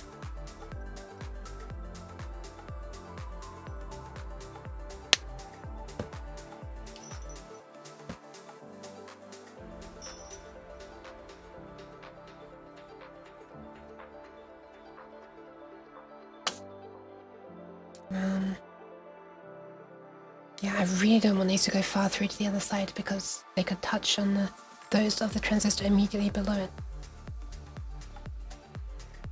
I mean, there will be one immediately below it, so you know.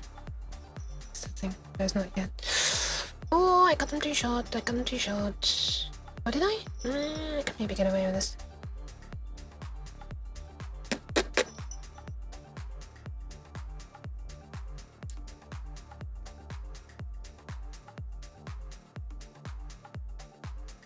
I don't think I can get away with this. My cut is too short. Ah. Man.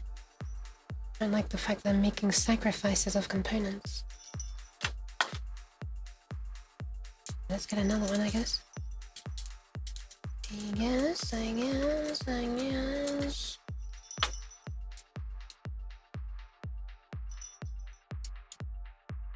Also, I could get a lower value component if I'm okay with a higher current. I'm not sure if I am. Oh! I could, like, simulate the actual stuff correctly, couldn't I? Hold on. Let's simulate it more accurately in here. So the coil resistance. Coil resistance.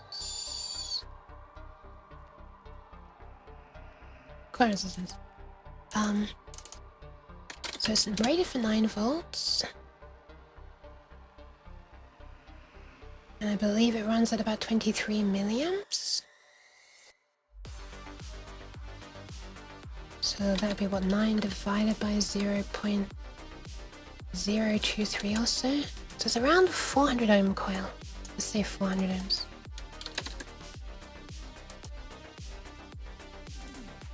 Info about this. HFE for the transistor was... Where's my data sheet? Here it is.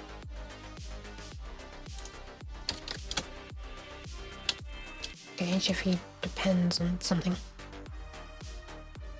100 milliamps, 300 milliamps. 100 minimum, 630 max. Let's put 100, I guess. Wait, was that already timed? That's kind of nice. And this is going to be 3.3k. Oh, look at that! 1N4004. I'm using 1N4003, so that's close enough. And the battery supply here. 3 volts. 9 volts. Yeah. Alright. Let's measure some things. There's still enough to turn this on, and there's far less current flowing. Or is that just because? Yeah, no, it's not affecting that. Okay. I must have turned down the current speed. Wow, it's so much slower. It's almost like I turned the speed down.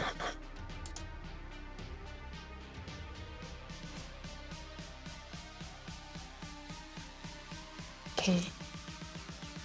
Oh, do we see a smaller spike? I wonder if we remove the diode and remove the power now. Pew.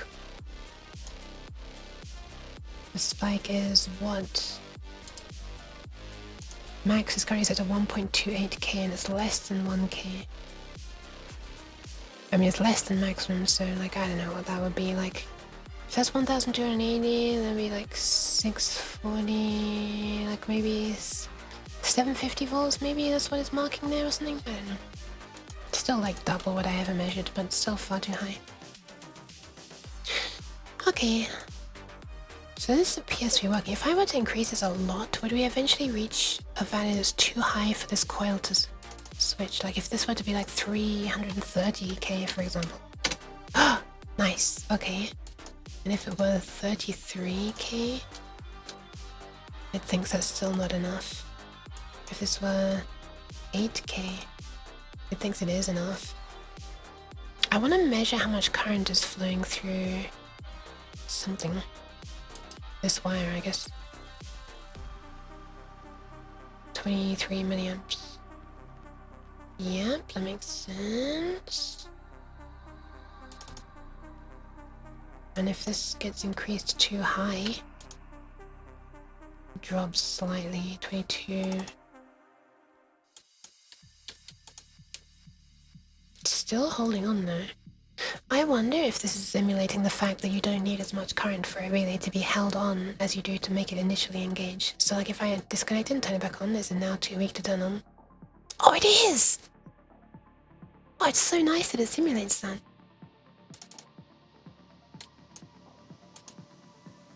I think so 12k would be enough to make it turn on as well, which is nice. So 12k is allowing all this to flow. So 3.3k should be fine. 3.3k should be fine. We could probably go even higher if I really wanted to. We could go with like 4.7k because I've got crap loads of 4.7k resistors. That's what I'm worried about. I'm worried about the, you know, the fact that, oh, look at that. You can see the current gradually start flowing. Wow. Yeah, I'm worried about not having enough resistance. And it's still 22.75 milliamps. The other thing I need to be worried about is this battery's not actually 9 volts. It's probably going to be more like 8 volts, so I do not want to cut off too much. So like if the voltage drops to 8 volts, or even 7 volts, I want it to still be able to work with. Because these are rechargeable 9 volt batteries, so the lithium ion, they don't. It's like 8.4 volts when fully charged. Disconnect. Reconnect. Ah, now it's not enough to make it turn on.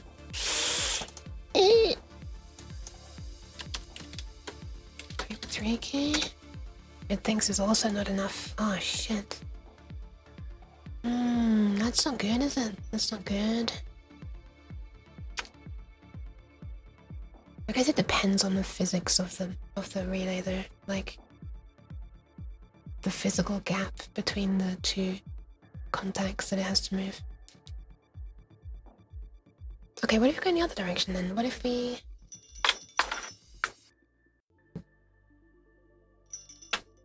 Next step down I have is 2.2 kms. That's also... I don't have a huge number of those, but I have more than the 3.3. So if I do 2.2... It still thinks that's not enough. How much current is flowing? 18 milliamps. It still thinks that's not enough.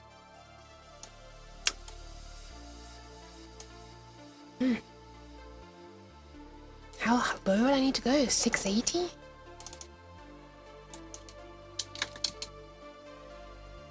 Oh. 680 ohms? Is it just never going to be enough to switch? Oh, right! I'm silly! The current's being limited by the resistance of the coil itself here. Doesn't matter how on this transistor gets. At this point, it's like conducting as much as it can possibly conduct. What if I just put no resistor, like in this ideal case where a transistor can somehow survive no resistor? Oh, the max current exceeded. Okay, never mind. This is no ideal. This is no ideal world. Maybe I'll stick to 3.3K then. I don't know. Does it think it'd be enough to turn at 7.5 volts? No, actually. God damn it. So I can turn on at 8 volts, but it can't really turn on much below that, it seems. Wait, why is it not turning off at all now? I mean, turning on at all now. Am I crazy? This is off, right?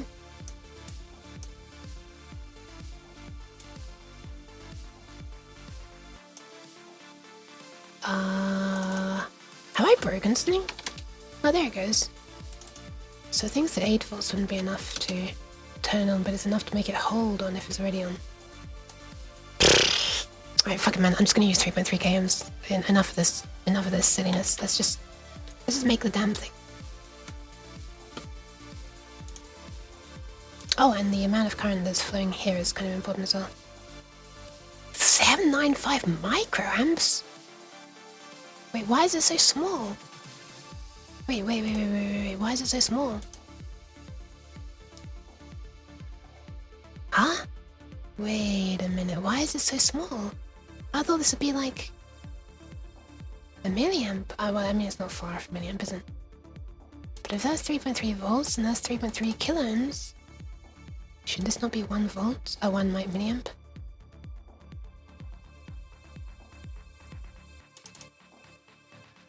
What am I missing? And if this were to be 2.2 kiloohms, it reckons there would be 1.193 milliamps. Well, now I'm wondering if I could get away with 2.2 kiloohms, because even at the worst, even if by my calculation, which is apparently not accurate according to the simulation, it would still be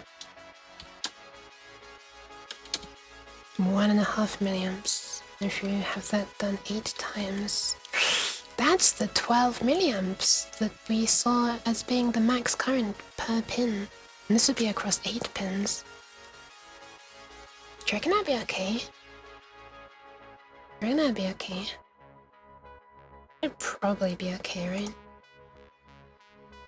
There it's allowing 20.993 milliamps to flow, and here it's allowing 20.565. There's not really much in it, is there? Let's just stick with 3.3K. How many times have I said that now?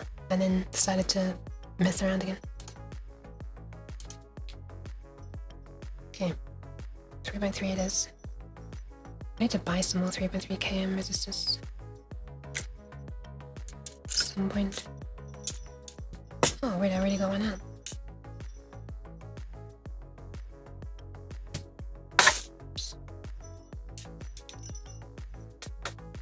casually spills 100 resistors. Also, hi X. So let's cut off not so much from this resistor anymore. Guess I should put this in and see just how thin it goes. Or how in it goes. I think it's very well done. It definitely needs some cutting off.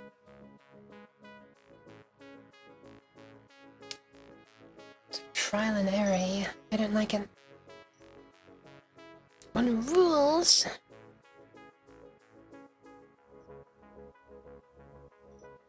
This is so silly that I'm going over the top of a diode as well. And that looks okay. Yeah, it couldn't really be much smaller than that actually. I reckon we do that. Yeah, let's do that. Let's do that. So now I need to cram this into the same hole as this as well. Oh well.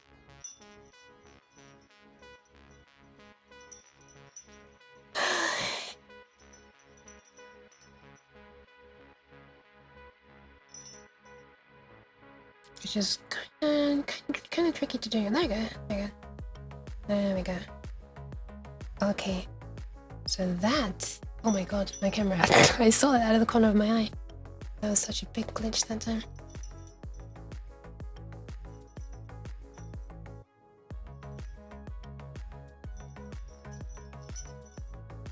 So it'd be something like this.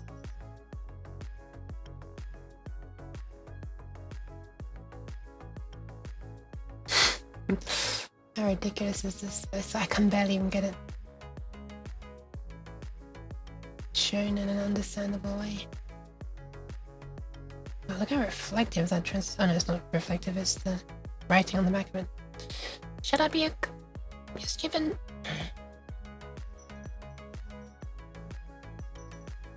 I'm gonna be honest, I don't really like this. I don't really like this at all. This resistor could just be knocked sideways and then bridged to a different leg on the transistor.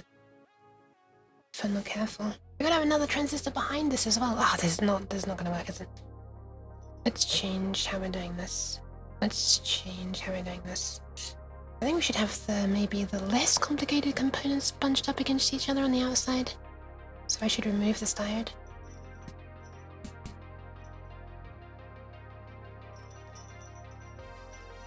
Which might be easier said than done, I don't know.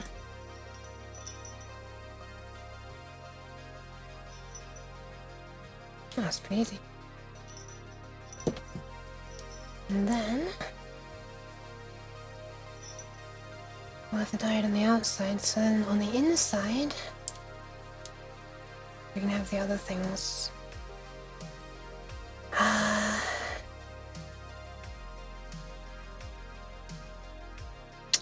Basically what I need is this. Oh, one good thing of doing it this way, by the way, is the transistor's pins physically can't go any further through because they're hitting the back of the relay, so I'm not actually accidentally gonna get like long legs coming out the back and touching. Plus they're further away from any of this stuff, you know. Well, they are kind of close to those legs of the relay, huh? Guess I still do need to be careful.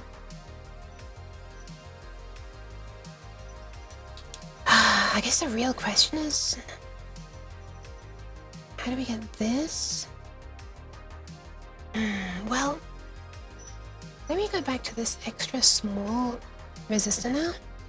So it's a delight to watch having problem solving in life. Is it? Thank you, goblins. I'm glad. I don't just look like a fumbling fool. I'm lowering myself down in my chair so I can get closer without arching my back over. I mean, bending. No, not in the fun way, unfortunately. This resistor is so goddamn big. I do have some SMD resistors, but I'm not sure I want to be trying to solder those onto this. I'm not sure if that's going to make it easier. Okay, let me see how small the SMD ones are.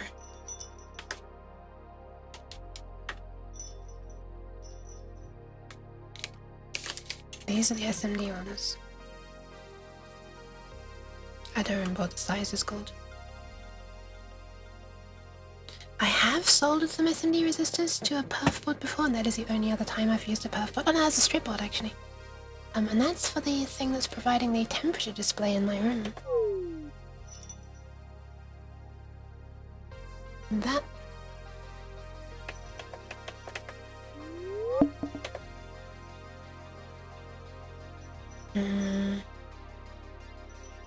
If I were to use one of those, then it's still gonna be so close though. Basically, here's my pointer. Basically, even if I do use an SMD resistor, it's gonna need to go from there, this middle pin, to there. There would be too far because I could bridge over to this. But one there. Oh, how small are they? Also, what resistances do I have? We have a 3K3 or a... Wait, these are... Wait, how does this work again? SMD resistor codes? They have 3 digits, so 101, so that means 100, right?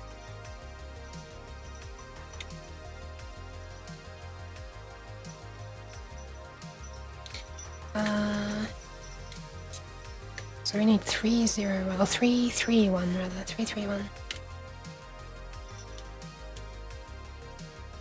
Oh, I got 333. Oh, never mind, that's 333. That's way different. Are these in order? 101, 223, 471. No, this is no kind of order. 2R2. Oh my god, 2.2 ohms. 215, 151. Okay, I'm just looking for. I'm just looking for 313 now.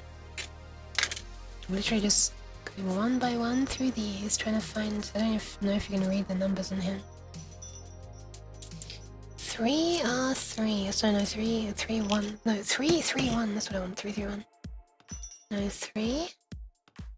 1R0. 475. Like, I don't even know if I have, if that resistor value is in this set. 515. 330. So that would just be 33 ohms, right? 589. 335. Oh, this is gonna take ages. This is gonna take so long. Welcome to Uke Reads Out Random Numbers. 3R3. 189. 511. 683. But imagine if these were in order. Although I'd feel, scared to mess up the ordering then, but whatever. 6R8. 203. Why are some of these printed in different fonts that are much harder to read? 510, 100, 5R1, 901. So we're looking for 331, right? 222, 682, 472, with the last digit being like the one that tells us how close we are, I suppose.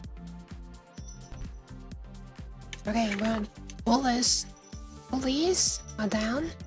Now we're testing these ones.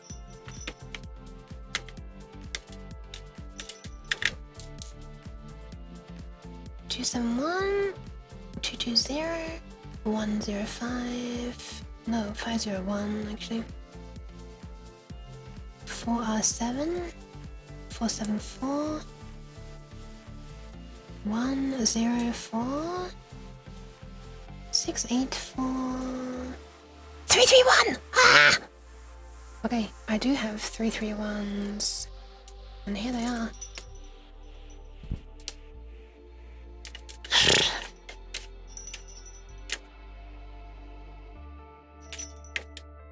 Nice. Now watch me struggle to put these back in the thing. Well, don't actually, because I'm doing it off screen.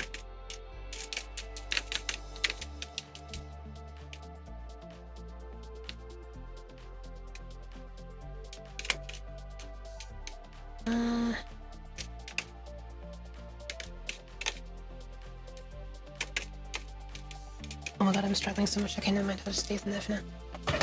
As is. Okay. Am I seriously going to be doing SMD soldering on this stream? So I'm going to try to open up one of these. Which is easier to do when it's close to my face, as is everything. I'm sorry.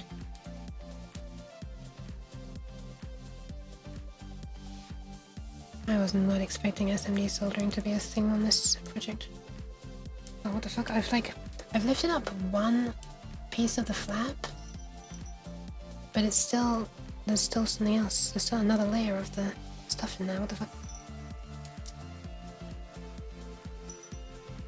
Like the adhesive part is separate and it's still sealing and I can speak.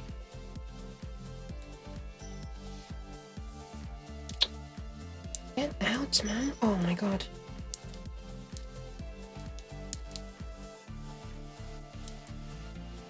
Trying to do this through the camera would be impossible. Perfect camera glitch. Perfect timing on the camera glitch.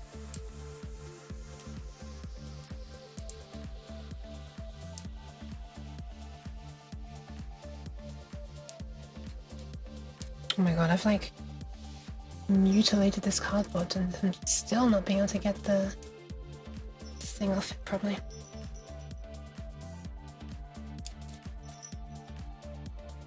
Honestly, if it was that hard, maybe I just wouldn't bother trying to use it. Okay, I got it off. Nice, I thought I did. The damn resistor still won't come out. Okay, I got it. I got two. Oh. Here they are.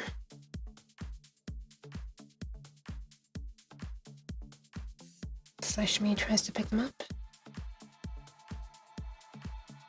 Do I have tweezers? I think I do. I'm not using them right now though. There they are. Very, very small.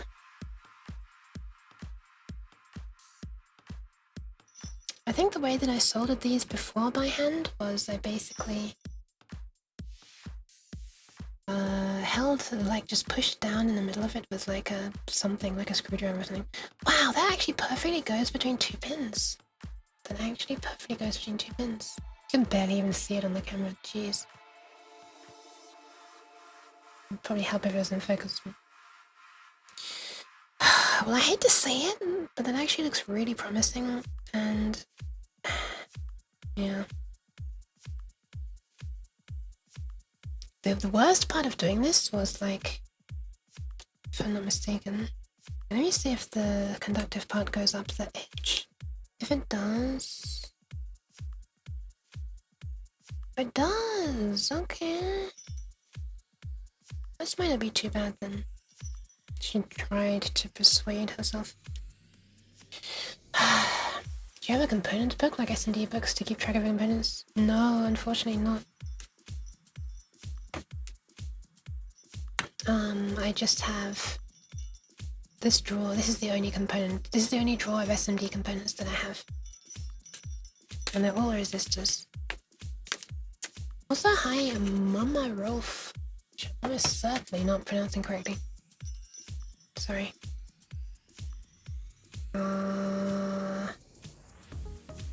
Okay, question is, do I do the transistor first or the resistor? And the obvious answer is the resistor because it's smaller. But I need to like buy it on Amazon. What does it do? Like, what is one? I should probably have a look.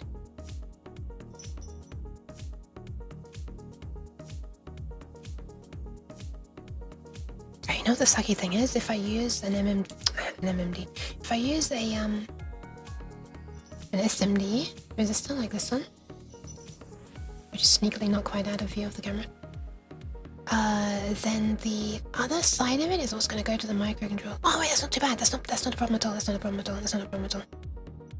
It's just going from here to like over to there then with a wire. I was thinking that the wire would be like coming off the board, going to pads or something, so they could easily rip off the resistor. But no, that's not the case.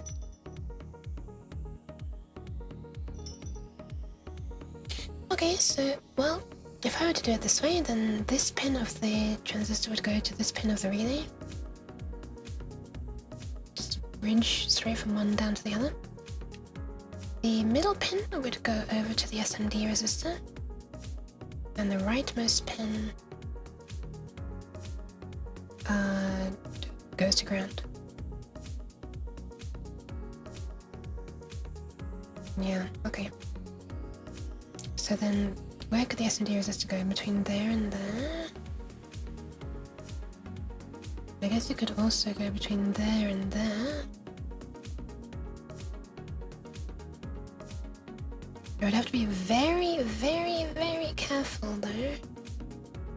Well, I guess I could just use this side of the relay. And not this side, because I've already decided I'm only using one side. One of the poles. So I guess what I want to do is put the resistor there and there, between there and there. And not care if I accidentally bridge over to here, because this side's not going to be used. Okay, there and there. You can bend the transistor down and put the SMD on the legs of the transistor.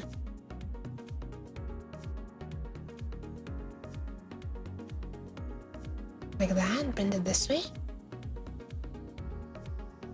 I feel like that would be more difficult, to be honest. At least I have a flat surface to pin it down with on this side. Let's see. This kind of is the final buster, isn't it? Alright, let's see if I can do this. It needs to be pinned in place. God, I wasn't planning on doing SMD soldering today.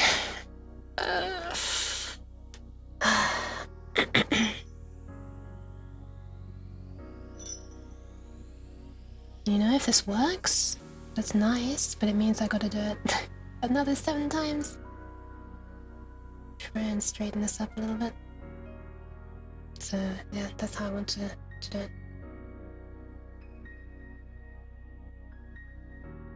You reckon I should probably put a wire in here first? Into this hole, because it's gonna need to go off. Actually, no, I can bridge it over, it's fine. I can bridge it over to that. And the wire can go in there. Okay, so let's try and solder that, I guess. So I need something to pin that down. I guess I can use the helping hand.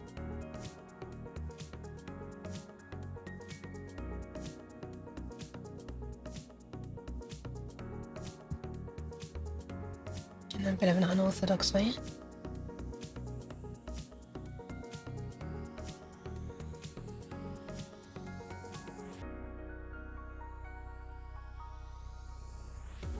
Okay. Solder one of the pads first, then hold the SMD on that pad and just warm it up. Oh shit, you're right! Like tinning! Oh my god, yes! Hoping to tensely cold away? Nah. Yeah, thank you, that's actually really good on. I should do that. I should totally do that. Oh god, my tracking. I'm gonna have my tracking going crazy. I have tweezers somewhere, one sec.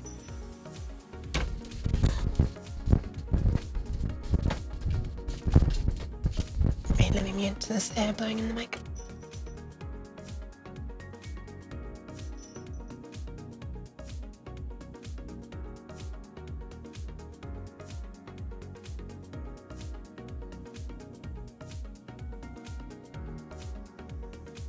Well, hey, would you look at that? I found the cocktail stick that I think I was using last time when I was doing SMD soldering.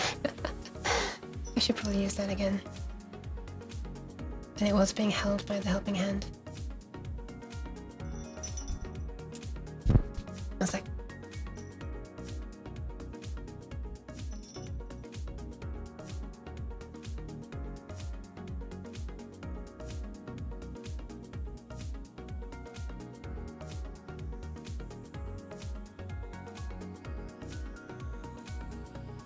Okay, I found them. Wait, where did the resistor go? Oh, I don't know, I'm gonna say now. I don't know if this is easier than using the cutters or not, but... Also, high colon. I'm not sure if I said high or not. I just tin, effectively, these pads and trying to pull them off because, you know, that will happen because the pads are so shit if I'm not careful. So we only need a little bit. God, I really should have changed the bit on this iron for now. By now, but I haven't. To a thin one, I mean. So, transistor's going along this row, right? Transistor's going along this row. So here to here is where the resistor will be.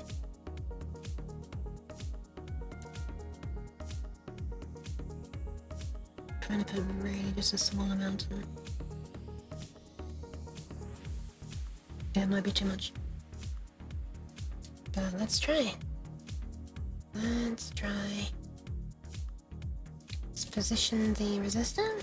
This is crazy, man. I can't believe I'm doing SMD. This is meant to be such a simple project.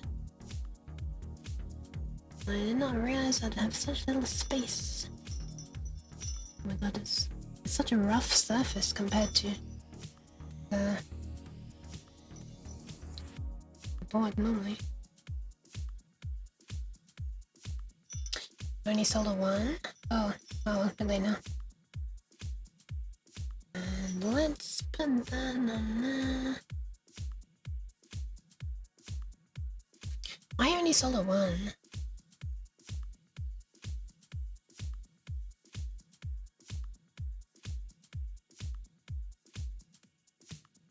Hold on a second. Why can't I get this to bend downwards? There we go. That's fine.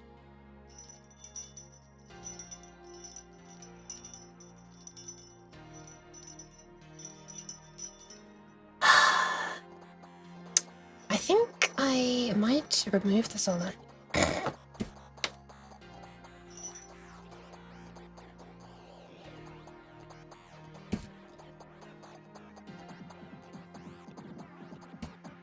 I think I can't remove the solder without breaking the pads off.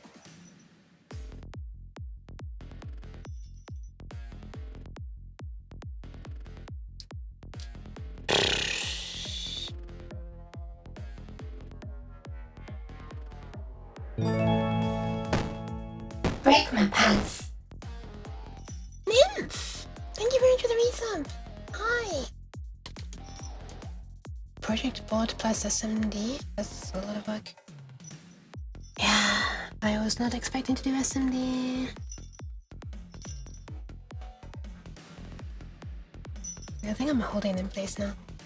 Why do I do SMD and not through hole? Because there's not enough space for the through hole, unfortunately.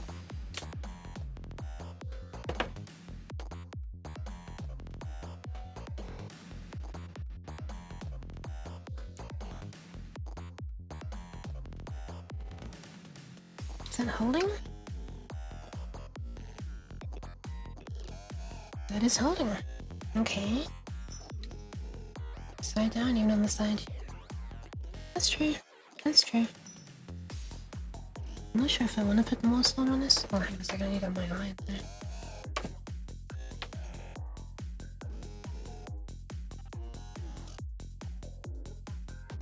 Okay, that's very, very much connected. The side looks shit, I'm gonna be honest. That looks better.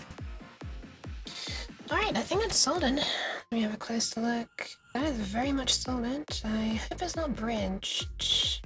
Let me measure it with a multimeter. Also hope I haven't killed it with heat, but let's see. I doubt it. But let's see.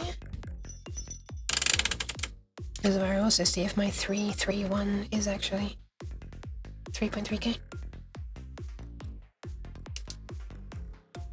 Wait, that'll be 330 ohms, won't it? I'm stupid. Yep, that's 330 ohms.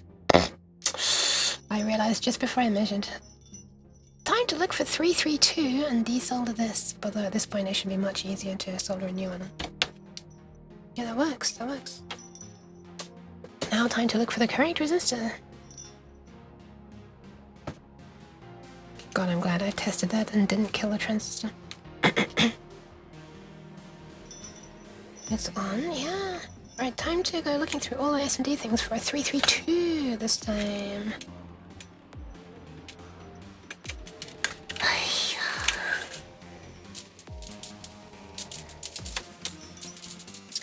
Pick a resistor, any resistor. Or just use a tiny cut-off wheel on a Dremel and cut precision slice. Yeah, I'm not gonna do that. I know it's a joke. That's it. Okay, hold on. Let's start reading. We got 220, it's only 332, 332, 105, 47, 74, 104, 271, 684, 304, 473, 102, so that's the correct order of magnitude. Might even be usable to be honest. 101, 223, I'm gonna put that there just in case because that's very close. 471, 221, 2R2,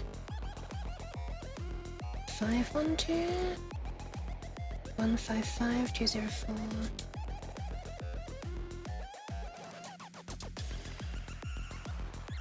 202, 224, 151 is the most hype music for counting, not even counting, just reading numbers. There's 332, okay, nice. That's in such a big font that maybe you can even read it. It sounded rude, I wasn't meant to, I'm sorry. I just know it's hard to read things on the camera because I can't focus any closer than this. And this is with a close-up lens on it already.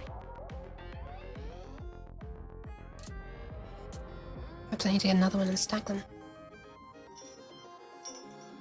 Yeah, it was the wrong value. I'm sorry, Anna Marine. I'm sorry. I feel like I've made you personally be in pain. Cheese. Oh, why cheese? No, why would you do that? No cheese. Exclamation mark, no cheese.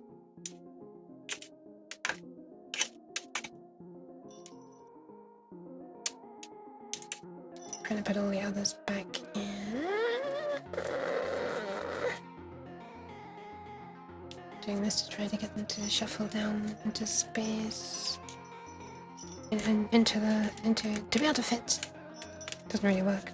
I guess it does a little bit. Nearly. Maybe. Possibly. Time to struggle to open another set of these resistors because the glue appears to have got very forked.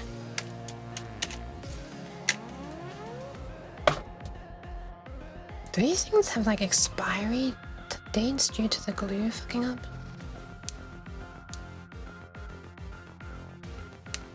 I'm gonna open this next one. 332, just double checking that I really do have the correct one. Move the cheese before getting the soldering iron closer to your face. Yeah, I really should. Although, you'd get some grilled cheese. Just a very, very small part grilled. You'd be very burned as well. Struggling for the life of me to get this. It's easier from the other end. Maybe. You know what? Fuck it, fine. I don't even care if I mess up all of the cardboard. If it's easier to get it out that way, fine. As silly as this looks, it worked.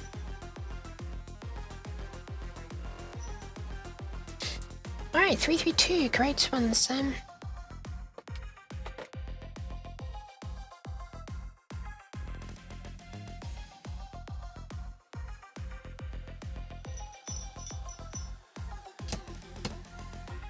Very localized grilled cheese, exactly. Now let's make sure we use the correct one, not the incorrect one. I'm actually going to use these to put it down because they have a smaller points at the end than the tweezers and it's easier to grip.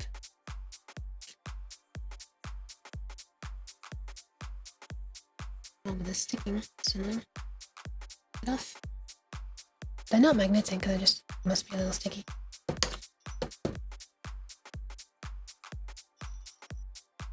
Let's try to line this up.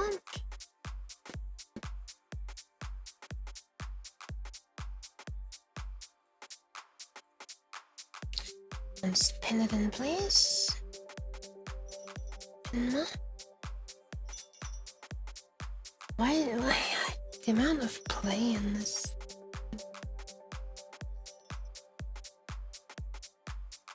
Okay. Probably should have like put some what do you call it? Flux on the board.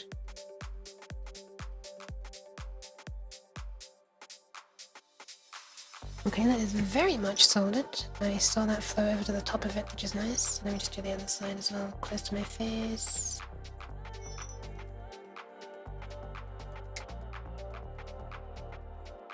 That one went very well, holy crap. Just double check that they're not bridged or anything, and they're just 3,300.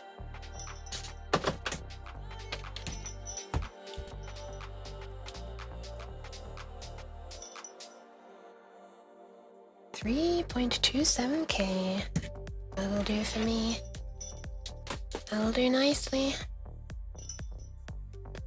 Not for the resistors themselves, but for this glue. It's like I explained earlier, but I peeled off like a layer of it, and it was still just like there was still underneath like a gooey, like I don't know what the word is, like stretchy, nasty adhesive that wasn't coming along with the film like it should have. That was like covering the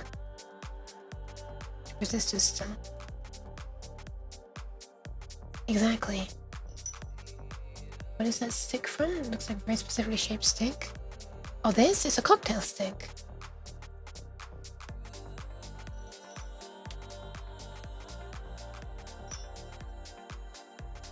You put like bits of pineapple chunks and like... That's the only thing I've ever had on a pineapple, on a cocktail stick, to be honest.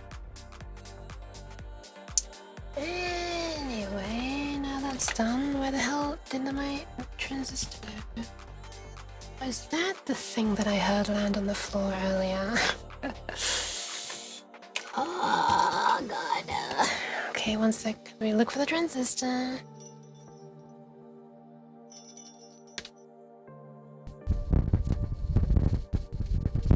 Oh, I can just get another one, but I feel like I'm being very wasteful with components tonight and I don't like it, so let's use my phone. Weenie skewer? Why does it sound like an insult? God, yes, of course you can have those little sausages on the end of them as well.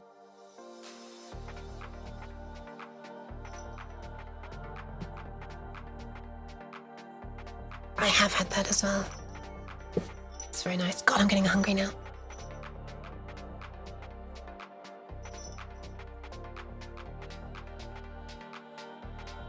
Okay, to nobody's surprise, I cannot see the transistor, so let's look at another one. This is so wasteful.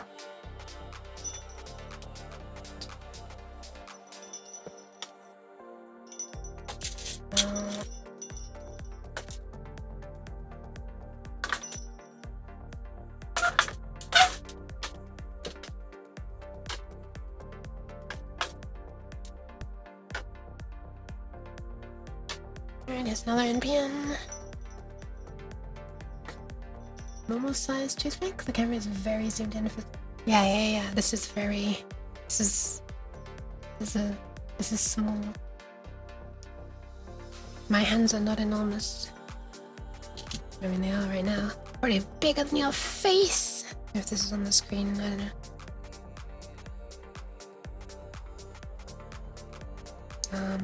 Okay, let's cut these down a lot. Shiny bright light. I was shining my phone light. So here's this. Yes, I've cut them very short and hopefully not too short.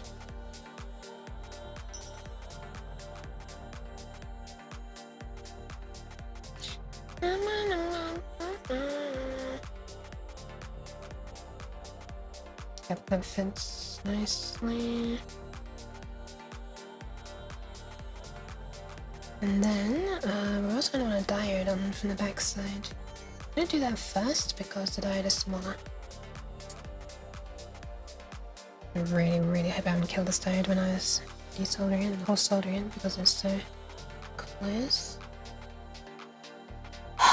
The way I soldered it before was taking advantage of the fact that one of the legs hadn't been chopped off, but maybe I can use the helping hand thingy.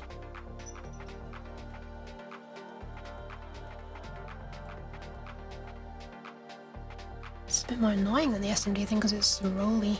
It's round. I'm gonna have to push it sideways. Alright, we'll try that. Oh yeah, no, I wouldn't be doing SMD stuff with the white gloves.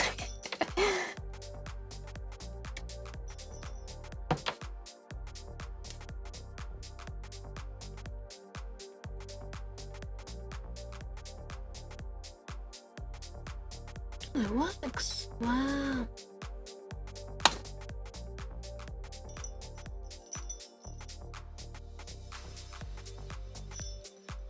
And to nobody's surprise, the pad has come off the board because these pads are so shit. I mean, these puff boards are so shit. Which is partially why I'm trying to do as much directly soldering onto the pins that are coming through the other side of the board as possible, because these pads can't be trusted to last. And I was not being rough at all there, you could see.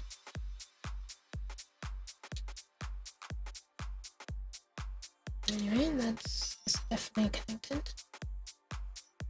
Nitrile gloves, I did use those as well once for censoring.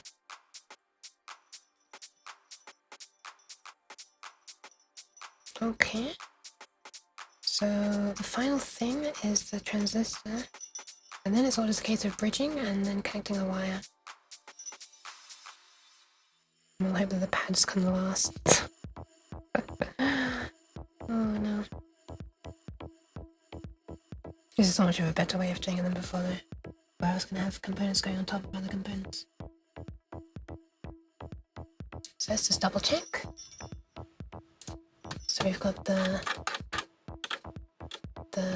base in the middle, sorry, the Base. in the middle, the collector on the left, which is going to have the stuff that comes out of the coil, and the emitter on the right, which is going to go down to ground. Check continuity between the sides of that pad that lifted. I'm not sure what you mean. Sorry.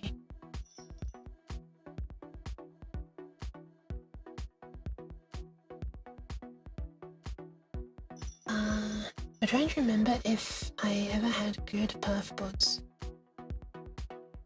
Yeah, the base. The pad came off the one you soldered? Yeah, it's still connected to the relay leg on the other side. It's okay.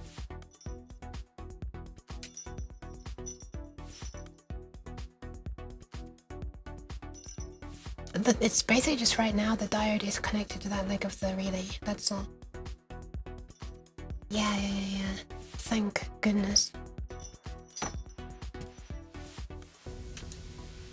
Okay, let's see. This might be tricky, working around the SMD thing.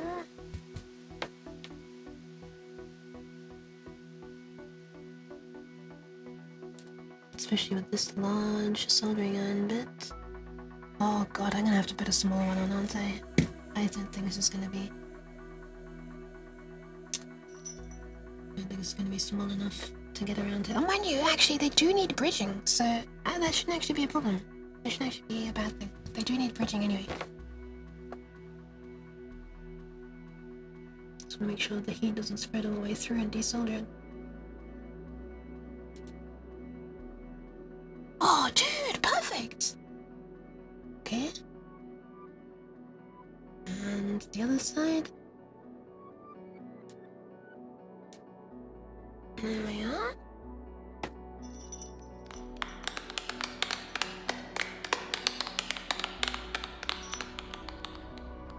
Hi, Noobabin. Welcome. Alright, so now we also want to bridge this down to the coil. Ah, thank you for the pants. I don't know why it's not tracking my face. I'm literally looking straight at the camera. Hello? What the fuck am I tracking? It's not working at all. Let me restart VCBase. Oh, what the hell? It's showing an interesting warning. Okay, let me try that. Okay, it sees me again. Aw, thank you for the pets. There we go. I was actually smiling. Now let's bridge this to the coil. Let's take it to the bridge. You can skip past it and also cheese. No! Delicious plastic cheese.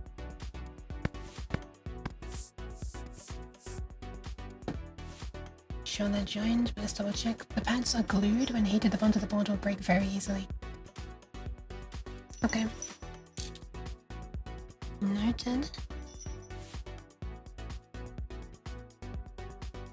Well, that all looks exactly as I had hoped. We're gonna have a constant 9 volts coming in here. And then this goes to ground. And when this base pin turns on, sorry, this Base. pin turns, it's gotta be done every time. Then it can flow through the relay coil against the diode, out, across the transistor down to ground. And then when this turns off, this wants to smack 300 volts backwards, the diode should keep it under control. So this needs to connect over to... Oh, by the way, what's on the oscilloscope right now? Oh, you can't see it. What's on the oscilloscope right now? This... Wait, where is it? Oh. This is the reverse voltage spike. It stays above 100 volts for about 12 microseconds. But if we bring the one of these cursors over at the top, it peaked out here at about 290 volts. And also this first one here, which I guess was where I was not super cleanly disconnecting the battery, it hit 318 volts. That's... I've never seen a voltage spike that big before. But also, I'm not sure I've ever measured it properly with an oscilloscope. Maybe I have, maybe I haven't, I can't remember. Anyway, there we are. That's why we use a diode. Bit of reverse EMF, bruv. Yeah, it's pretty spicy.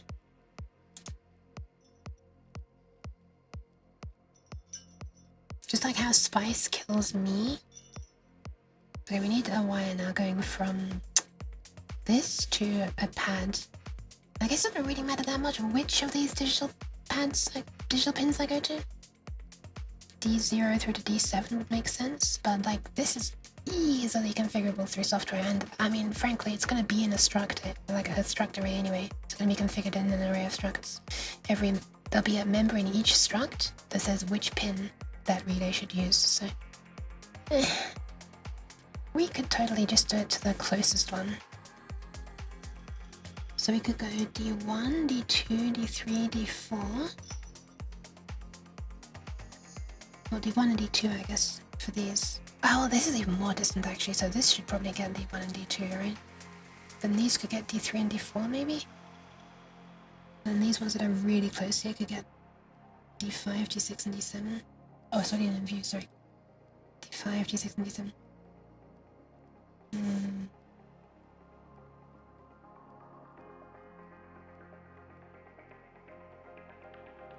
I think I'm gonna give these two D1 and D2. Yeah, I'm gonna give those two. Well, D1 specifically, just so far. We still don't even know if any of this is gonna work. Where's my wire? Oh, here it is. I'm staring straight at it. That's... Here it is. It's this. The wonderful silicone insulation one.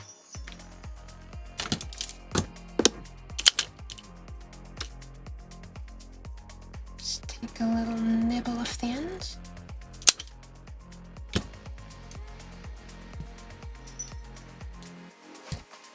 Give it a little tin.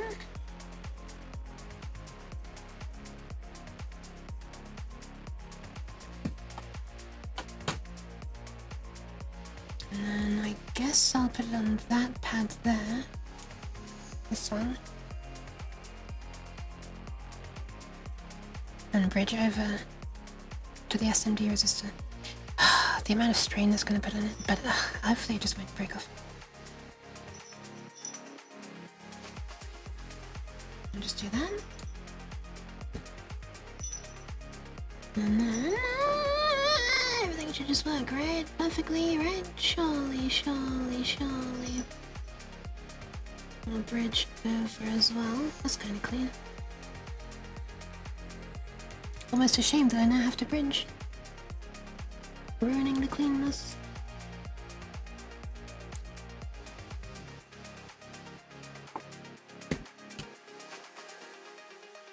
It does worry me that the resistor is going to get damaged by the heat. But I guess I'll check moments before I turn this on. D1 is the third pin along. So we want to go up to there, like that. Okay, how long do I need this?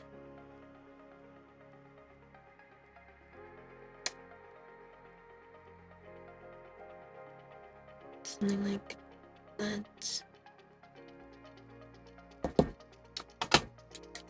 Give it a little strip.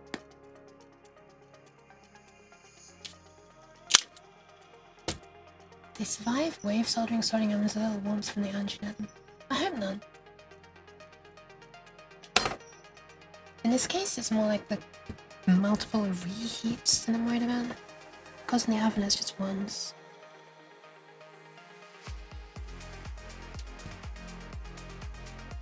And we should only need to put it here and melt the solder that's already there, and it should just take right to it.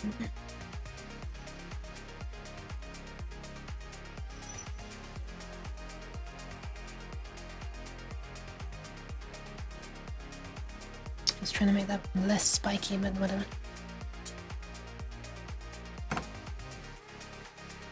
Let me see how that looks.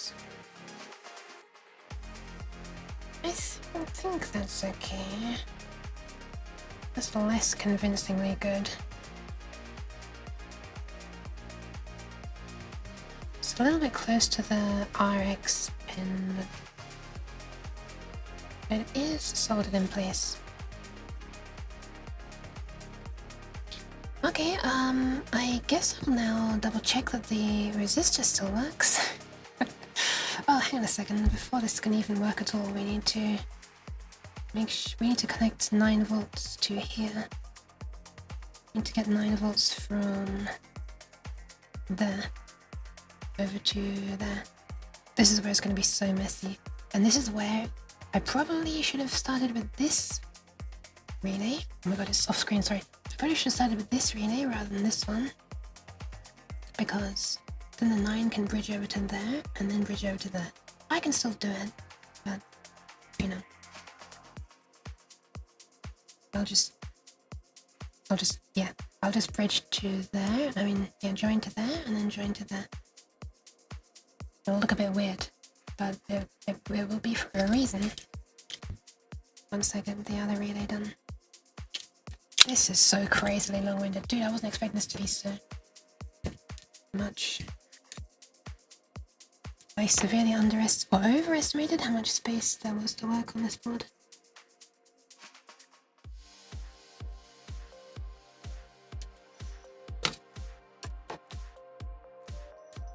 So we can bridge off here, I suppose. Oops. The fuck? This thing was like elastic, it just pulled all the way back. Did you see that?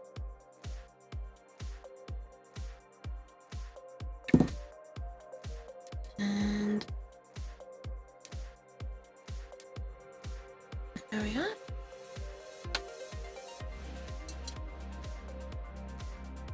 Now we want this to come over to there.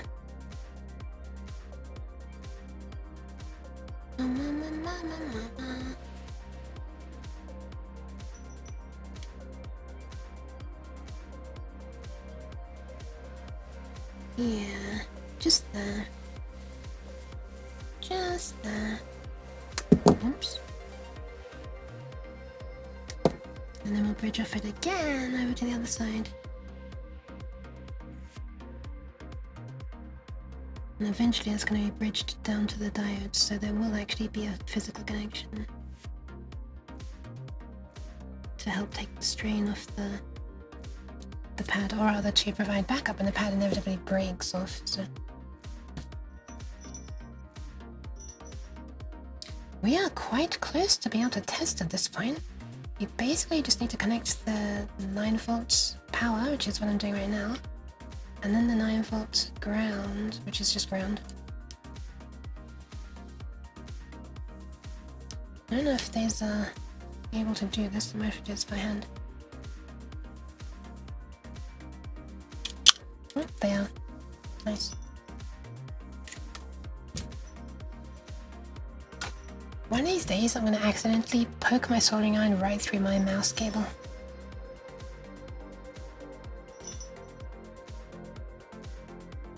Because the cleaning thing for the iron is right next to it. My mouse.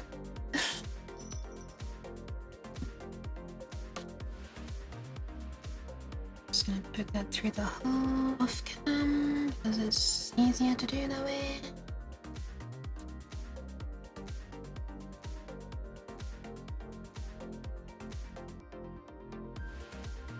There we go. We'll solder that as well.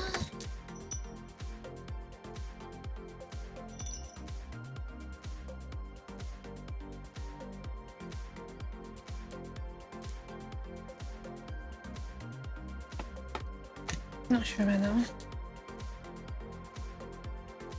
It's okay.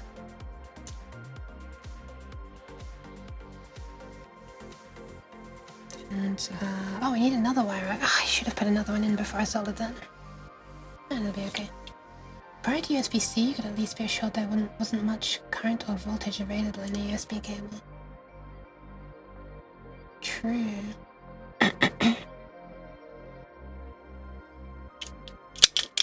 Well, these are not going to be powered from USB. There is a USB connector, but I'm going to use that for debugging. For printing serial messages. Eventually it's going to be a wireless thing, powered by a little regulator. There, this thing. And from a 9-volt battery ultimately. Wave soldering and reflow ovens have a lot of thermal mass to absorb the drops in temperature. And so you can sit way closer to the melting point of your solder in a controlled way. Irons will dump huge peak heat way above the melting temp if you're not careful. Interesting, interesting. Okay. That is interesting. I hadn't considered that at all.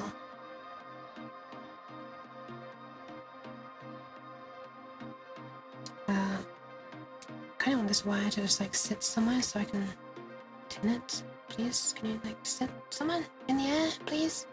Wait, I can poke it through this hole. Ah, that hole is now my tinning hole.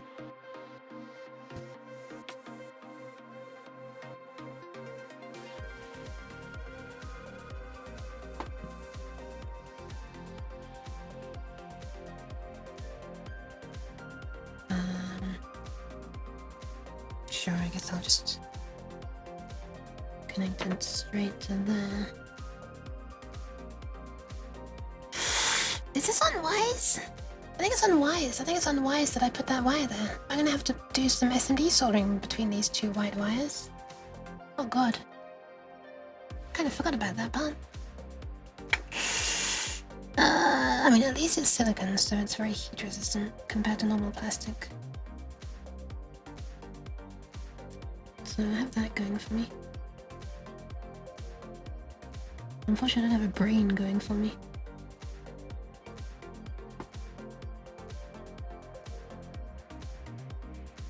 If anyone's got a brain that I can borrow, it's a nasty joint, but it works. Can I borrow it, please? The brain?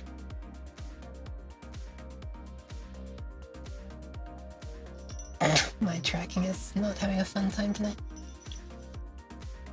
Every time I'm looking down at this, there's gonna be no tracking. Sure, let's cut it around there. Do a little cheeky little strip. That's actually too short to strip with these. Shit.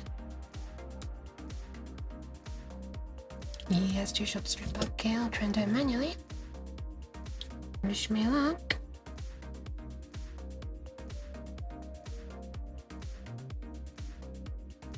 I did it! Okay. My brain is fried, you can borrow it, don't expect much. Okay, I'm sorry. Bad.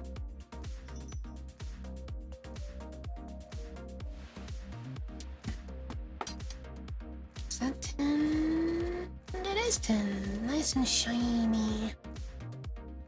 And down into that hole it goes. We'll solder that and then bridge across.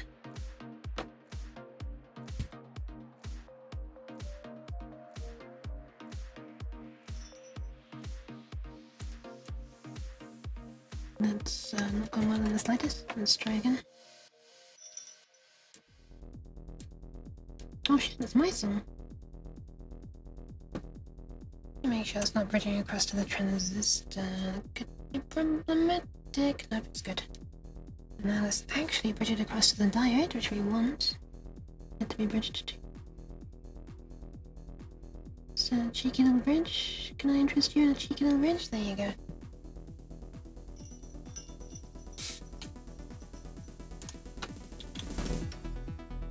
Enough a bit. Slams it to max. Well, there we go. We've got 5 volts coming over from out plus. Sorry, 9 volts coming over from in plus. Over to there, over to there. Now we just need ground. Fuck me, man. I should have done ground as well, because the ground now has to come out from underneath this. Fuck's sake. The amount of stuff I'm learning from this one first attempt is quite a lot. I will try to bridge this over in advance and not touch the SMD resistor.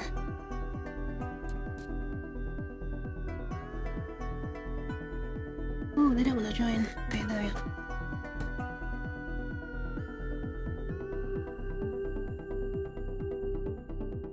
It's not a very big bridge, but it works.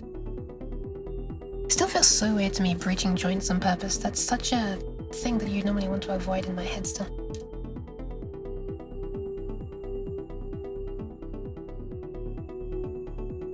Okay, now because it's going to be really hard to, you know, I'm going to be making it even harder for myself if I have to do the joiny thing again. Actually, no, fuck it. I will do it. I'll do it. I was gonna say I'll just do one long wire from there to there.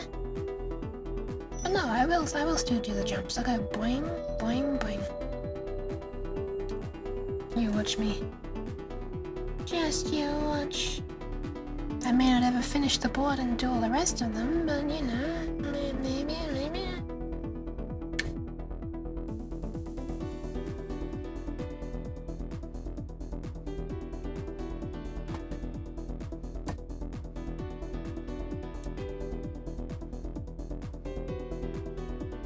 So this comes off here.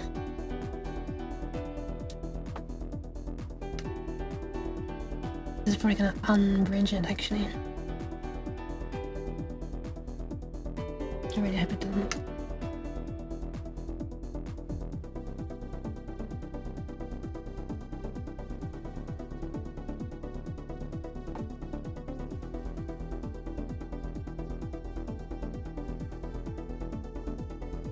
I don't think it unbridged it. I do want to make it a little bit more bridgy though. Not really to that pin. Not bad. Okay, that's a good bridge. That's a good bridge. Bad. Good bridge. The second pad's worth for me seeing how hot the transistor was. It was not, which is good. Warm, not hot.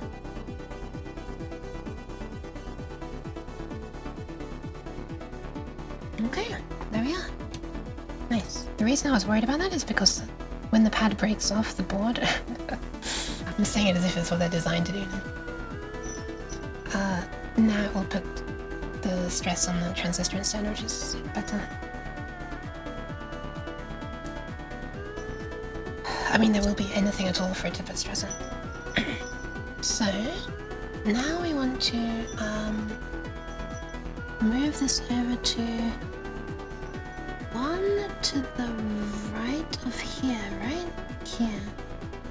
Now I'm not going to bridge from there to there in advance because I've got to put a transistor through that pin, through that hole, so good luck future Uke. My back is kind of hurting. Oh, it's nearly 3 AM! What the fuck?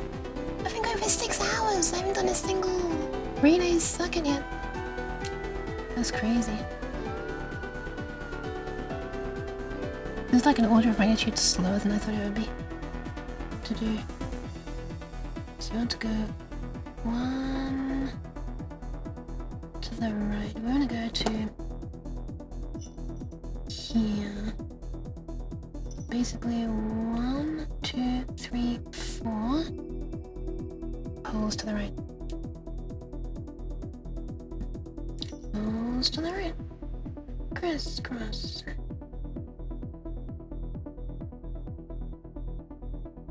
Let me count that? Yes.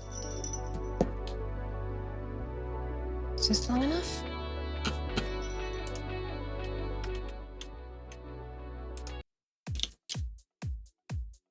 It is. It is long enough to... Oh, I did it. It was so small I didn't even see it. Why am I looking backwards? What the fuck? How is my tracking thinking I was facing backwards? It can't track me when I'm facing backwards. What actually the fuck was going on in the software at that point? That's a bizarre one. Never seen that happen before. I didn't manually rotate myself. Roll, rotate your uke.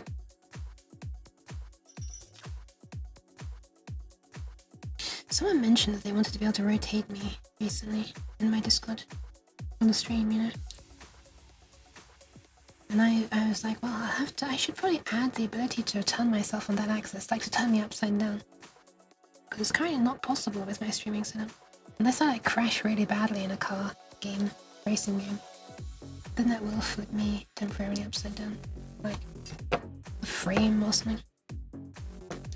Oh, hold on, let me insert the other wire before I solder this time.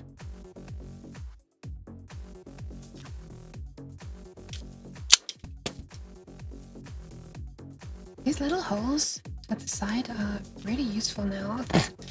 Oh, she says no full stream back up.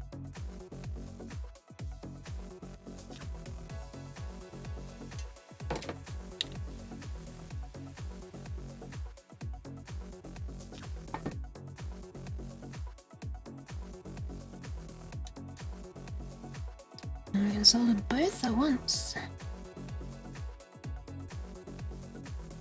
If this is not too wide. I think it is. I forgot to flatten out this wire before I tinned it.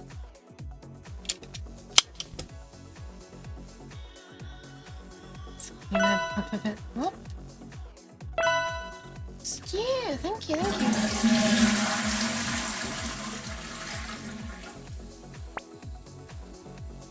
Yeah, you're right. I should save the kidneys. Thank you.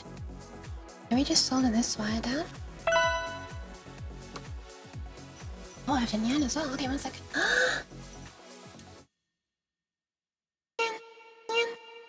I failed to get it to come out the first time.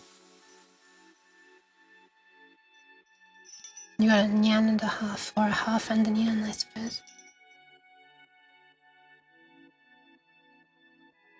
Can I get this to go in the same hole? I can! There it goes. Okay, they're both in the same hole. Now I just need to do that. I will do those things in just 1 sec. Flash? I know, it's scary! But it's really hard to not... Yeah, I'm sorry, Stu. It's really hard to do the tiny things with gloves. I had to make a brave decision today.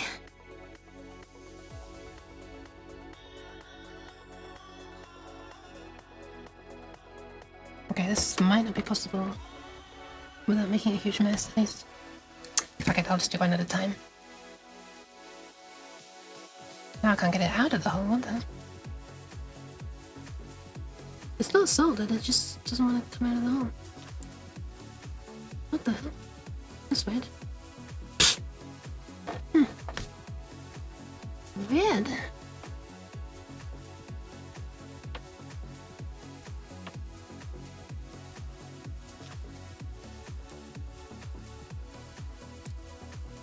Okay, right, I put solder in and it comes out. Maybe it was soldered then. Well, the other one came out actually. This one didn't come out. I mean, this one came out, but the one I wanted to come out didn't come out.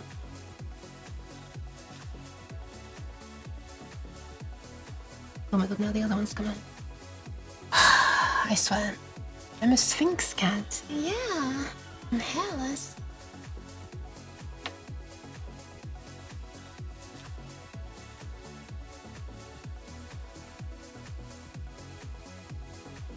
This one is gonna suck so much. Oh my god. To bridge, because it's gonna keep on.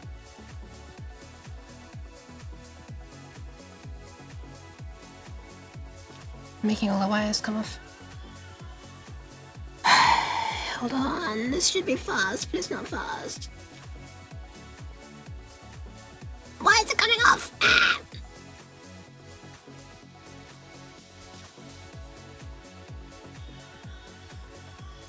Okay, well at least now that one's in.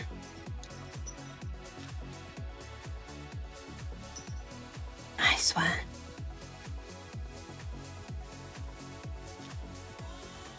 Which is why I have this channel marked as terrible language. I'll do those things in a moment, I promise, Stewie.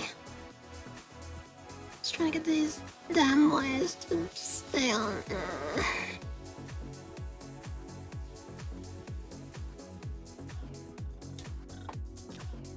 That joint is very messy. But it is staying on, so that's good. Let's get the other end in place before I realize I've fucked into something. Actually, let me hydrate now. I can do the hydration and stretching.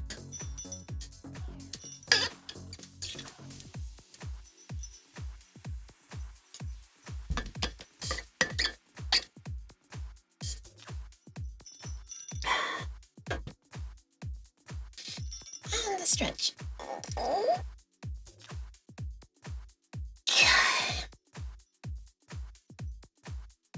Thank you. Let's do the other end quickly.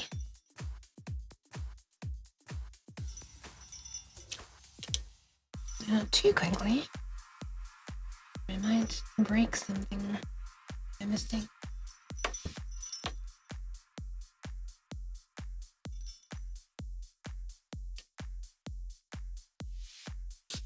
And we put that down to there. It's like the main ground of everything, I suppose, right here. Well, I suppose it definitely is. This is coming straight from the 9-volt battery's negative side. I fucking swear to God. Why is that not staying in?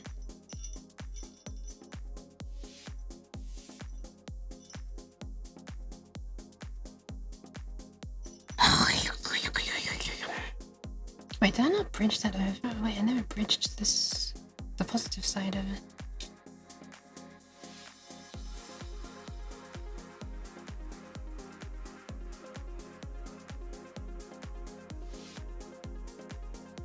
What if I still had to bridge?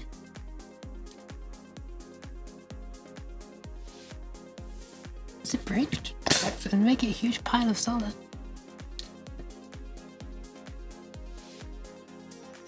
I think it's bridged.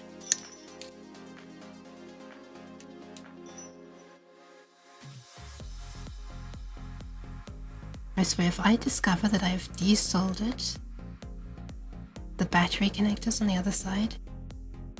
I'm gonna so hard. Let's see. No, that's still good. Okay. Well, I guess what I'm gonna do now is save the kidneys. When I come back, I'll like double check some of this stuff. And then when I have the confidence, I'll connect the 9-volt battery. And I'll change the code to switch on whichever one it was. D1.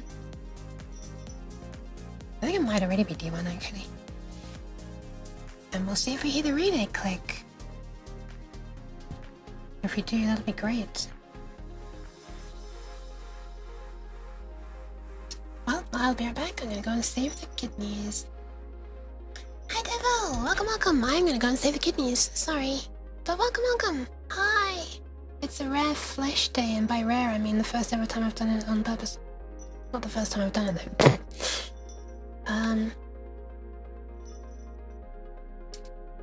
Hi. I am going to go and save the kidneys and I will return shortly. Let me see when Twitch wants to run ads. Oh, I just did run them apparently.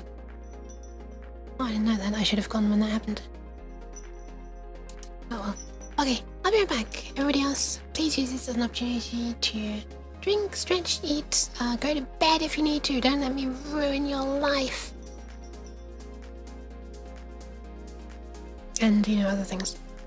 Save your eyes and stuff. Okay, I'll be right back. Pew.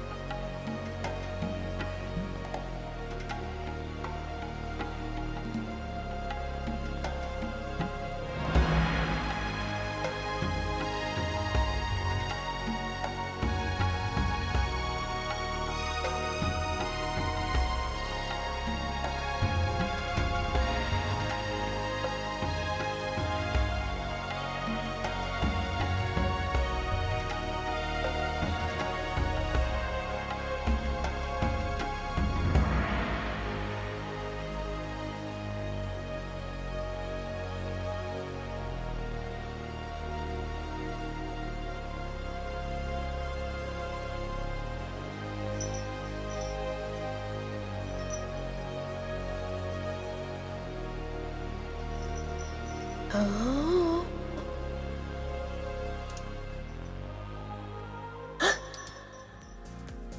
Hello.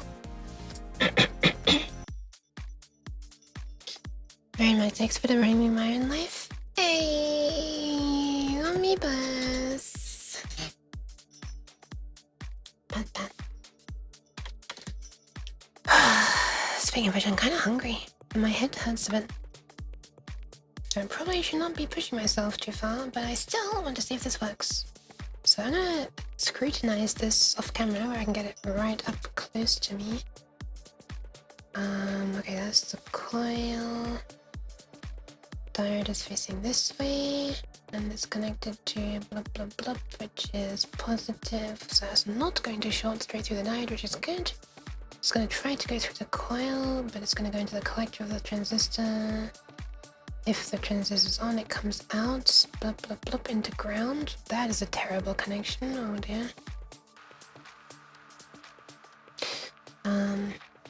Is this even soldered?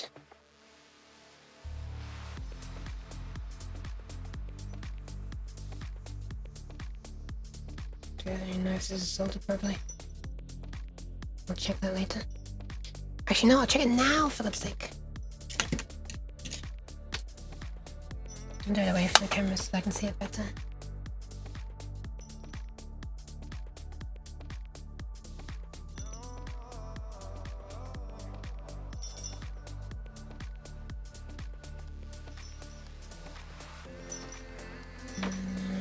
Sick.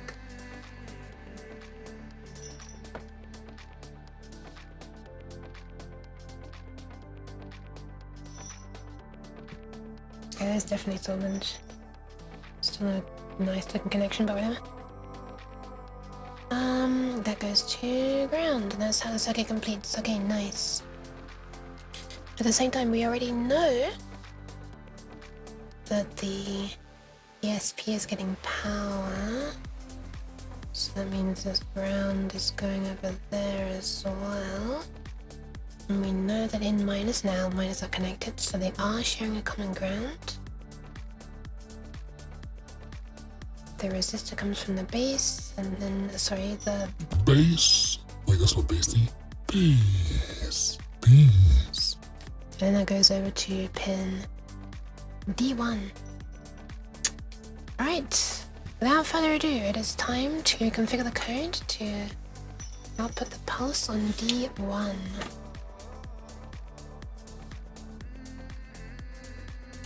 The bass goes what? The bass.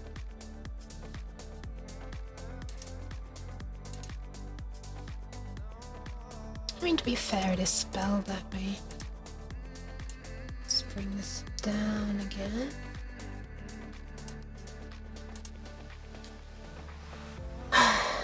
Okay. The Joel goes. Okay, so D1 is what it was using. I'm going to change channel 1 to D1. Channel 2 to D2. Channel 2 is not used. Alright, let's see if this works. Let's upload it, so I should try to control pin the relay, which is connected to D1, right? Let's try it. Upload. Oh, wait, it's not even plugged into USB.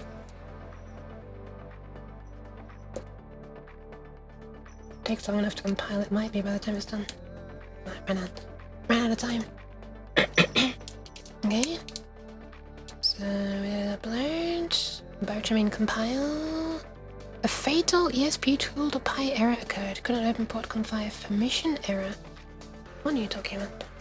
Unplug, plug in. Try again. Port conf5 exists. Nothing else should have it open. Oh, wait a minute. The other thingy was still there. Let's close then. Right, no, it's alright. Okay. So, at this point, I've turned off this. So right now it's running and it should send a pulse over to D1. You know what? I'm going to probe this with the oscilloscope, but I'm going to disconnect USB. So that common grounds are not a problem, the fact that the scope is grounded. And I'm going to connect it with this 9V battery, because we know that already works. Well, actually, if I just connect the 9V battery, then this is all I need to do in order to test the relay itself clicks. I was thinking I'm going to probe it before I connect the battery, you know? And we'll look on the scope and see if we can see a pulse. But if I just connect this, then it flashed, so it should be up and running. And although it's not going to send us a packet back because I commented this out, which is a bit silly, I should probably put it back. We should. Then, you know, this worked last time, so we'll see if we hear the relay click. I'm going to lower the mic down to it just in case this works, so you can hear it. And I'm going to press send. Oh my god! Did you hear that? Did you hear that? It worked! My tracking has given up. Oh my god, it worked. Dude.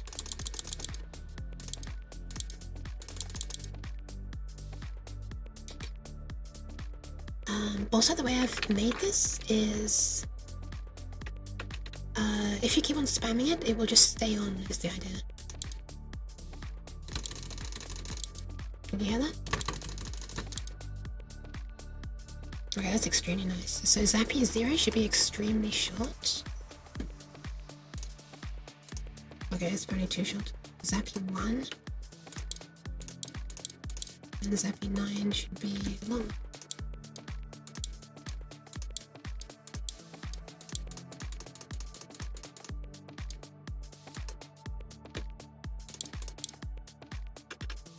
What did I make Zappy 0? Oh wait, Zappy, sorry, 0 is a special case where it forced it off. I forgot about that. So no, Zappy 1 is as short as it can be. That's very nice. Oh my goodness. Well, that works, which is extremely nice. I also want to probe across the relay. I want to make sure that these spikes are being quenched by the diode, although frankly, I think the entire thing would be broken if it was not at this point. But just for satisfaction's sake, I want to see it on the scope probe that it's not going up to 300 volts. Or down to negative 300 volts. So we're going to probe across the relay coil. We're going to get this free running. Let's turn off the cursors.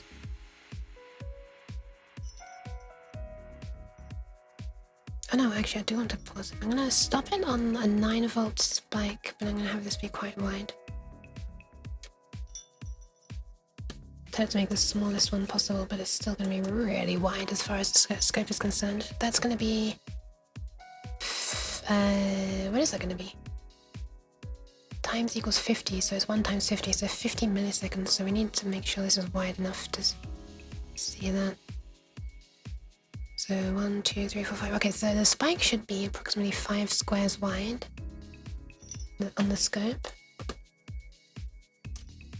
Wait. Yeah. And I'll set the threshold to be 4 volts, fine. This is the forward voltage to the coil, not the reverse one. So now if I send this, we should see a little pulse. It's just going to be very, very small on the scope. If it works. It's actually not seeing it. Am I seeing anything? It's so small. Oh my, look. Hang on. You see that? It's so small though. Which is great! We're not seeing any huge backward spike. But it does mean that I can't really... Well, you know what? If I can go put the scope back to 1 times...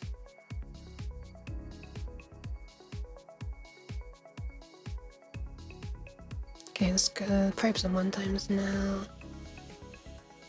And the scope as well. And we should... So the threshold is set to 3 volts. What the fuck? Oh yeah. My probe got stuck on it. Oh my god. God, my hands are like crossed across each other on my desk right now. It's so hard to click and hold the probe in place. There it is. Oh, single. Oops, I forgot to do that. Also, I can set a bigger thing. 2, 4, 6, 8. Okay, this is going to be quite close to the limit, I think. Get the correct to get them to have a connection. Oh my god! This is so fiddly.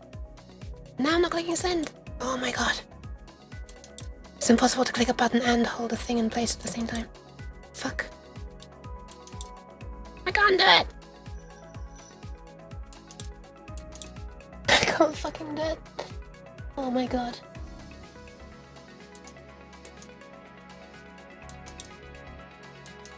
Come on, that look. Okay, we finally got one.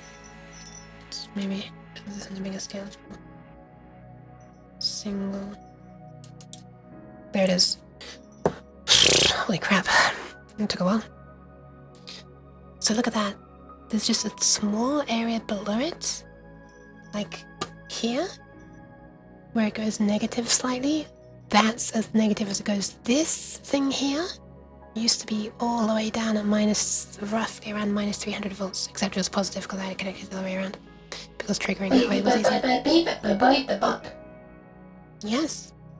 Will this wireless IP-enabled zapper be used for haptics in VR chat? Haptic feedback. So if I move the measurement thing over... Well, if we gate it, I guess.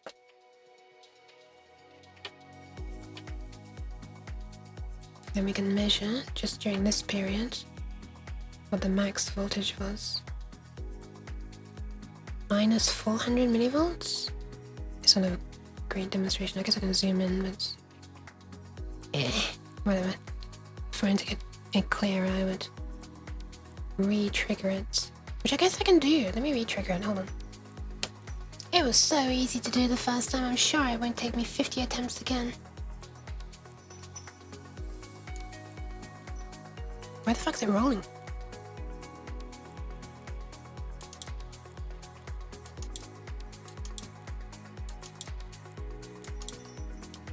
There it is.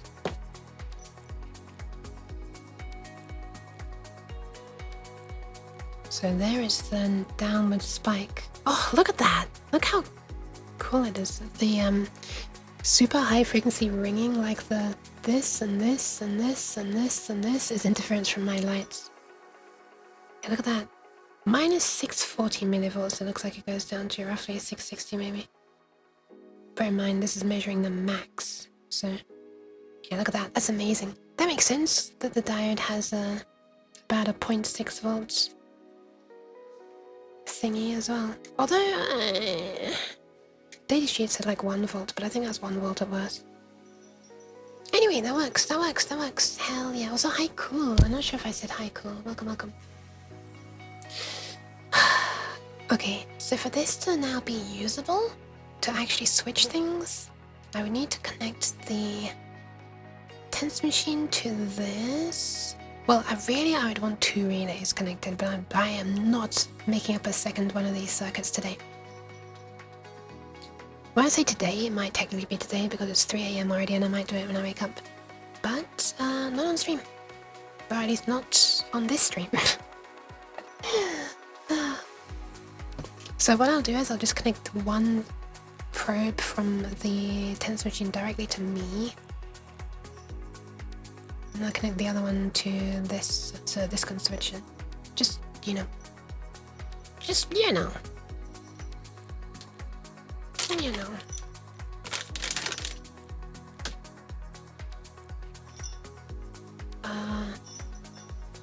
Wait, where's the other wire? Hold on a second. Just because it'd be silly at this point, you know, to get this far and then not show it actually controlling the zappies. I've lost one of the wires for the tense machine. Hold on a second.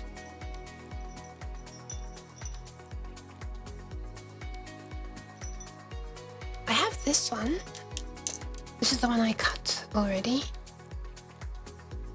which can be the one coming from the board, from this board. But there was another one. It was underneath. It was underneath a bag on my floor. I found it. There. The one that I had not yet cut. So this one, I'm gonna do the opposite. I'm gonna cut these ends off, so that we have a long cable from the tense machine.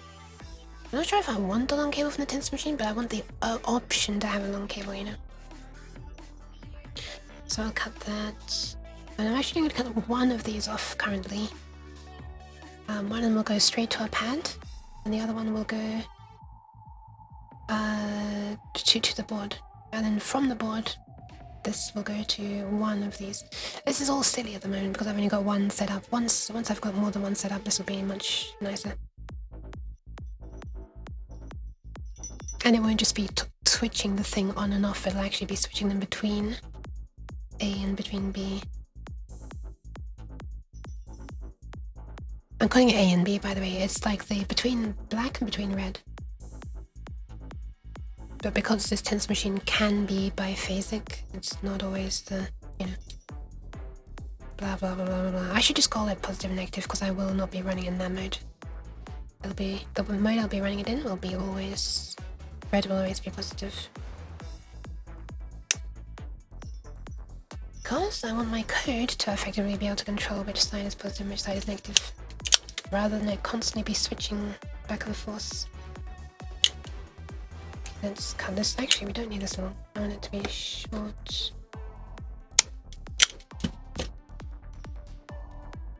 Is this cable also having the fluffy stuff in it? Yes, it is. Sorry, let me take care of this off stream.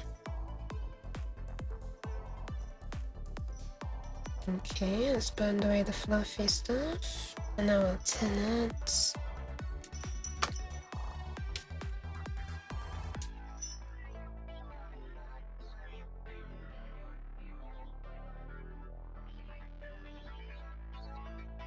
Wow, that went a lot better than the other one.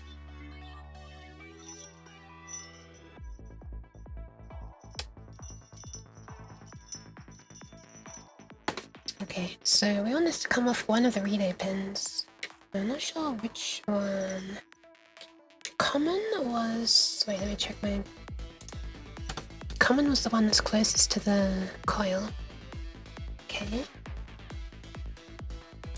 So... that means that the one from the one coming out should be the common. I'm not sure which of these is which connected, so let me just measure with the multimeter for continuity.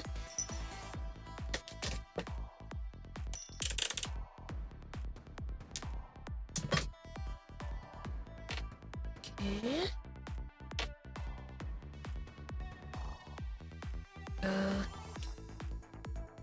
Hold on. Am I measuring the correct? Yes, I am. Okay, that's on. You can't really hear it except when I speak, so there you go. Okay, so the one that's bent 90 degrees is negative. It's not meant to be bent 90 degrees, but it just is. If you can see that. So that is going to the negative.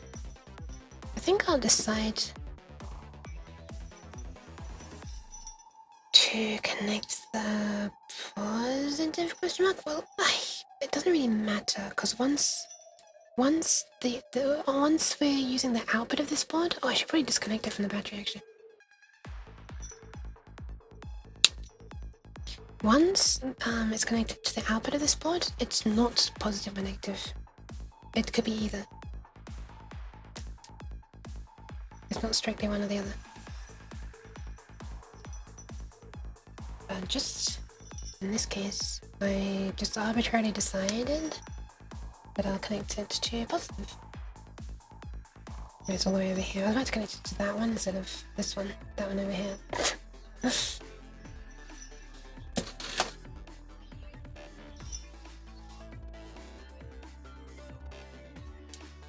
Okay, so that's done.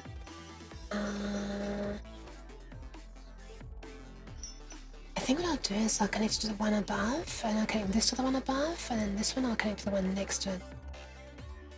Because there's just not room over here, it's getting too close to the resistor. I don't want to do that. I just need a free hole that I can plug it into. In fact, I'm gonna peel these apart completely, because these could eventually go to places that are not immediately right next to each other.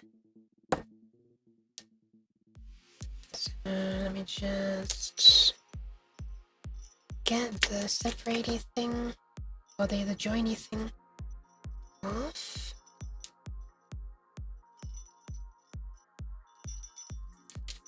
And hopefully I have myself a nice single wire. Yay.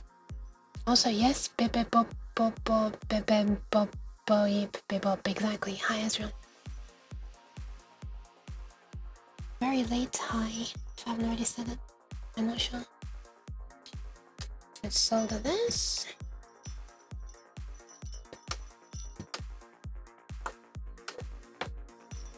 so I've tinned the iron.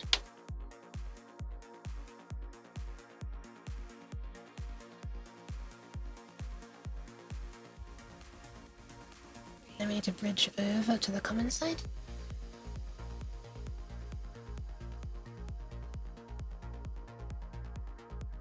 Very nice bridge for once. Hello, hi, hello, hello, hi. Okay. And then from the tins machine to the other ones, we'll have the actual plus and actual minus from the tins machine. I can call them that when they're from it. But as of right now, because I only have one relay, I'm wanting one of them to always be connected to ground. Just while I'm testing this, or to negative I should say. So that's going to go straight to me. This is going to be switched through here. So I guess now is where I make the decision. Which one was normally connected? I want to connect the side. Oh, hold on a second. Right. This is going to need to be chained over to all relays. Actually, so maybe having it done at the far corner is not the best idea. Maybe somewhere else is better, but I have no idea where else would be better. I guess literally anywhere else would be better because it wouldn't be an extreme corner. Can you stop maximizing yourself? I just see some hard dragging going on. Yeah!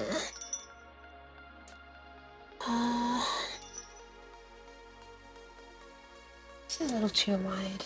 Let me see if I can get it a little thinner.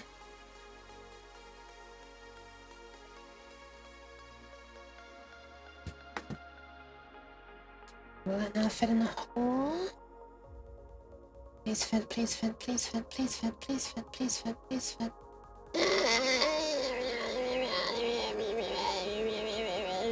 Yes, it fits if I make enough silly noises for long enough.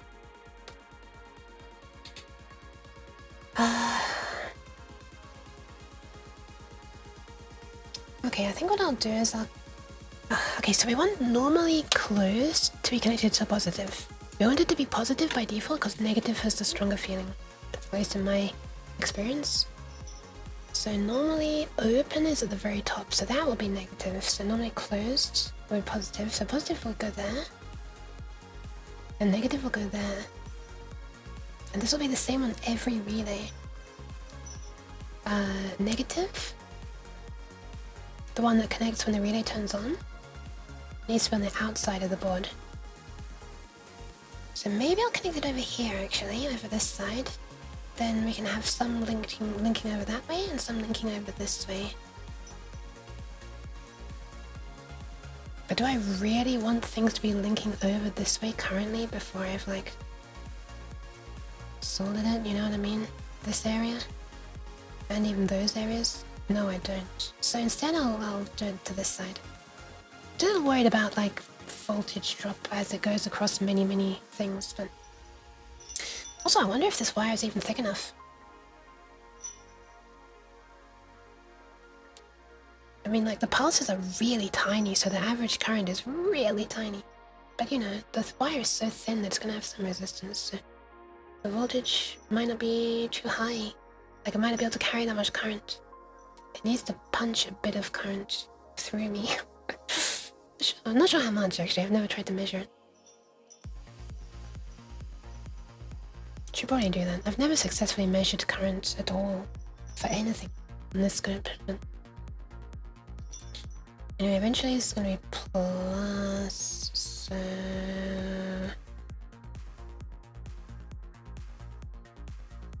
I've kind of cut the wrong one, haven't I?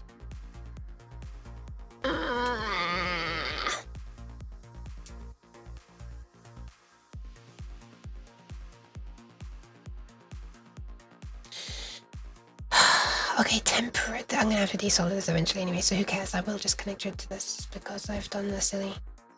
Who could have guessed I'd do a silly at 3:24 in the morning? There we are, I can blame the time now. It's totally not my fault. I'll just plug this in here for now. So this is gonna get joined to this. eventually when the relay turns on. I shouldn't be doing this while holding my iron. Let me just put it in first.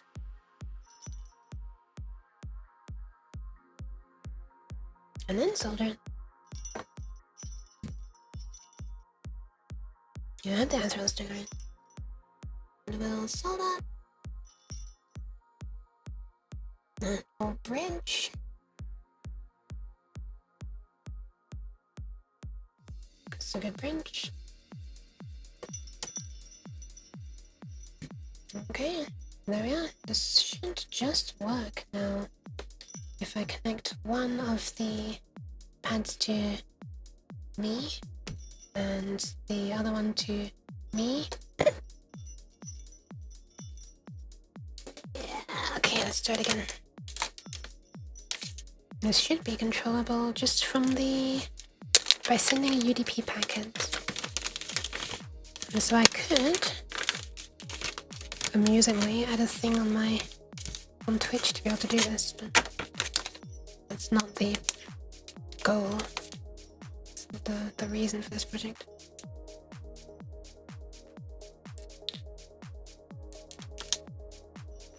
Okay, I'll put that on there. Oh my god, I'm doing it again. I'm putting the pans on and then trying to connect the wires afterwards. You silly sausage. You're making it hard for yourself.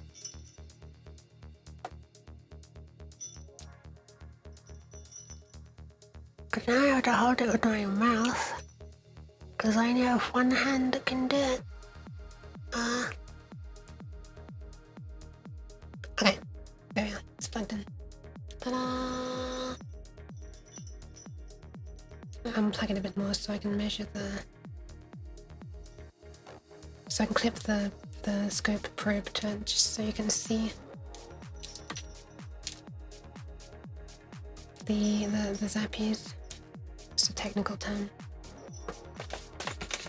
Which means I have to switch back to the clip probe, this one, instead of the spring, this one.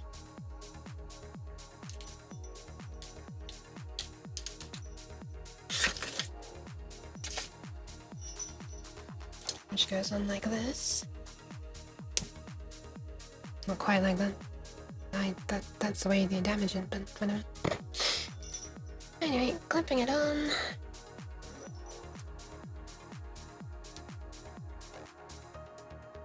Trying to anyway. Come on, get on there. Thank you for the hydration, Devil. Thank you, thank you, thank you. I'll do that right now. Very difficult with this thing dangling from my arm, but it's not that difficult, it's just I'm worried it's gonna get damaged. Delicious plastic cheese.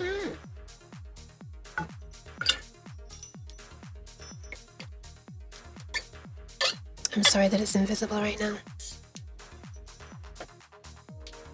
And posture check as well.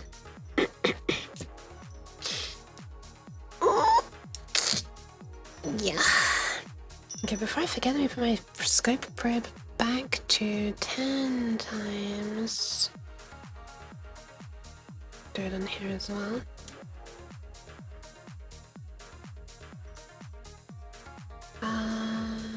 Okay, let's not be a silly sausage this time. And in advance, connect this to here instead of me trying to do it when it's already attached.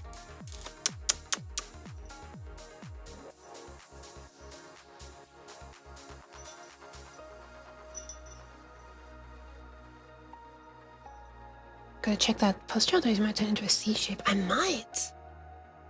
Okay, there we are, so it's attached there. And there's one further up as well. That's as best as I can get it in view. And now, if I connect this... Oh, hang on, I'm gonna connect it to the test machine as well. Up. We can turn this on. And it should not be connected right now because the relay should be off. I mean, the relay is off and it should be connected through the normally open. Yeah, I feel nothing, so I won't turn it up stupidly high. I'm gonna set the rate a little higher to 10 Hz, so it actually has a chance to. Oh, I just changed mode for a second. So it actually has a chance for some of the pulses to come through. And connect the battery. Just double checking, I really don't want to destroy this circuit by sending pulses where I should not be sending pulses. It looks like it's correct though. I'm just hesitant because I'm not sure. You know, I've never done something like this, therefore I am absolutely sure the circuit is that if I make the circuit as I want to make the circuit, that it should work. But I've just never managed to get so far with this without, you know, my motivation disappearing and stuff, something. Anyway, let's see if I do this. Let's also set the scope running.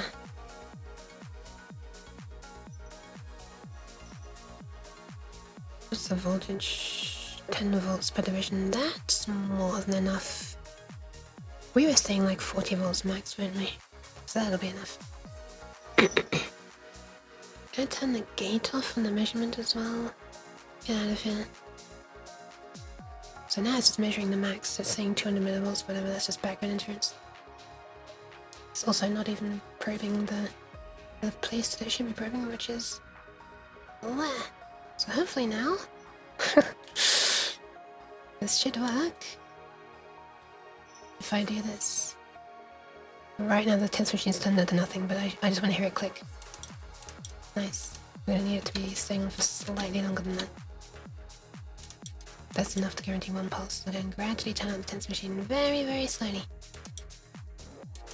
Oh, there it is! Wow!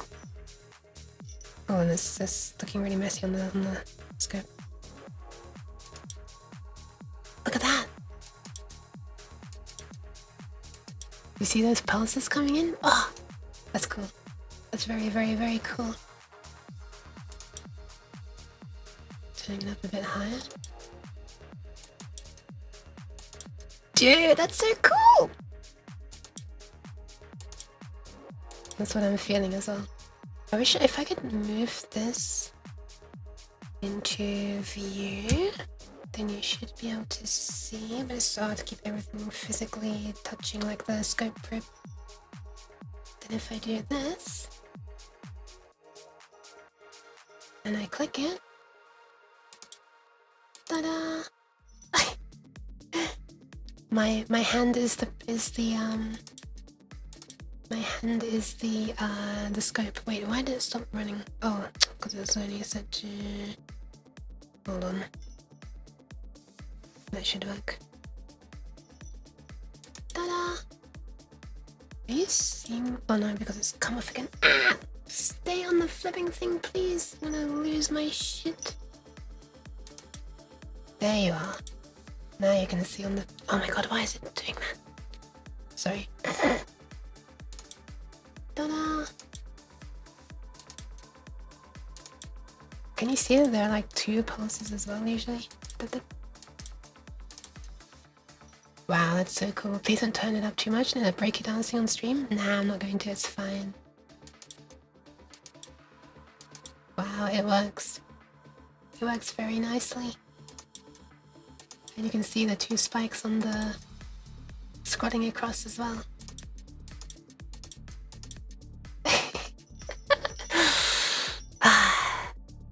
I'm very happy. I'm very happy. Yeah. So it's going into my arm at the moment, so like the muscles that drive the tendons are getting stimulated. And yeah, those 2 little things going across are the connections to the pads on my arm.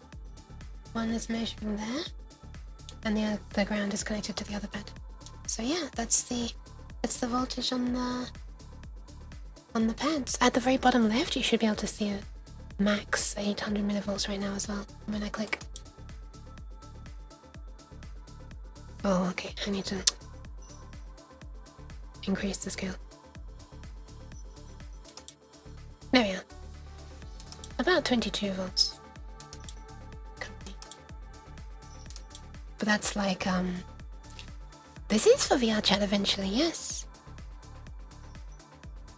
I plan to have it running at a higher pulse rate and lower intensity.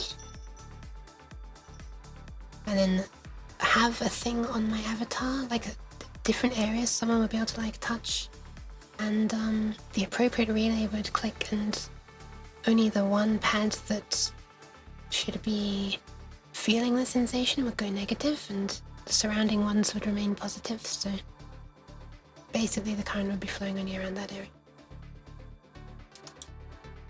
That'd be pretty cool, I think.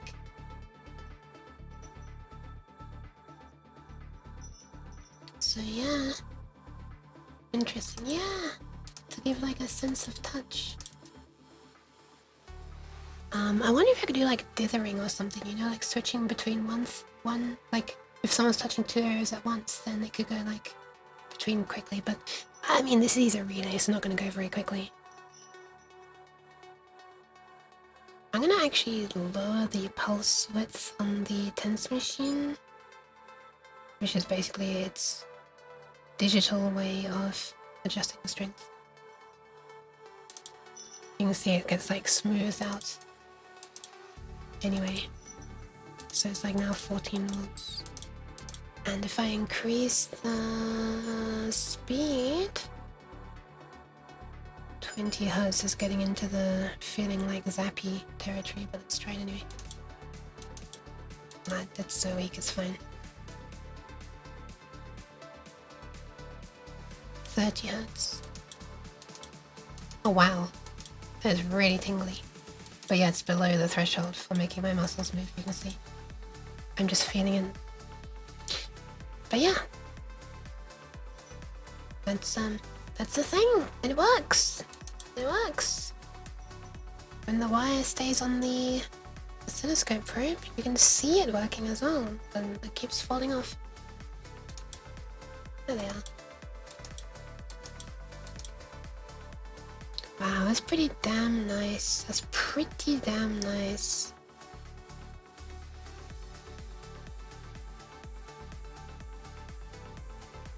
So I'm pressing buttons on the thingy, but you can only hear the beeps when I'm talking, so I'm increasing it slightly to 60. Out of curiosity, I just want to have it like around the threshold of when the muscle starts to move, because it's might be funny. I can just see it. Just barely. I wonder if this would eventually... I wonder if I could like... This would be a method, a viable method of training phantom sense in VR chat. Maybe I would get so used to feeling this that when I'm not using it, I would still feel it in VR chat. I wonder if I can gaslight my brain that way. Unfortunately, I've never been able to gaslight it into having the phantom sense up until now. I've upped it to 70 microseconds. Okay, I'm upping it to 80. It was 100 originally, by the way. Okay. I don't know if I want much more than that. At this exact moment. In this location. 90. Okay, that's... yeah. It's a lot more. Sheesh.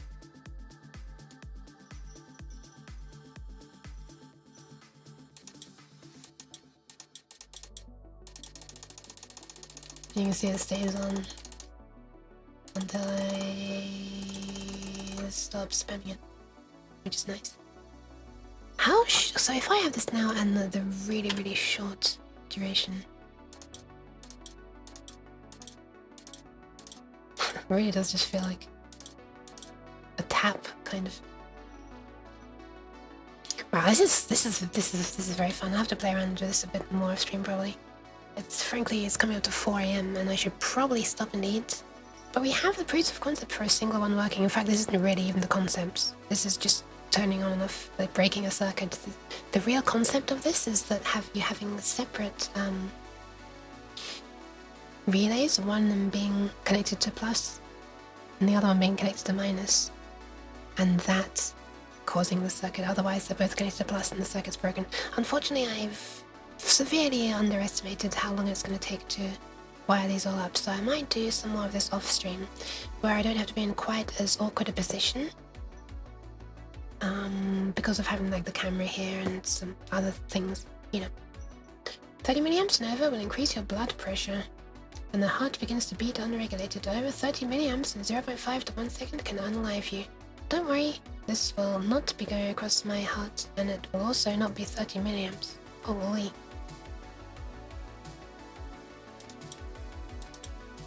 I would not be sitting here so comfortably doing this if this was 30 milliamps.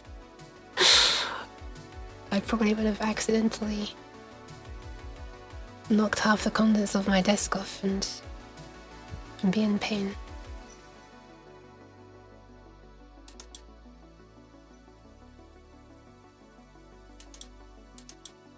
At least, you know, 30 milliamps average, but yeah.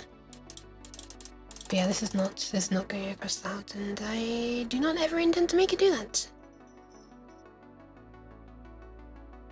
So yeah. Yeah, that's gonna be all for now, I guess. I guess it's gonna be all for now. Is it gonna be all for now? I guess it's gonna be all for now. Is it gonna be all for now? I feel like I'm gonna get a close-up on the oscilloscope, and you can see like the way they're like no longer these sharp, really violently ringing things. And they should look a lot nicer now. Wait, what's the threshold center? Oh.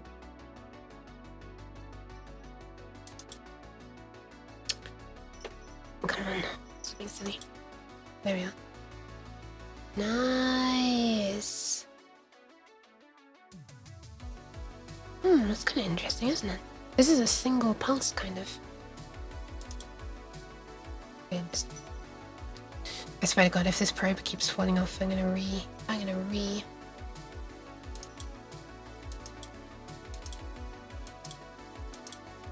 Oh, it's gonna be because the relay is bouncing at that moment. It hasn't smoothed out yet. 10 milliamps and above already causes muscle cramps. At 15 to 20, you cannot release your grip. Yeah. It is nowhere near that. If I wanted to, I can still fight against it. But, yeah, we're nowhere near that. But also, that said, this is not going across the heart, so it's slightly irrelevant. It would just result in a lot of pain. And possible muscle damage, I suppose. But, obviously, I don't want to do that, so I'm not going to be doing that. Moderation is possible.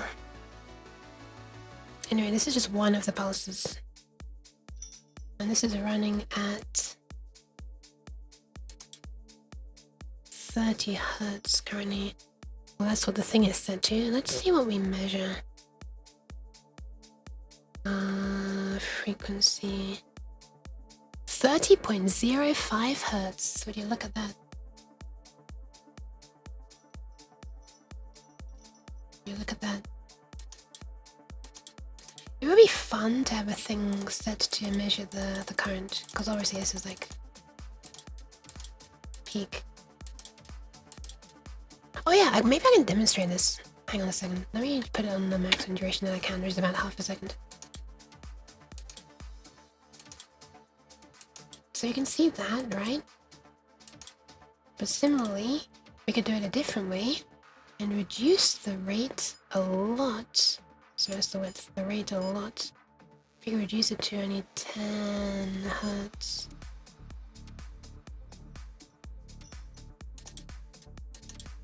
You can see like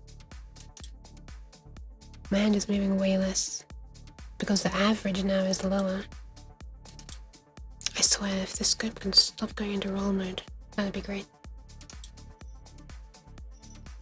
So at this point, to make the average more, I would need to increase the width. Just a bit more. Hi Fafin! Welcome. That's so cool to see it say 10.02 hertz. Wait a minute, I can wave to you. Hi Faf. And 10 Hz is low enough that you can see the individual pulses. If I move my hand up to here, you should be able to hear it. Oh my god, I've never... Okay. Sorry, I just slapped the mic a bit harder than I was intending to.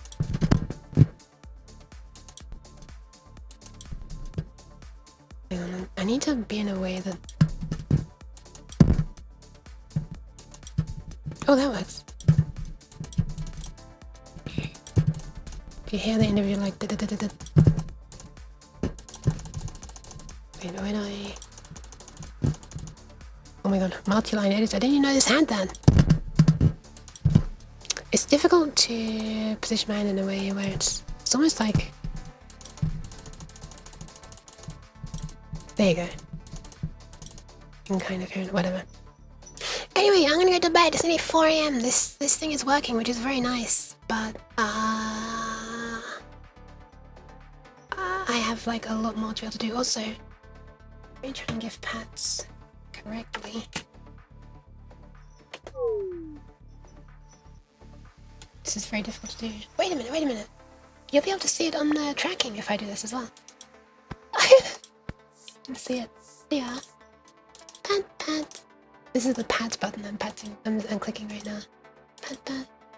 Oh, is the lead motion fast enough to see the... let me lower the speed even more down to 8 Hz. I wonder if that's low enough that the lead motion can actually track the pulses.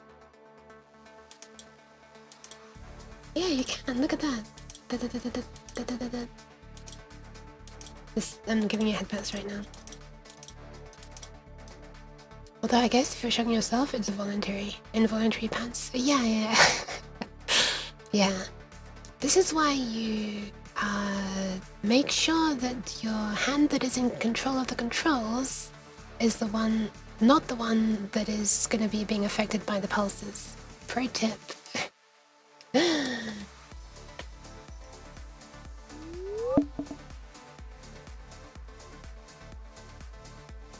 But yeah, and that's gonna be all for now. There we are. Set 8 Hz, 130 microseconds right now. But like the microseconds pulses only really is significant when the that's only really, how do I explain it?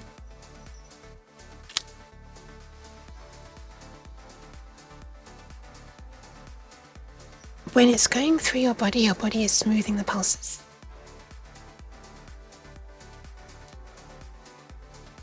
Out to be like longer. It's basically low pass filtering in. So these really neatly timed pulses of the tense machine are not really that wide when they're going through you, and it's more like a way of controlling the average voltage. Because remember when we first measured this, when it was not going through me? We had these really snappy, almost like square waves, but with lots of ringing. Internal capacity. Yeah, I am a capacitor right now. I am the capacitor. That's the thing. So although it says 130, we're probably not really going to measure 130. I mean, how could you even call that 130 if you're looking at that? Where would you have to be measuring? Okay, well it's 3.18 milliseconds over that, but let me make this automatic.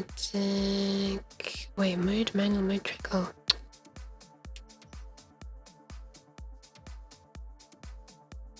So it's set to, what's it set to? 130.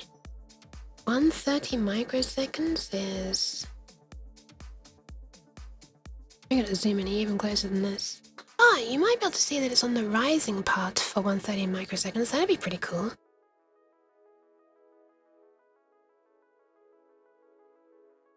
Yeah, wow, the rising part is about 130 microseconds. But then you can see that the voltage still stays that high, so the actual pulse that you feel is like longer than that. That's pretty cool, isn't it?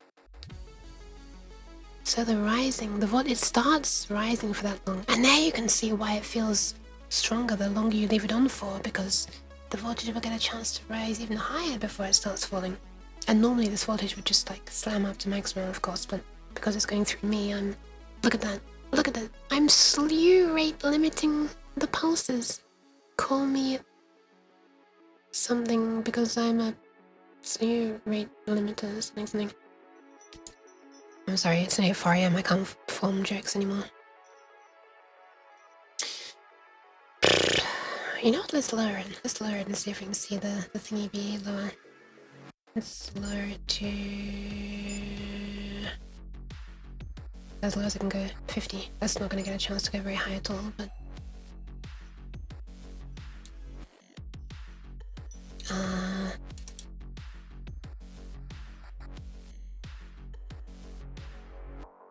50 is there, so it's slightly longer than that, I guess. 53, maybe. And if I were to increase it higher than that, which I'm comfortable doing if I lower the rate, this will probably be a bit of a surprise to me. Then we should get 200. If I zoom out a bit, it will be wide enough to see it. Prepare to see Yuke's genuine reaction to a higher thing than she had experienced so far today. Okay, that's fun. Oh, it's not measuring that. My genuine reaction was, okay, that's fun. Oh, hold on a second. There we are. So that over there is close to 200. That's pretty cool, isn't it? That's pretty cool. Pretty cool. Interesting. And you can see the voltage max there this time reached 34.8 instead of 24. Close to needing me to zoom out. But the other way of increasing the voltage is just turning the knob. What's it at right now? About 4. 4 out of 8. How concerning. And by concerning, I mean fun. Right, I'm turning it off now.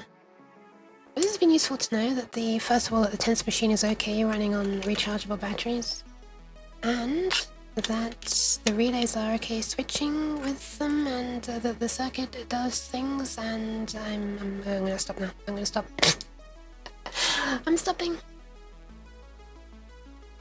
So this will be a lot more interesting when 2 relays are on, because then with the 2 relays I'll be able to control between feeling nothing and feeling a forward pulse and feeling a backward pulse. Basically feeling it stronger in one pad and or stronger in the other pad. Okay, I'm shutting this down now. Boop.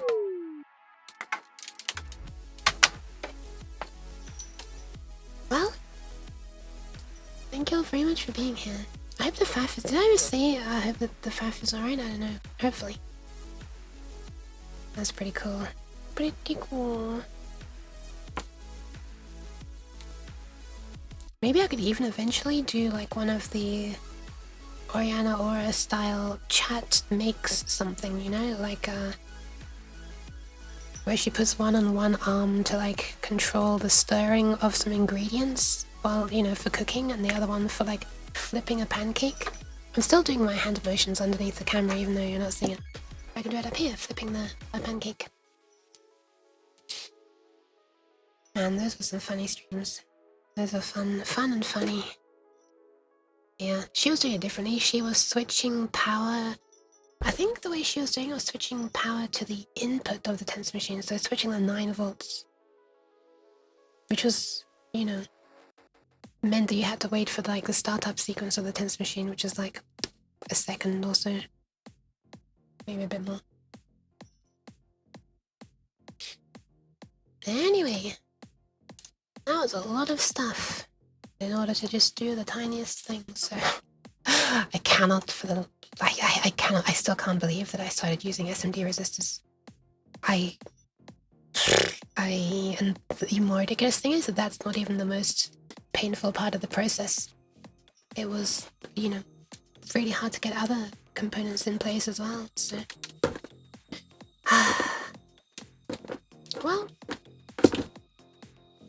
I hope people had some amount of fun or like coziness from being able to hang out.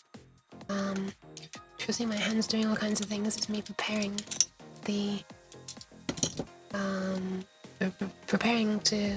I'm tidying up. I'm preparing to go to bed.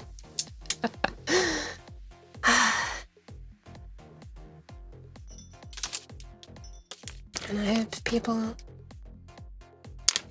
enjoyed not having weird white gloves or the blue nitrile gloves, as they're called. Like I did on the Lego stream, and it looked like I was doing surgery on a flower, on an orchid.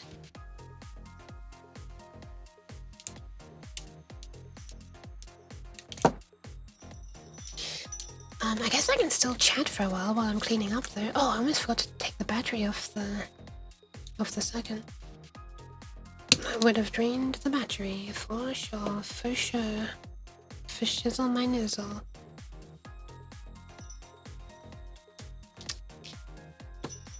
But I guess I should be starting to think about who I can raid.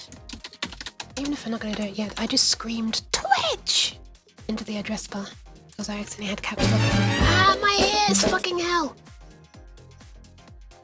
Wow, I accidentally shouted at my computer and it shouted back. Jesus. Why does Twitch do that? Sometimes it plays audio on the front page. And sometimes... but often it doesn't play audio when you're wanting to actually watch a stream, you know? Sorry to everybody who was asleep. I mean, I did also just smack the mic with my hand by mistake, so, you know. You know. Probably would have woken up anyway. Just would have had an extra, like, 30 seconds and maybe it would have been less of a start. Okay, I'm gonna pass you on to somebody. I'm not sure who. It's always muted for me, but usually when I open a stream, it's muted too. I wonder. It's almost always muted for me on the front page, but it's just occasionally it's not. And there you go. There was an occasion when it was not. And your Twitch just seemed to be fucking around with things recently. Yes, you can pretty much say that at any time, though, can't you?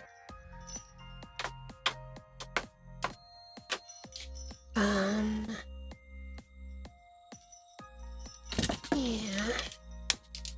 So I could pass you on to, probably the best person to pass you on to right now would be, oh, there's actually, Lobotomy Bunny has just started streaming as well. Haven't raided her in ages.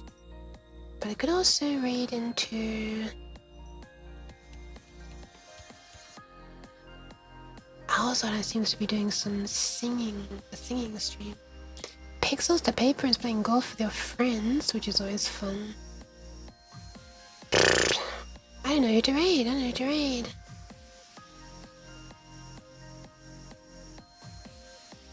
feel like it's rare that I get to raid Pixels, but also it's been ages since I raided Lobotomy Bunny. It's also been ages since I raided Owlzada. But probably not as long.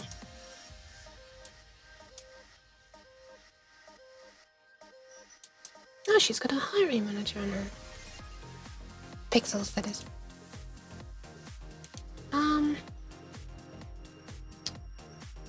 Okay, before I forget, I'm actually gonna desolder one of these wires from the tense machine.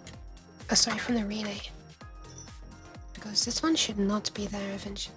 And I want in future you to not be confused. Soldering iron's already cooled down too much to be able to melt it. It just made like a dent in the side of the solder blob.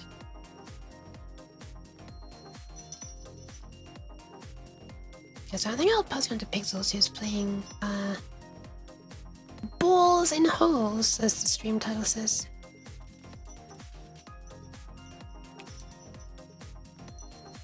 Golf with your friends. Okay, I need to stop being impatient and actually let the damn iron heat up. Instead of pressing this lukewarm iron against a blob of solder and deforming it more and more. What is patience? What is patience? How does one do that?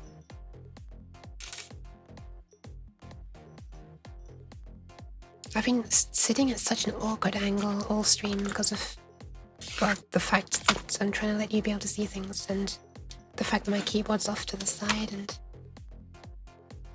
Man, it's been 7 hours. And I didn't even play Zenless. Can you believe that? I was able to hold back on my addiction. We really should go back to the story mode. We completed Chingy's agent stories last time, didn't we? So we should really go back to the story mode. Because it was interesting again. I don't remember what it was. I think, funnily enough, oh yeah, that's what led me to check out Chingy's thingies, because it was a story where, with her, thank you for the pants. She had discovered our place. Oh, not, sorry. A bunch of people had. And yeah, I'm pretty sure Zhuyuan and she had, like, finally come out and said, yeah, we know that you're on the proxy. Anyway. I think this is about all the tidying up I can do now without moving around away from the microphone, so I guess on that note... Oh no, wait, I'm still waiting for the iron to heat up so I can desolder. Oh my god. I forgot. I'd already forgotten. Can you believe that? I bet you can, because my memory is not great. And desoldered. There we go. Now I can unplug it again. Yeah, it looks like 4 peeps are over there. I would love to play golf with your friends with her sometime. She said, like, I've played things with her in the past, but man, it's 4 AM, you know. It's unfortunate, but I can't right now. I gotta not make my sleep schedule too much worse, you know. Sleep gets in the way of everything. I know! Fucking time zones! What have they ever done for anyone? Literally nothing. Oh, I shouldn't have thrown away the cable ties.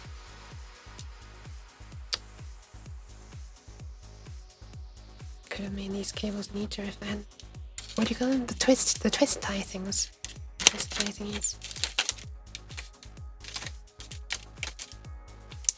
I need to order another set of these wires as well. I have 4, but that makes 1, 2, 3, 4, 5, 6, 7, 8, right? 2, 4, 6, 8. Two wires on each set. And they're the 8 outputs, but I still need another 2 inputs. Then I have a bunch of tens machines for reasons.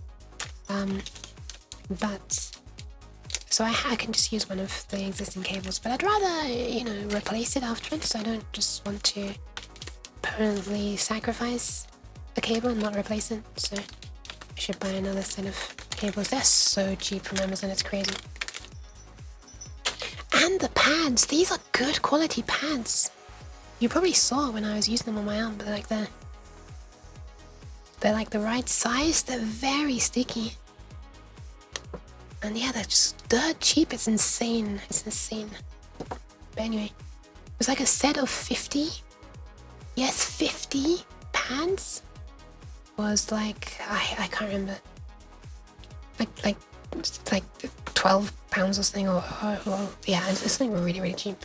Like maybe less than that. I can't even remember. Crazily cheap.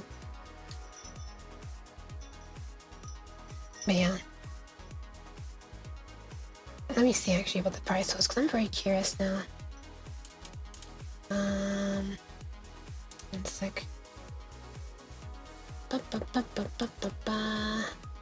£9. I think it was something like £7 was for like 20 and then £9 was for 50, so it's like, it's kind of a no-brainer, right?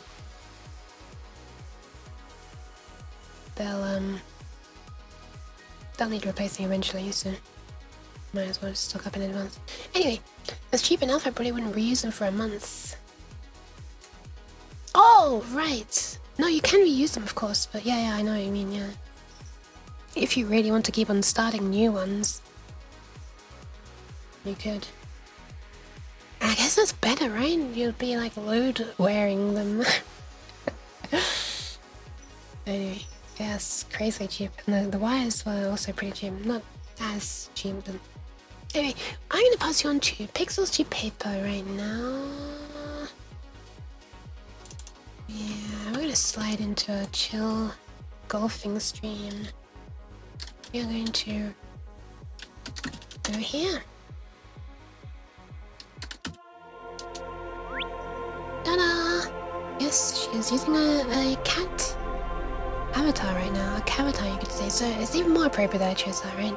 Look, I mean, if you put one over me, it's like, what's the difference, right? Can you tell a difference? Something wants you to tell a difference between these two images. They're the same image. Anyway, raid message could be... what should the raid message be? I'm so bad at thinking of raid messages. I'm so bad. Weird cat raid, I guess, if anyone's... I feel like everybody's asleep at this point, so probably nobody's gonna say it. Weird cat raid. Sure, there we go. That can be the message. If anybody would like to type it, if anybody's awake. If anybody's not awake, then I hope that you managed to stay asleep. And thank you all for hanging out! I'm very, very happy to finally be streaming again after this cold. And frankly, I haven't been coughing, like, hardly at all. I was at the beginning. I guess my throat was getting used to speaking a bunch again, but, you know. We'll see how it is tomorrow. It's still not quite right. But yeah, that's all for now. Bye bye bye bye. Please be kind to Pixels, and I am going to try and clean the rest of this crap off my desk.